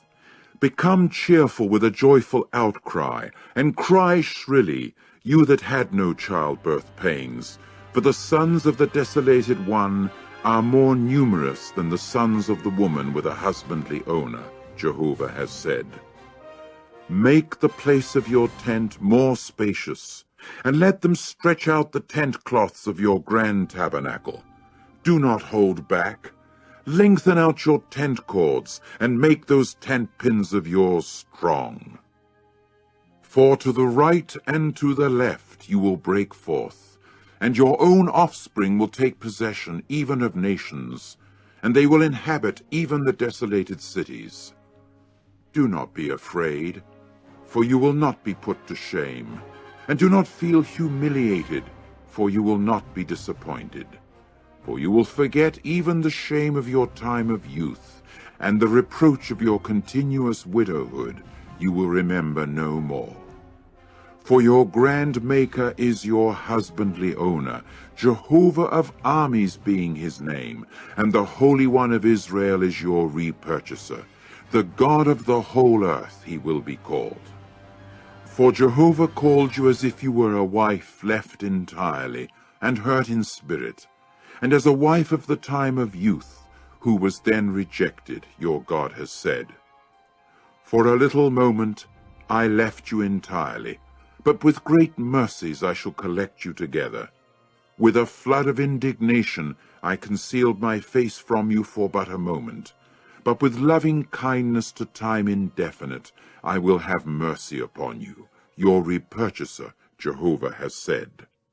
This is just as the days of Noah to me, just as I have sworn that the waters of Noah shall no more pass over the earth. So I have sworn that I will not become indignant toward you nor rebuke you. For the mountains themselves may be removed, and the very hills may stagger, but my loving kindness itself will not be removed from you, nor will my covenant of peace itself stagger. Jehovah, the one having mercy upon you, has said. O woman afflicted, tempest-tossed, uncomforted, here I am laying with hard mortar your stones, and I will lay your foundation with sapphires, and I will make your battlements of rubies, and your gates of fiery glowing stones, and all your boundaries of delightsome stones. And all your sons will be persons taught by Jehovah, and the peace of your sons will be abundant. You will prove to be firmly established in righteousness itself. You will be far away from oppression, for you will fear none, and from anything terrifying, for it will not come near you. If anyone should at all make an attack, it will not be at my orders. Whoever is making an attack upon you will fall even on account of you. Look, I myself have created the craftsman, the one blowing upon the fire of charcoal, and bringing forth a weapon as his workmanship. I myself, too, have created the ruinous man for wrecking work. Any weapon whatever that will be formed against you will have no success, and any tongue at all that will rise up against you in the judgment you will condemn. This is the hereditary possession of the servants of Jehovah, and their righteousness is from me, is the utterance of Jehovah. Chapter 55. Hey there, all you thirsty ones! Come to the water. And the ones that have no money, come, buy and eat. Yes, come, buy wine and milk, even without money and without price. Why do you people keep paying out money for what is not bread? And why is your toil for what results in no satisfaction? Listen intently to me, and eat what is good, and let your soul find its exquisite delight in fatness itself. Incline your ear and come to me. Listen, and your soul will keep alive, and I shall readily conclude with you people an indefinitely lasting covenant respecting the loving kindnesses to David that are faithful. Look, as a witness to the national groups, I have given him as a leader and commander to the national groups. Look, a nation that you do not know you will call, and those of a nation who have not known you will run even to you for the sake of Jehovah your God, and for the Holy One of Israel, because he will have beautified you.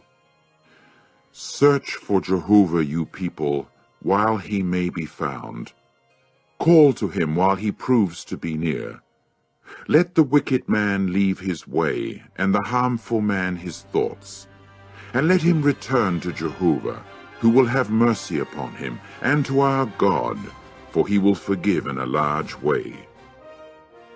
For the thoughts of you people are not my thoughts, nor are my ways your ways, is the utterance of Jehovah. For as the heavens are higher than the earth, so my ways are higher than your ways, and my thoughts than your thoughts. For just as the pouring rain descends, and the snow from the heavens, and does not return to that place unless it actually saturates the earth, and makes it produce and sprout, and seed is actually given to the sower, and bread to the eater, so my word that goes forth from my mouth will prove to be. It will not return to me without results, but it will certainly do that in which I have delighted, and it will have certain success in that for which I have sent it. For with rejoicing you people will go forth, and with peace you will be brought in. The mountains and the hills themselves will become cheerful before you with a joyful outcry, and the very trees of the field will all clap their hands. Instead of the thicket of thorns, the juniper tree will come up. Instead of the stinging nettle, the myrtle tree will come up. And it must become for Jehovah something famous, a sign to time indefinite that will not be cut off. Chapter 56. This is what Jehovah has said: Keep justice, you people, and do what is righteous. For my salvation is at hand to come in, and my righteousness to be revealed.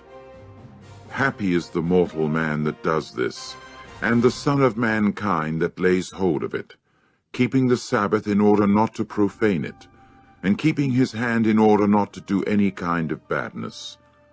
And let not the foreigner that has joined himself to Jehovah say, Without doubt Jehovah will divide me off from his people. Neither let the eunuch say, Look, I am a dry tree. For this is what Jehovah has said to the eunuchs that keep my Sabbaths, and that have chosen what I have delighted in, and that are laying hold of my covenant. I will even give to them in my house and within my walls a monument and a name, something better than sons and daughters. A name to time indefinite I shall give them, one that will not be cut off. And the foreigners that have joined themselves to Jehovah to minister to him, and to love the name of Jehovah, in order to become servants to him, all those keeping the Sabbath in order not to profane it, and laying hold of my covenant, I will also bring them to my holy mountain, and make them rejoice inside my house of prayer. Their whole burnt offerings and their sacrifices will be for acceptance upon my altar. For my own house will be called even a house of prayer for all the peoples. The utterance of the sovereign Lord Jehovah, who is collecting together the dispersed ones of Israel, is, I shall collect together to him others besides those already collected together of his. All you wild animals of the open field, come to eat, all you wild animals in the forest. His watchmen are blind, none of them have taken note. All of them are speechless dogs, they are not able to bark, panting, lying down, loving to slumber. They are even dogs strong in soulful desire. They have known no satisfaction. They are also shepherds that have not known how to understand. They have all of them turned to their own way, each one for his unjust gain from his own border. Come, men, let me take some wine, and let us drink intoxicating liquor to the limit, and tomorrow will certainly turn out just as today, great in a very much larger way. Chapter 57. The righteous one himself has perished, but there is no one taking it to heart, and men of loving kindness are being gathered to the dead, while no one discerns that it is because of the calamity that the righteous one has been gathered away. He enters into peace. They take rest upon their beds, each one that is walking straightforwardly. As for you men, come up close here. You sons of a soothsaying woman, the seed of an adulterous person and of a woman that commits prostitution. Over whom is it that you have a jolly good time? Against whom do you keep opening wide the mouth, keep sticking out the tongue? Are you not the children of transgression, the seed of falsehood, those who are working up passion among big trees, under every luxuriant tree, slaughtering the children in the torrent valleys, under the clefts of the crags? With the smooth stones of the torrent valley was your portion. They were your lot. Moreover, to them you poured out a drink offering, you offered up a gift. For these things shall I comfort myself? Upon a mountain high and lifted up you set your bed. There also you went up to offer sacrifice, and behind the door and the doorpost you set your memorial. For apart from me you uncovered yourself, and proceeded to go up. You made your bed spacious. And for yourself you went concluding a covenant with them. You loved a bed with them, the male organ you beheld. And you proceeded to descend toward Melech with oil, and kept making your ointments abundant. And you continued sending your envoys far off, so that you lowered matters to Sheol. In the multitude of your ways you have toiled. You have not said, "It is hopeless." You have found a revival of your own power. That is why you have not grown sick. Whom did you become frightened at and begin to fear, so that you took up lying? But I was not the one that you remembered. You took nothing to your heart. Was I not keeping silent and hiding matters? So you were in no fear even of me. I myself shall tell forth your righteousness and your works, that they will not benefit you. When you cry for aid, your collection of things will not deliver you, but a wind will carry even all of them away. An exhalation will take them away. But the one taking refuge in me will inherit the land and will take possession of my holy mountain. And one will certainly say, "Bank up, you people, bank up, clear the way, remove any obstacle from the way of my people." For this is what the high and lofty one, who is residing forever and whose name is holy, has said. In the height and in the holy place is where I reside, also with the one crushed and lowly in spirit, to revive the spirit of the lowly ones, and to revive the heart of the ones being crushed. For it will not be to time indefinite that I shall contend, nor perpetually that I shall be indignant. For because of me the spirit itself would grow feeble, even the breathing creatures that I myself have made. At the erroneousness of his unjust gain I grew indignant, and I proceeded to strike him, concealing my face while I was indignant. But he kept walking as a renegade in the way of his heart. I have seen his very ways, and I began to heal him and conduct him, and make compensation with comfort to him and to his mourning ones. I am creating the fruit of the lips. Continuous peace there will be to the one that is far away and to the one that is near, Jehovah has said, and I will heal him. But the wicked are like the sea that is being tossed, when it is unable to calm down, the waters of which keep tossing up seaweed and mire. There is no peace, my God has said, for the wicked ones. Chapter 58. Call out full-throated, do not hold back. Raise your voice just like a horn, and tell my people their revolt, and the house of Jacob their sins. Yet day after day it was I whom they kept seeking, and it was in the knowledge of my ways that they would express delight, like a nation that carried on righteousness itself, and that had not left the very justice of their God, in that they kept asking me for righteous judgments, drawing near to God, in whom they had delight. For what reason did we fast, and you did not see? And did we afflict our soul, and you would take no note? Indeed, you people were finding delight in the very day of your fasting, when there were all your toilers that you kept driving to work. Indeed, for quarreling and struggle you would fast, and for striking with the fist of wickedness. Did you not keep fasting as in the day for making your voice to be heard in the height?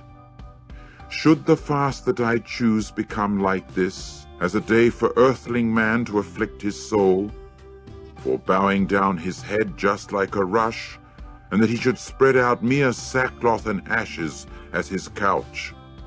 Is it this that you call a fast, and a day acceptable to Jehovah? Is not this the fast that I choose, to loosen the fetters of wickedness, to release the bands of the yoke bar, and to send away the crushed ones free, and that you people should tear in two every yoke bar? Is it not the dividing of your bread out to the hungry one, and that you should bring the afflicted, homeless people into your house? That in case you should see someone naked, you must cover him, and that you should not hide yourself from your own flesh? In that case your light would break forth just like the dawn, and speedily would recuperation spring up for you. And before you your righteousness would certainly walk. The very glory of Jehovah would be your rear guard. In that case you would call, and Jehovah himself would answer. You would cry for help, and he would say, Here I am. If you will remove from your midst the yoke bar, the poking out of the finger, and the speaking of what is hurtful, and you will grant to the hungry one your own soulful desire, and you will satisfy the soul that is being afflicted, your light also will certainly flash up, even in the darkness, and your gloom will be like midday. And Jehovah will be bound to lead you constantly, and to satisfy your soul, even in a scorched land. And he will invigorate your very bones, and you must become like a well-watered garden, and like the source of water, the waters of which do not lie. And at your instance men will certainly build up the places devastated a long time. You will raise up even the foundations of continuous generations. And you will actually be called the repairer of the gap, the restorer of roadways by which to dwell. If in view of the Sabbath you will turn back your foot as regards doing your own delights on my holy day, and will actually call the Sabbath an exquisite delight, a holy day of Jehovah, one being glorified, and will actually glorify it rather than doing your own ways, rather than finding what delights you, and speaking a word, you will in that case find your exquisite delight in Jehovah. And I will make you ride upon the high places of the earth, and I will cause you to eat from the hereditary possession of Jacob your forefather, for the mouth of Jehovah itself has spoken it. Chapter 59. Look, the hand of Jehovah has not become too short that it cannot save, nor has his ear become too heavy that it cannot hear. No, but the very errors of you people have become the things causing division between you and your God. And your own sins have caused the concealing of his face from you, to keep from hearing. For your own palms have become polluted with blood, and your fingers with error. Your own lips have spoken falsehood. Your own tongue kept muttering sheer unrighteousness. There is no one calling out in righteousness, and no one at all has gone to court in faithfulness. There has been a trusting in unreality, and a speaking of worthlessness. There has been a conceiving of trouble, and a bringing of what is hurtful to birth. The eggs of a poisonous snake are what they have hatched, and they kept weaving the mere cobweb of a spider. Anyone eating some of their eggs would die, and the egg that was smashed would be hatched into a viper. Their mere cobweb will not serve as a garment, nor will they cover themselves with their works. Their works are hurtful works, and the activity of violence is in their palms. Their own feet keep running to sheer badness, and they are in a hurry to shed innocent blood. Their thoughts are hurtful thoughts. Despoiling and breakdown are in their highways. The way of peace they have ignored, and there is no justice in their tracks. Their roadways they have made crooked for themselves. No one at all treading in them will actually know peace. That is why justice has come to be far away from us, and righteousness does not catch up with us. We keep hoping for light, but look, darkness.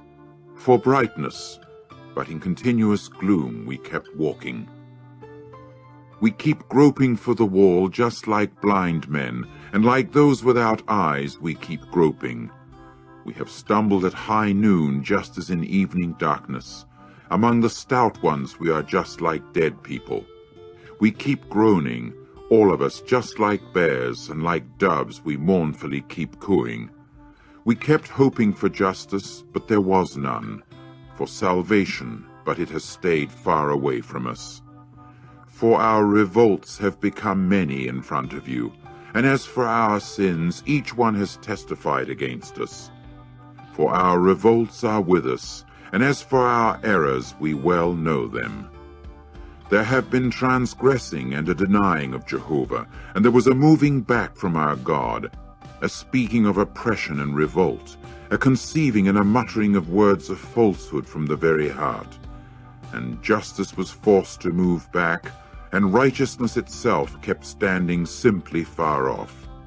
For truth has stumbled even in the public square, and what is straightforward is unable to enter. And the truth proves to be missing, and anyone turning away from badness is being despoiled. And Jehovah got to see, and it was bad in his eyes, that there was no justice. And when he saw that there was no man, he began to show himself astonished that there was no one interposing. And his arm proceeded to save for him, and his own righteousness was the thing that supported him.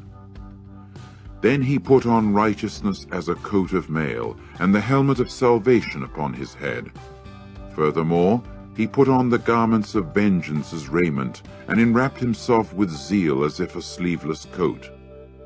In accordance with the dealings he will reward correspondingly, rage to his adversaries, due treatment to his enemies. To the islands he will recompense due treatment. And from the sunset they will begin to fear the name of Jehovah, and from the rising of the sun the glory of him. For he will come in like a distressing river, which the very Spirit of Jehovah has driven along. And to Zion the repurchaser will certainly come, and to those turning from transgression in Jacob is the utterance of Jehovah. And as for me, this is my covenant with them, Jehovah has said. My spirit that is upon you, and my words that I have put in your mouth, they will not be removed from your mouth, or from the mouth of your offspring, or from the mouth of the offspring of your offspring, Jehovah has said, from now on even to time indefinite. Chapter 60. Arise, O woman, shed forth light, for your light has come, and upon you the very glory of Jehovah has shone forth. For look, darkness itself will cover the earth, and thick gloom the national groups. But upon you Jehovah will shine forth, and upon you his own glory will be seen. And nations will certainly go to your light, and kings to the brightness of your shining forth. Raise your eyes all around and see. They have all of them been collected together. They have come to you. From far away your own sons keep coming, and your daughters who will be taken care of on the flank. At that time you will see, and certainly become radiant, and your heart will actually quiver and expand, because to you the wealthiness of the sea will direct itself. The very resources of the nations will come to you. The heaving mass of camels itself will cover you, the young male camels of Midian and of Ephah. All those from Sheba, they will come. Gold and frankincense they will carry, and the praises of Jehovah they will announce. All the flocks of Kedar, they will be collected together to you. The rams of Nebaioth, they will minister to you. With approval they will come up upon my altar, and I shall beautify my own house of beauty. Who are these that come flying just like a cloud, and like doves to their bird households? For in me the islands themselves will keep hoping, the ships of Tarshish also as at the first, in order to bring your sons from far away, their silver and their gold being with them, to the name of Jehovah your God, and to the Holy One of Israel, for he will have beautified you. And foreigners will actually build your walls, and their own kings will minister to you. For in my indignation I shall have struck you, but in my good will I shall certainly have mercy upon you. And your gates will actually be kept open constantly. They will not be closed even by day or by night, in order to bring to you the resources of the nations, and their kings will be taking the lead. For any nation and any kingdom that will not serve you will perish, and the nations themselves will without fail come to devastation.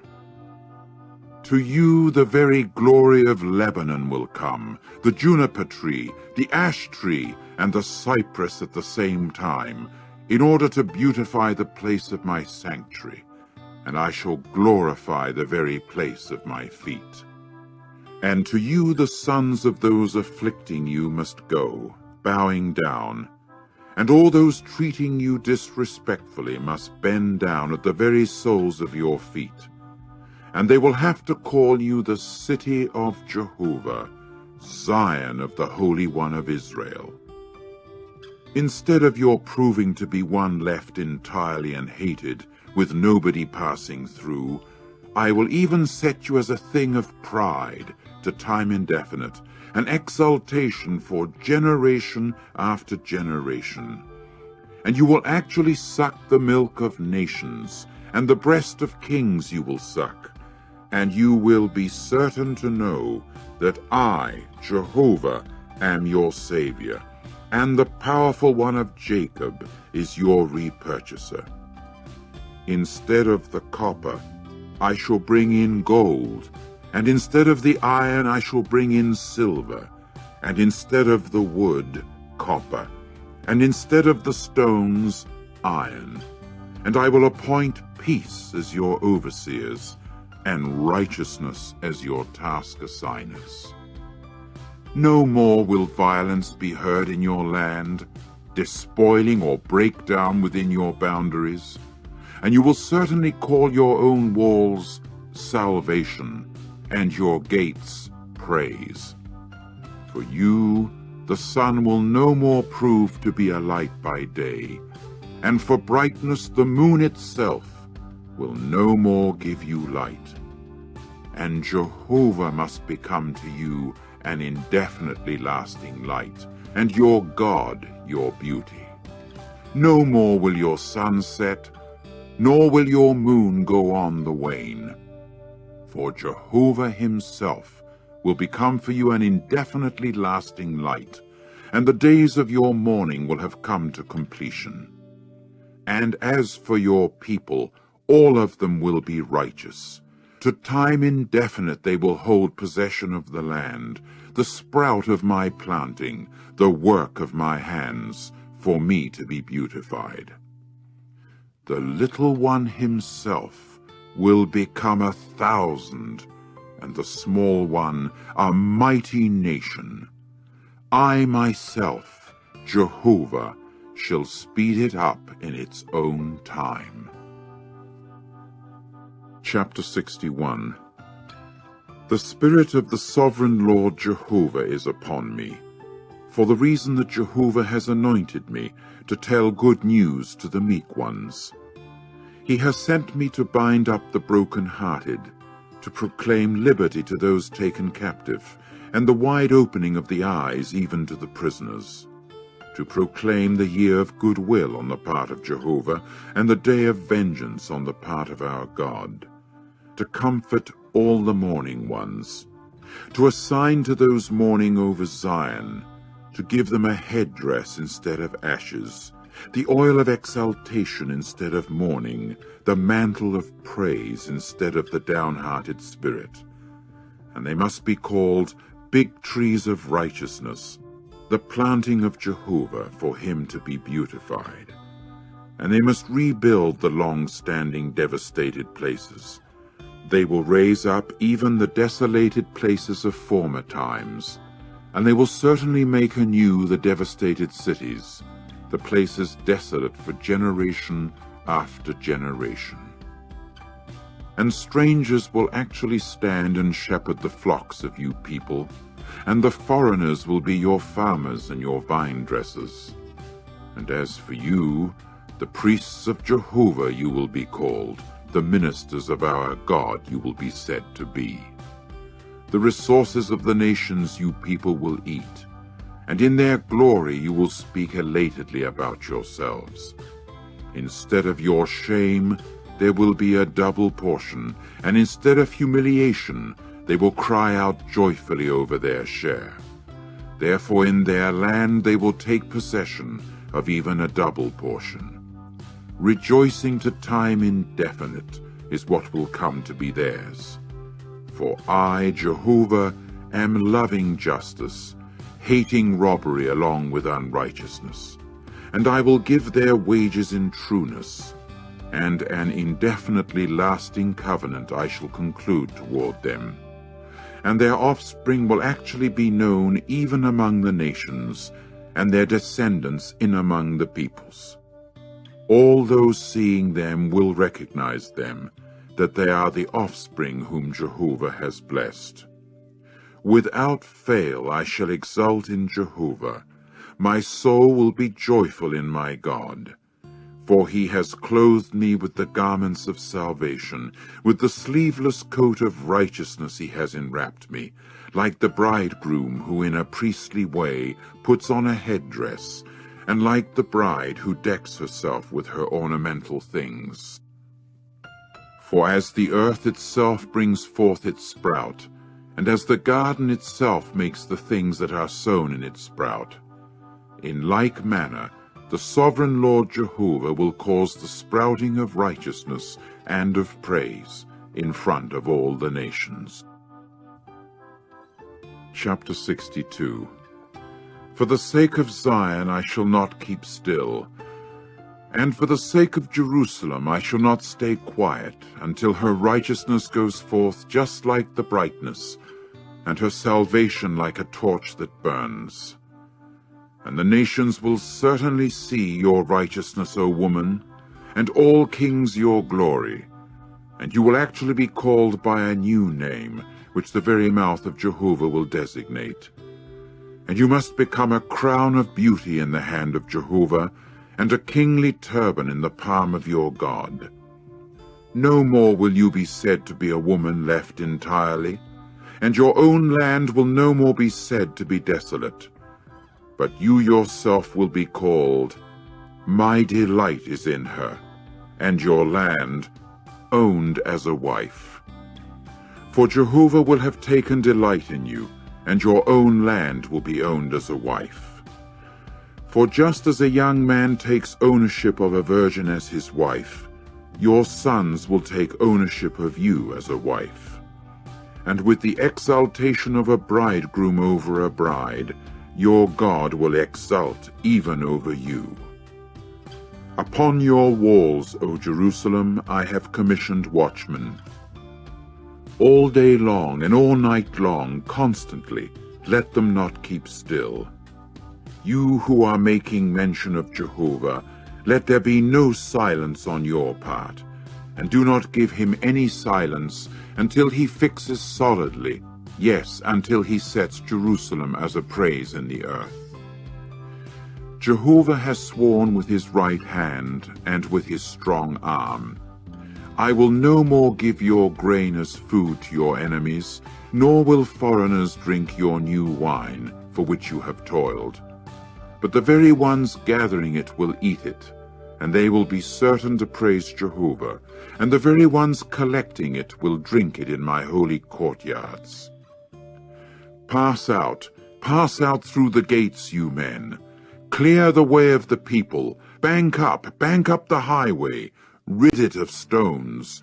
Raise up a signal for the peoples.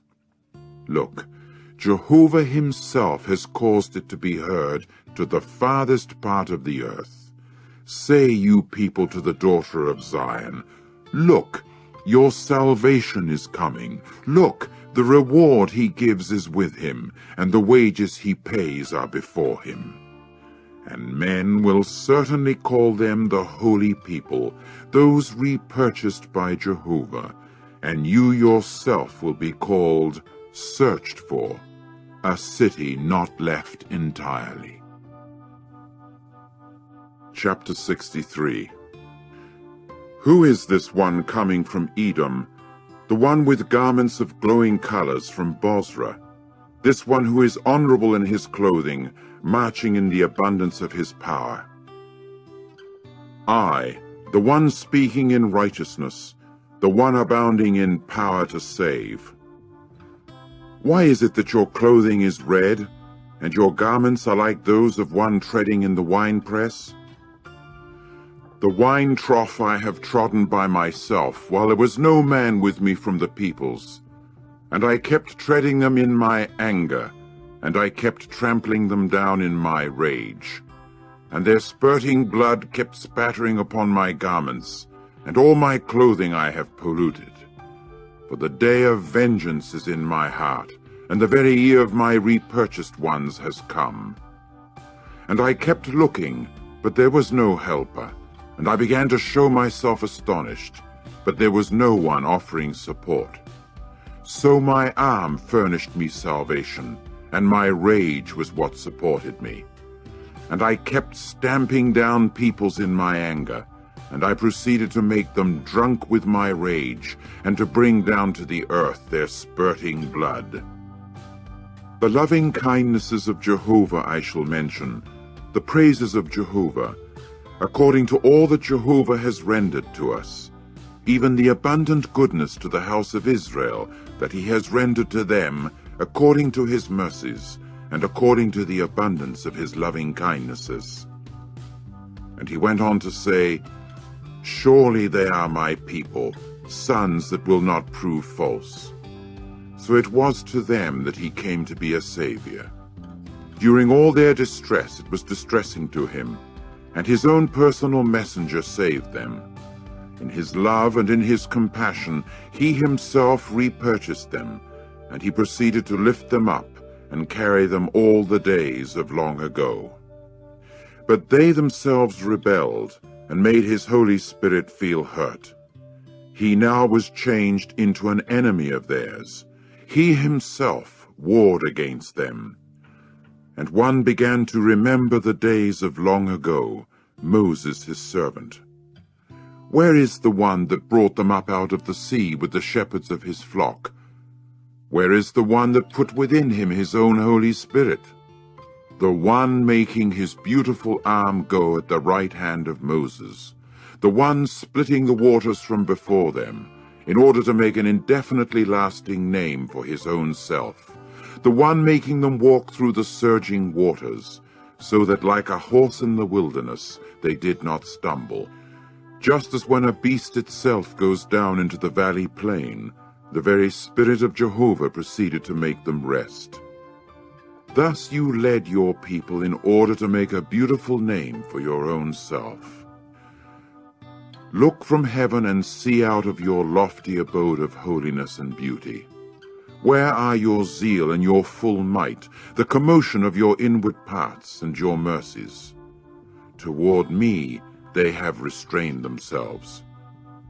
For you are our Father, although Abraham himself may not have known us, and Israel himself may not recognize us.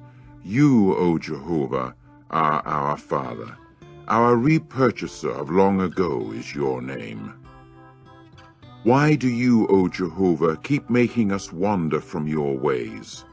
Why do you make our heart hard against the fear of you?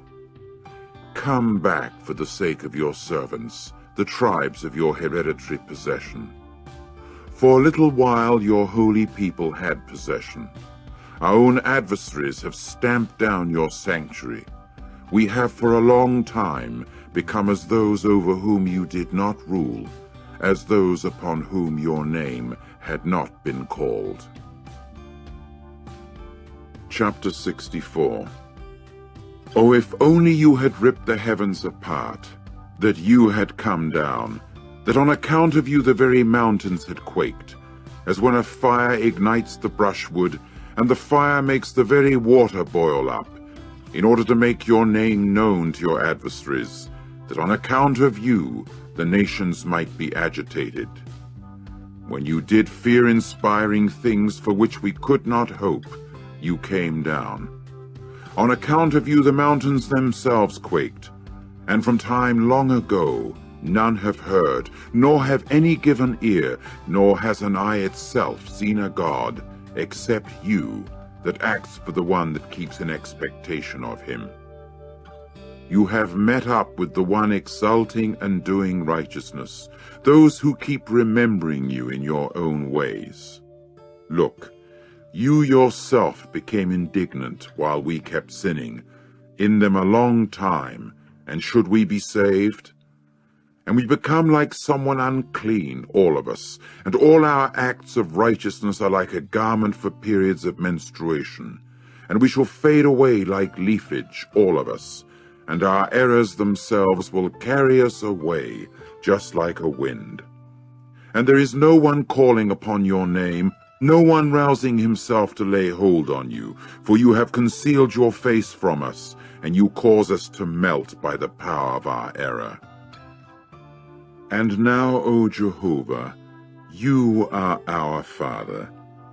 We are the clay, and you are our potter, and all of us are the work of your hand. Do not be indignant, O Jehovah, to the extreme, and do not forever remember our error. Look now, please, we are all your people.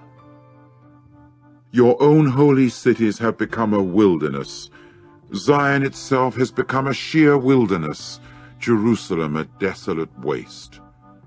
Our house of holiness and beauty, in which our forefathers praised you, has itself become something for burning in the fire, and every one of our desirable things has become a devastation. In the face of these things, will you continue keeping yourself in check, O Jehovah? Will you stay still and let us be afflicted to the extreme? Chapter 65. I have let myself be searched for by those who had not asked for me. I have let myself be found by those who had not looked for me.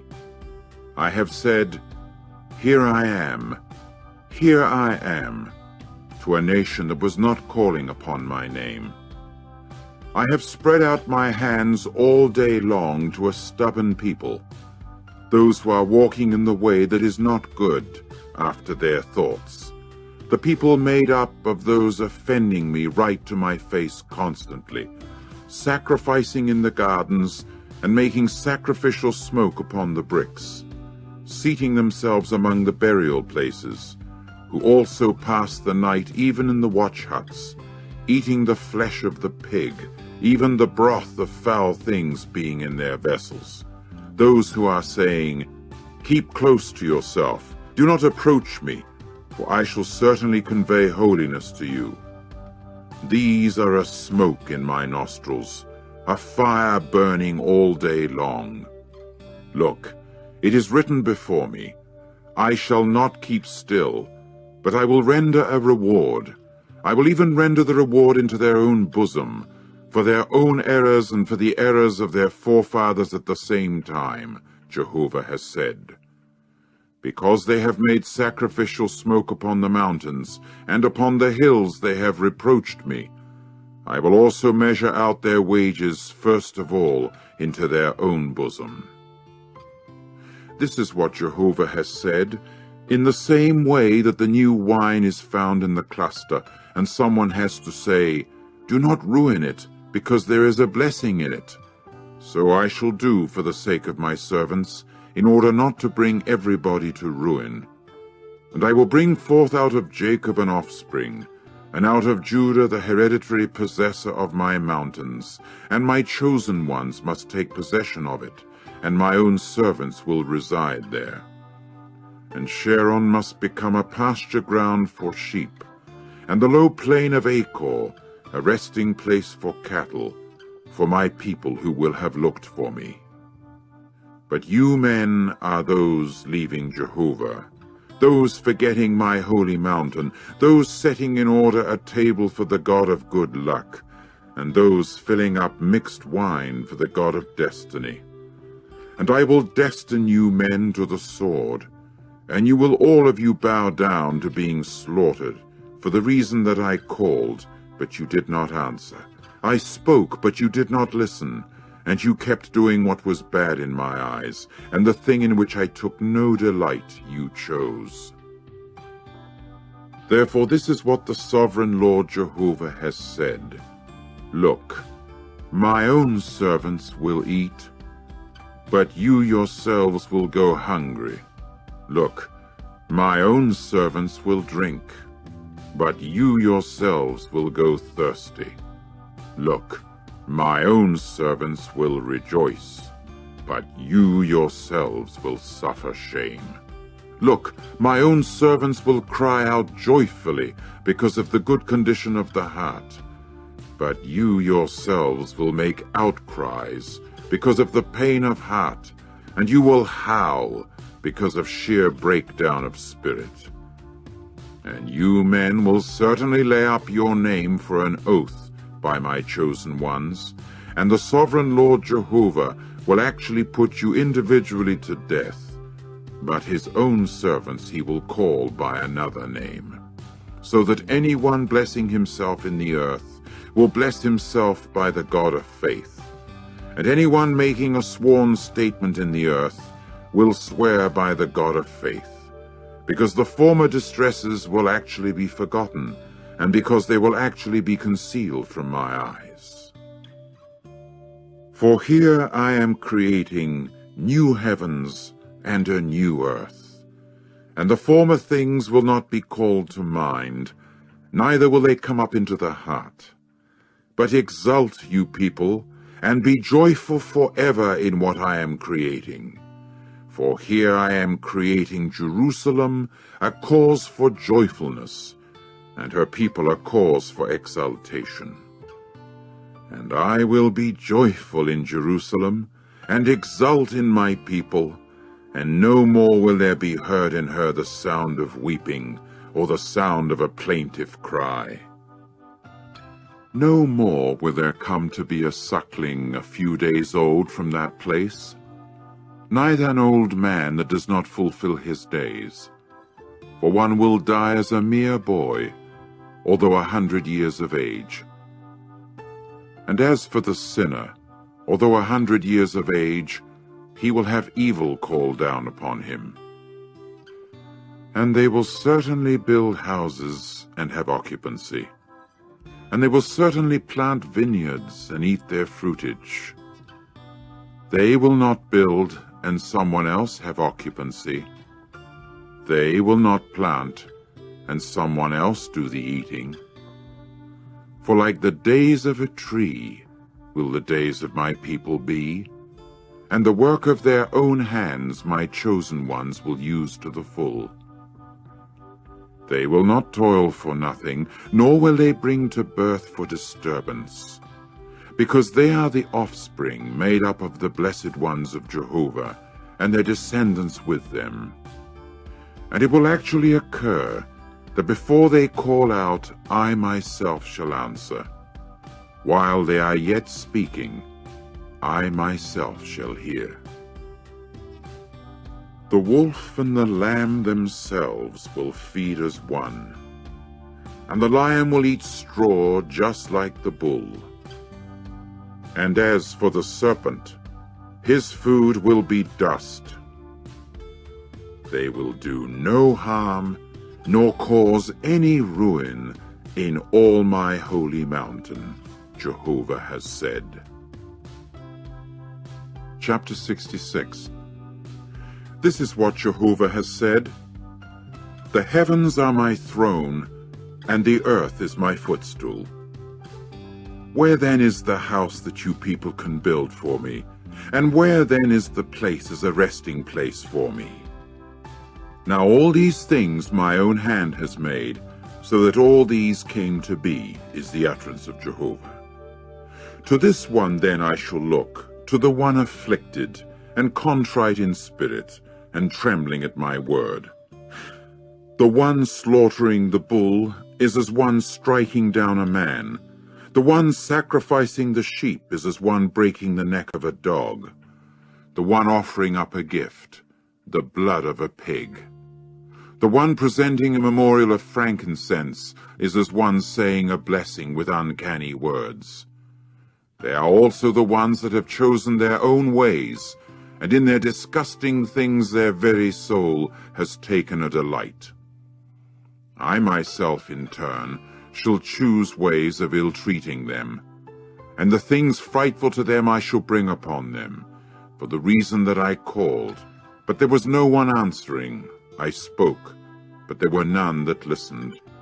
And they kept on doing what was bad in my eyes, and the thing in which I took no delight they chose. Hear the word of Jehovah, you men who are trembling at his word. Your brothers that are hating you, that are excluding you by reason of my name, said, May Jehovah be glorified. He must also appear with rejoicing on your part, and they are the ones that will be put to shame. There is a sound of uproar out of the city, a sound out of the temple. It is the sound of Jehovah repaying what is deserved to his enemies. Before she began to come into labor pains, she gave birth. Before birth pangs could come to her, she even gave deliverance to a male child. Who has heard of a thing like this? Who has seen things like these? Will a land be brought forth with labor pains in one day? Or will a nation be born at one time? For Zion has come into labor pains, as well as given birth to her sons. As for me, shall I cause the breaking through, and not cause the giving birth, says Jehovah? Or am I causing a giving birth, and do I actually cause a shutting up? Your God has said. Rejoice with Jerusalem, and be joyful with her, all you lovers of her. Exult greatly with her, all you keeping yourselves in mourning over her, for the reason that you will suck, and certainly get satisfaction from the breast of full consolation by her, for the reason that you will sip and experience exquisite delight from the teat of her glory. For this is what Jehovah has said, Here I am extending to her peace, just like a river, and the glory of nations just like a flooding torrent. And you will certainly suck. Upon the flank you will be carried, and upon the knees you will be fondled. Like a man whom his own mother keeps comforting, so I myself shall keep comforting you people. And in the case of Jerusalem, you will be comforted. And you will certainly see, and your heart will be bound to exult, and your very bones will sprout just like tender grass. And the hand of Jehovah will certainly be made known to his servants, but he will actually denounce his enemies. For here Jehovah himself comes as a very fire, and his chariots are like a storm wind, in order to pay back his anger with sheer rage, and his rebuke with flames of fire. For as fire Jehovah himself will for a fact take up the controversy, yes, with his sword, against all flesh, and the slain of Jehovah will certainly become many. Those sanctifying themselves and cleansing themselves for the gardens behind one in the center, eating the flesh of the pig, and the loathsome thing, even the jumping rodent, they will altogether reach their end, is the utterance of Jehovah. And as regards their works and their thoughts, I am coming in order to collect all the nations and tongues together, and they will have to come and see my glory. And I will set among them a sign, and I will send some of those who are escaped to the nations, to Tarshish, Pul, and Lud, those drawing the bow, Tubal and Javan, the faraway islands, who have not heard a report about me, or seen my glory. And they will for certain tell about my glory among the nations. And they will actually bring all your brothers out of all the nations as a gift to Jehovah, on horses, and in chariots, and in covered wagons, and on mules, and on swift she-camels, up to my holy mountain Jerusalem, Jehovah has said. Just as when the sons of Israel bring the gift in a clean vessel into the house of Jehovah, and from them also I shall take some for the priests, for the Levites, Jehovah has said.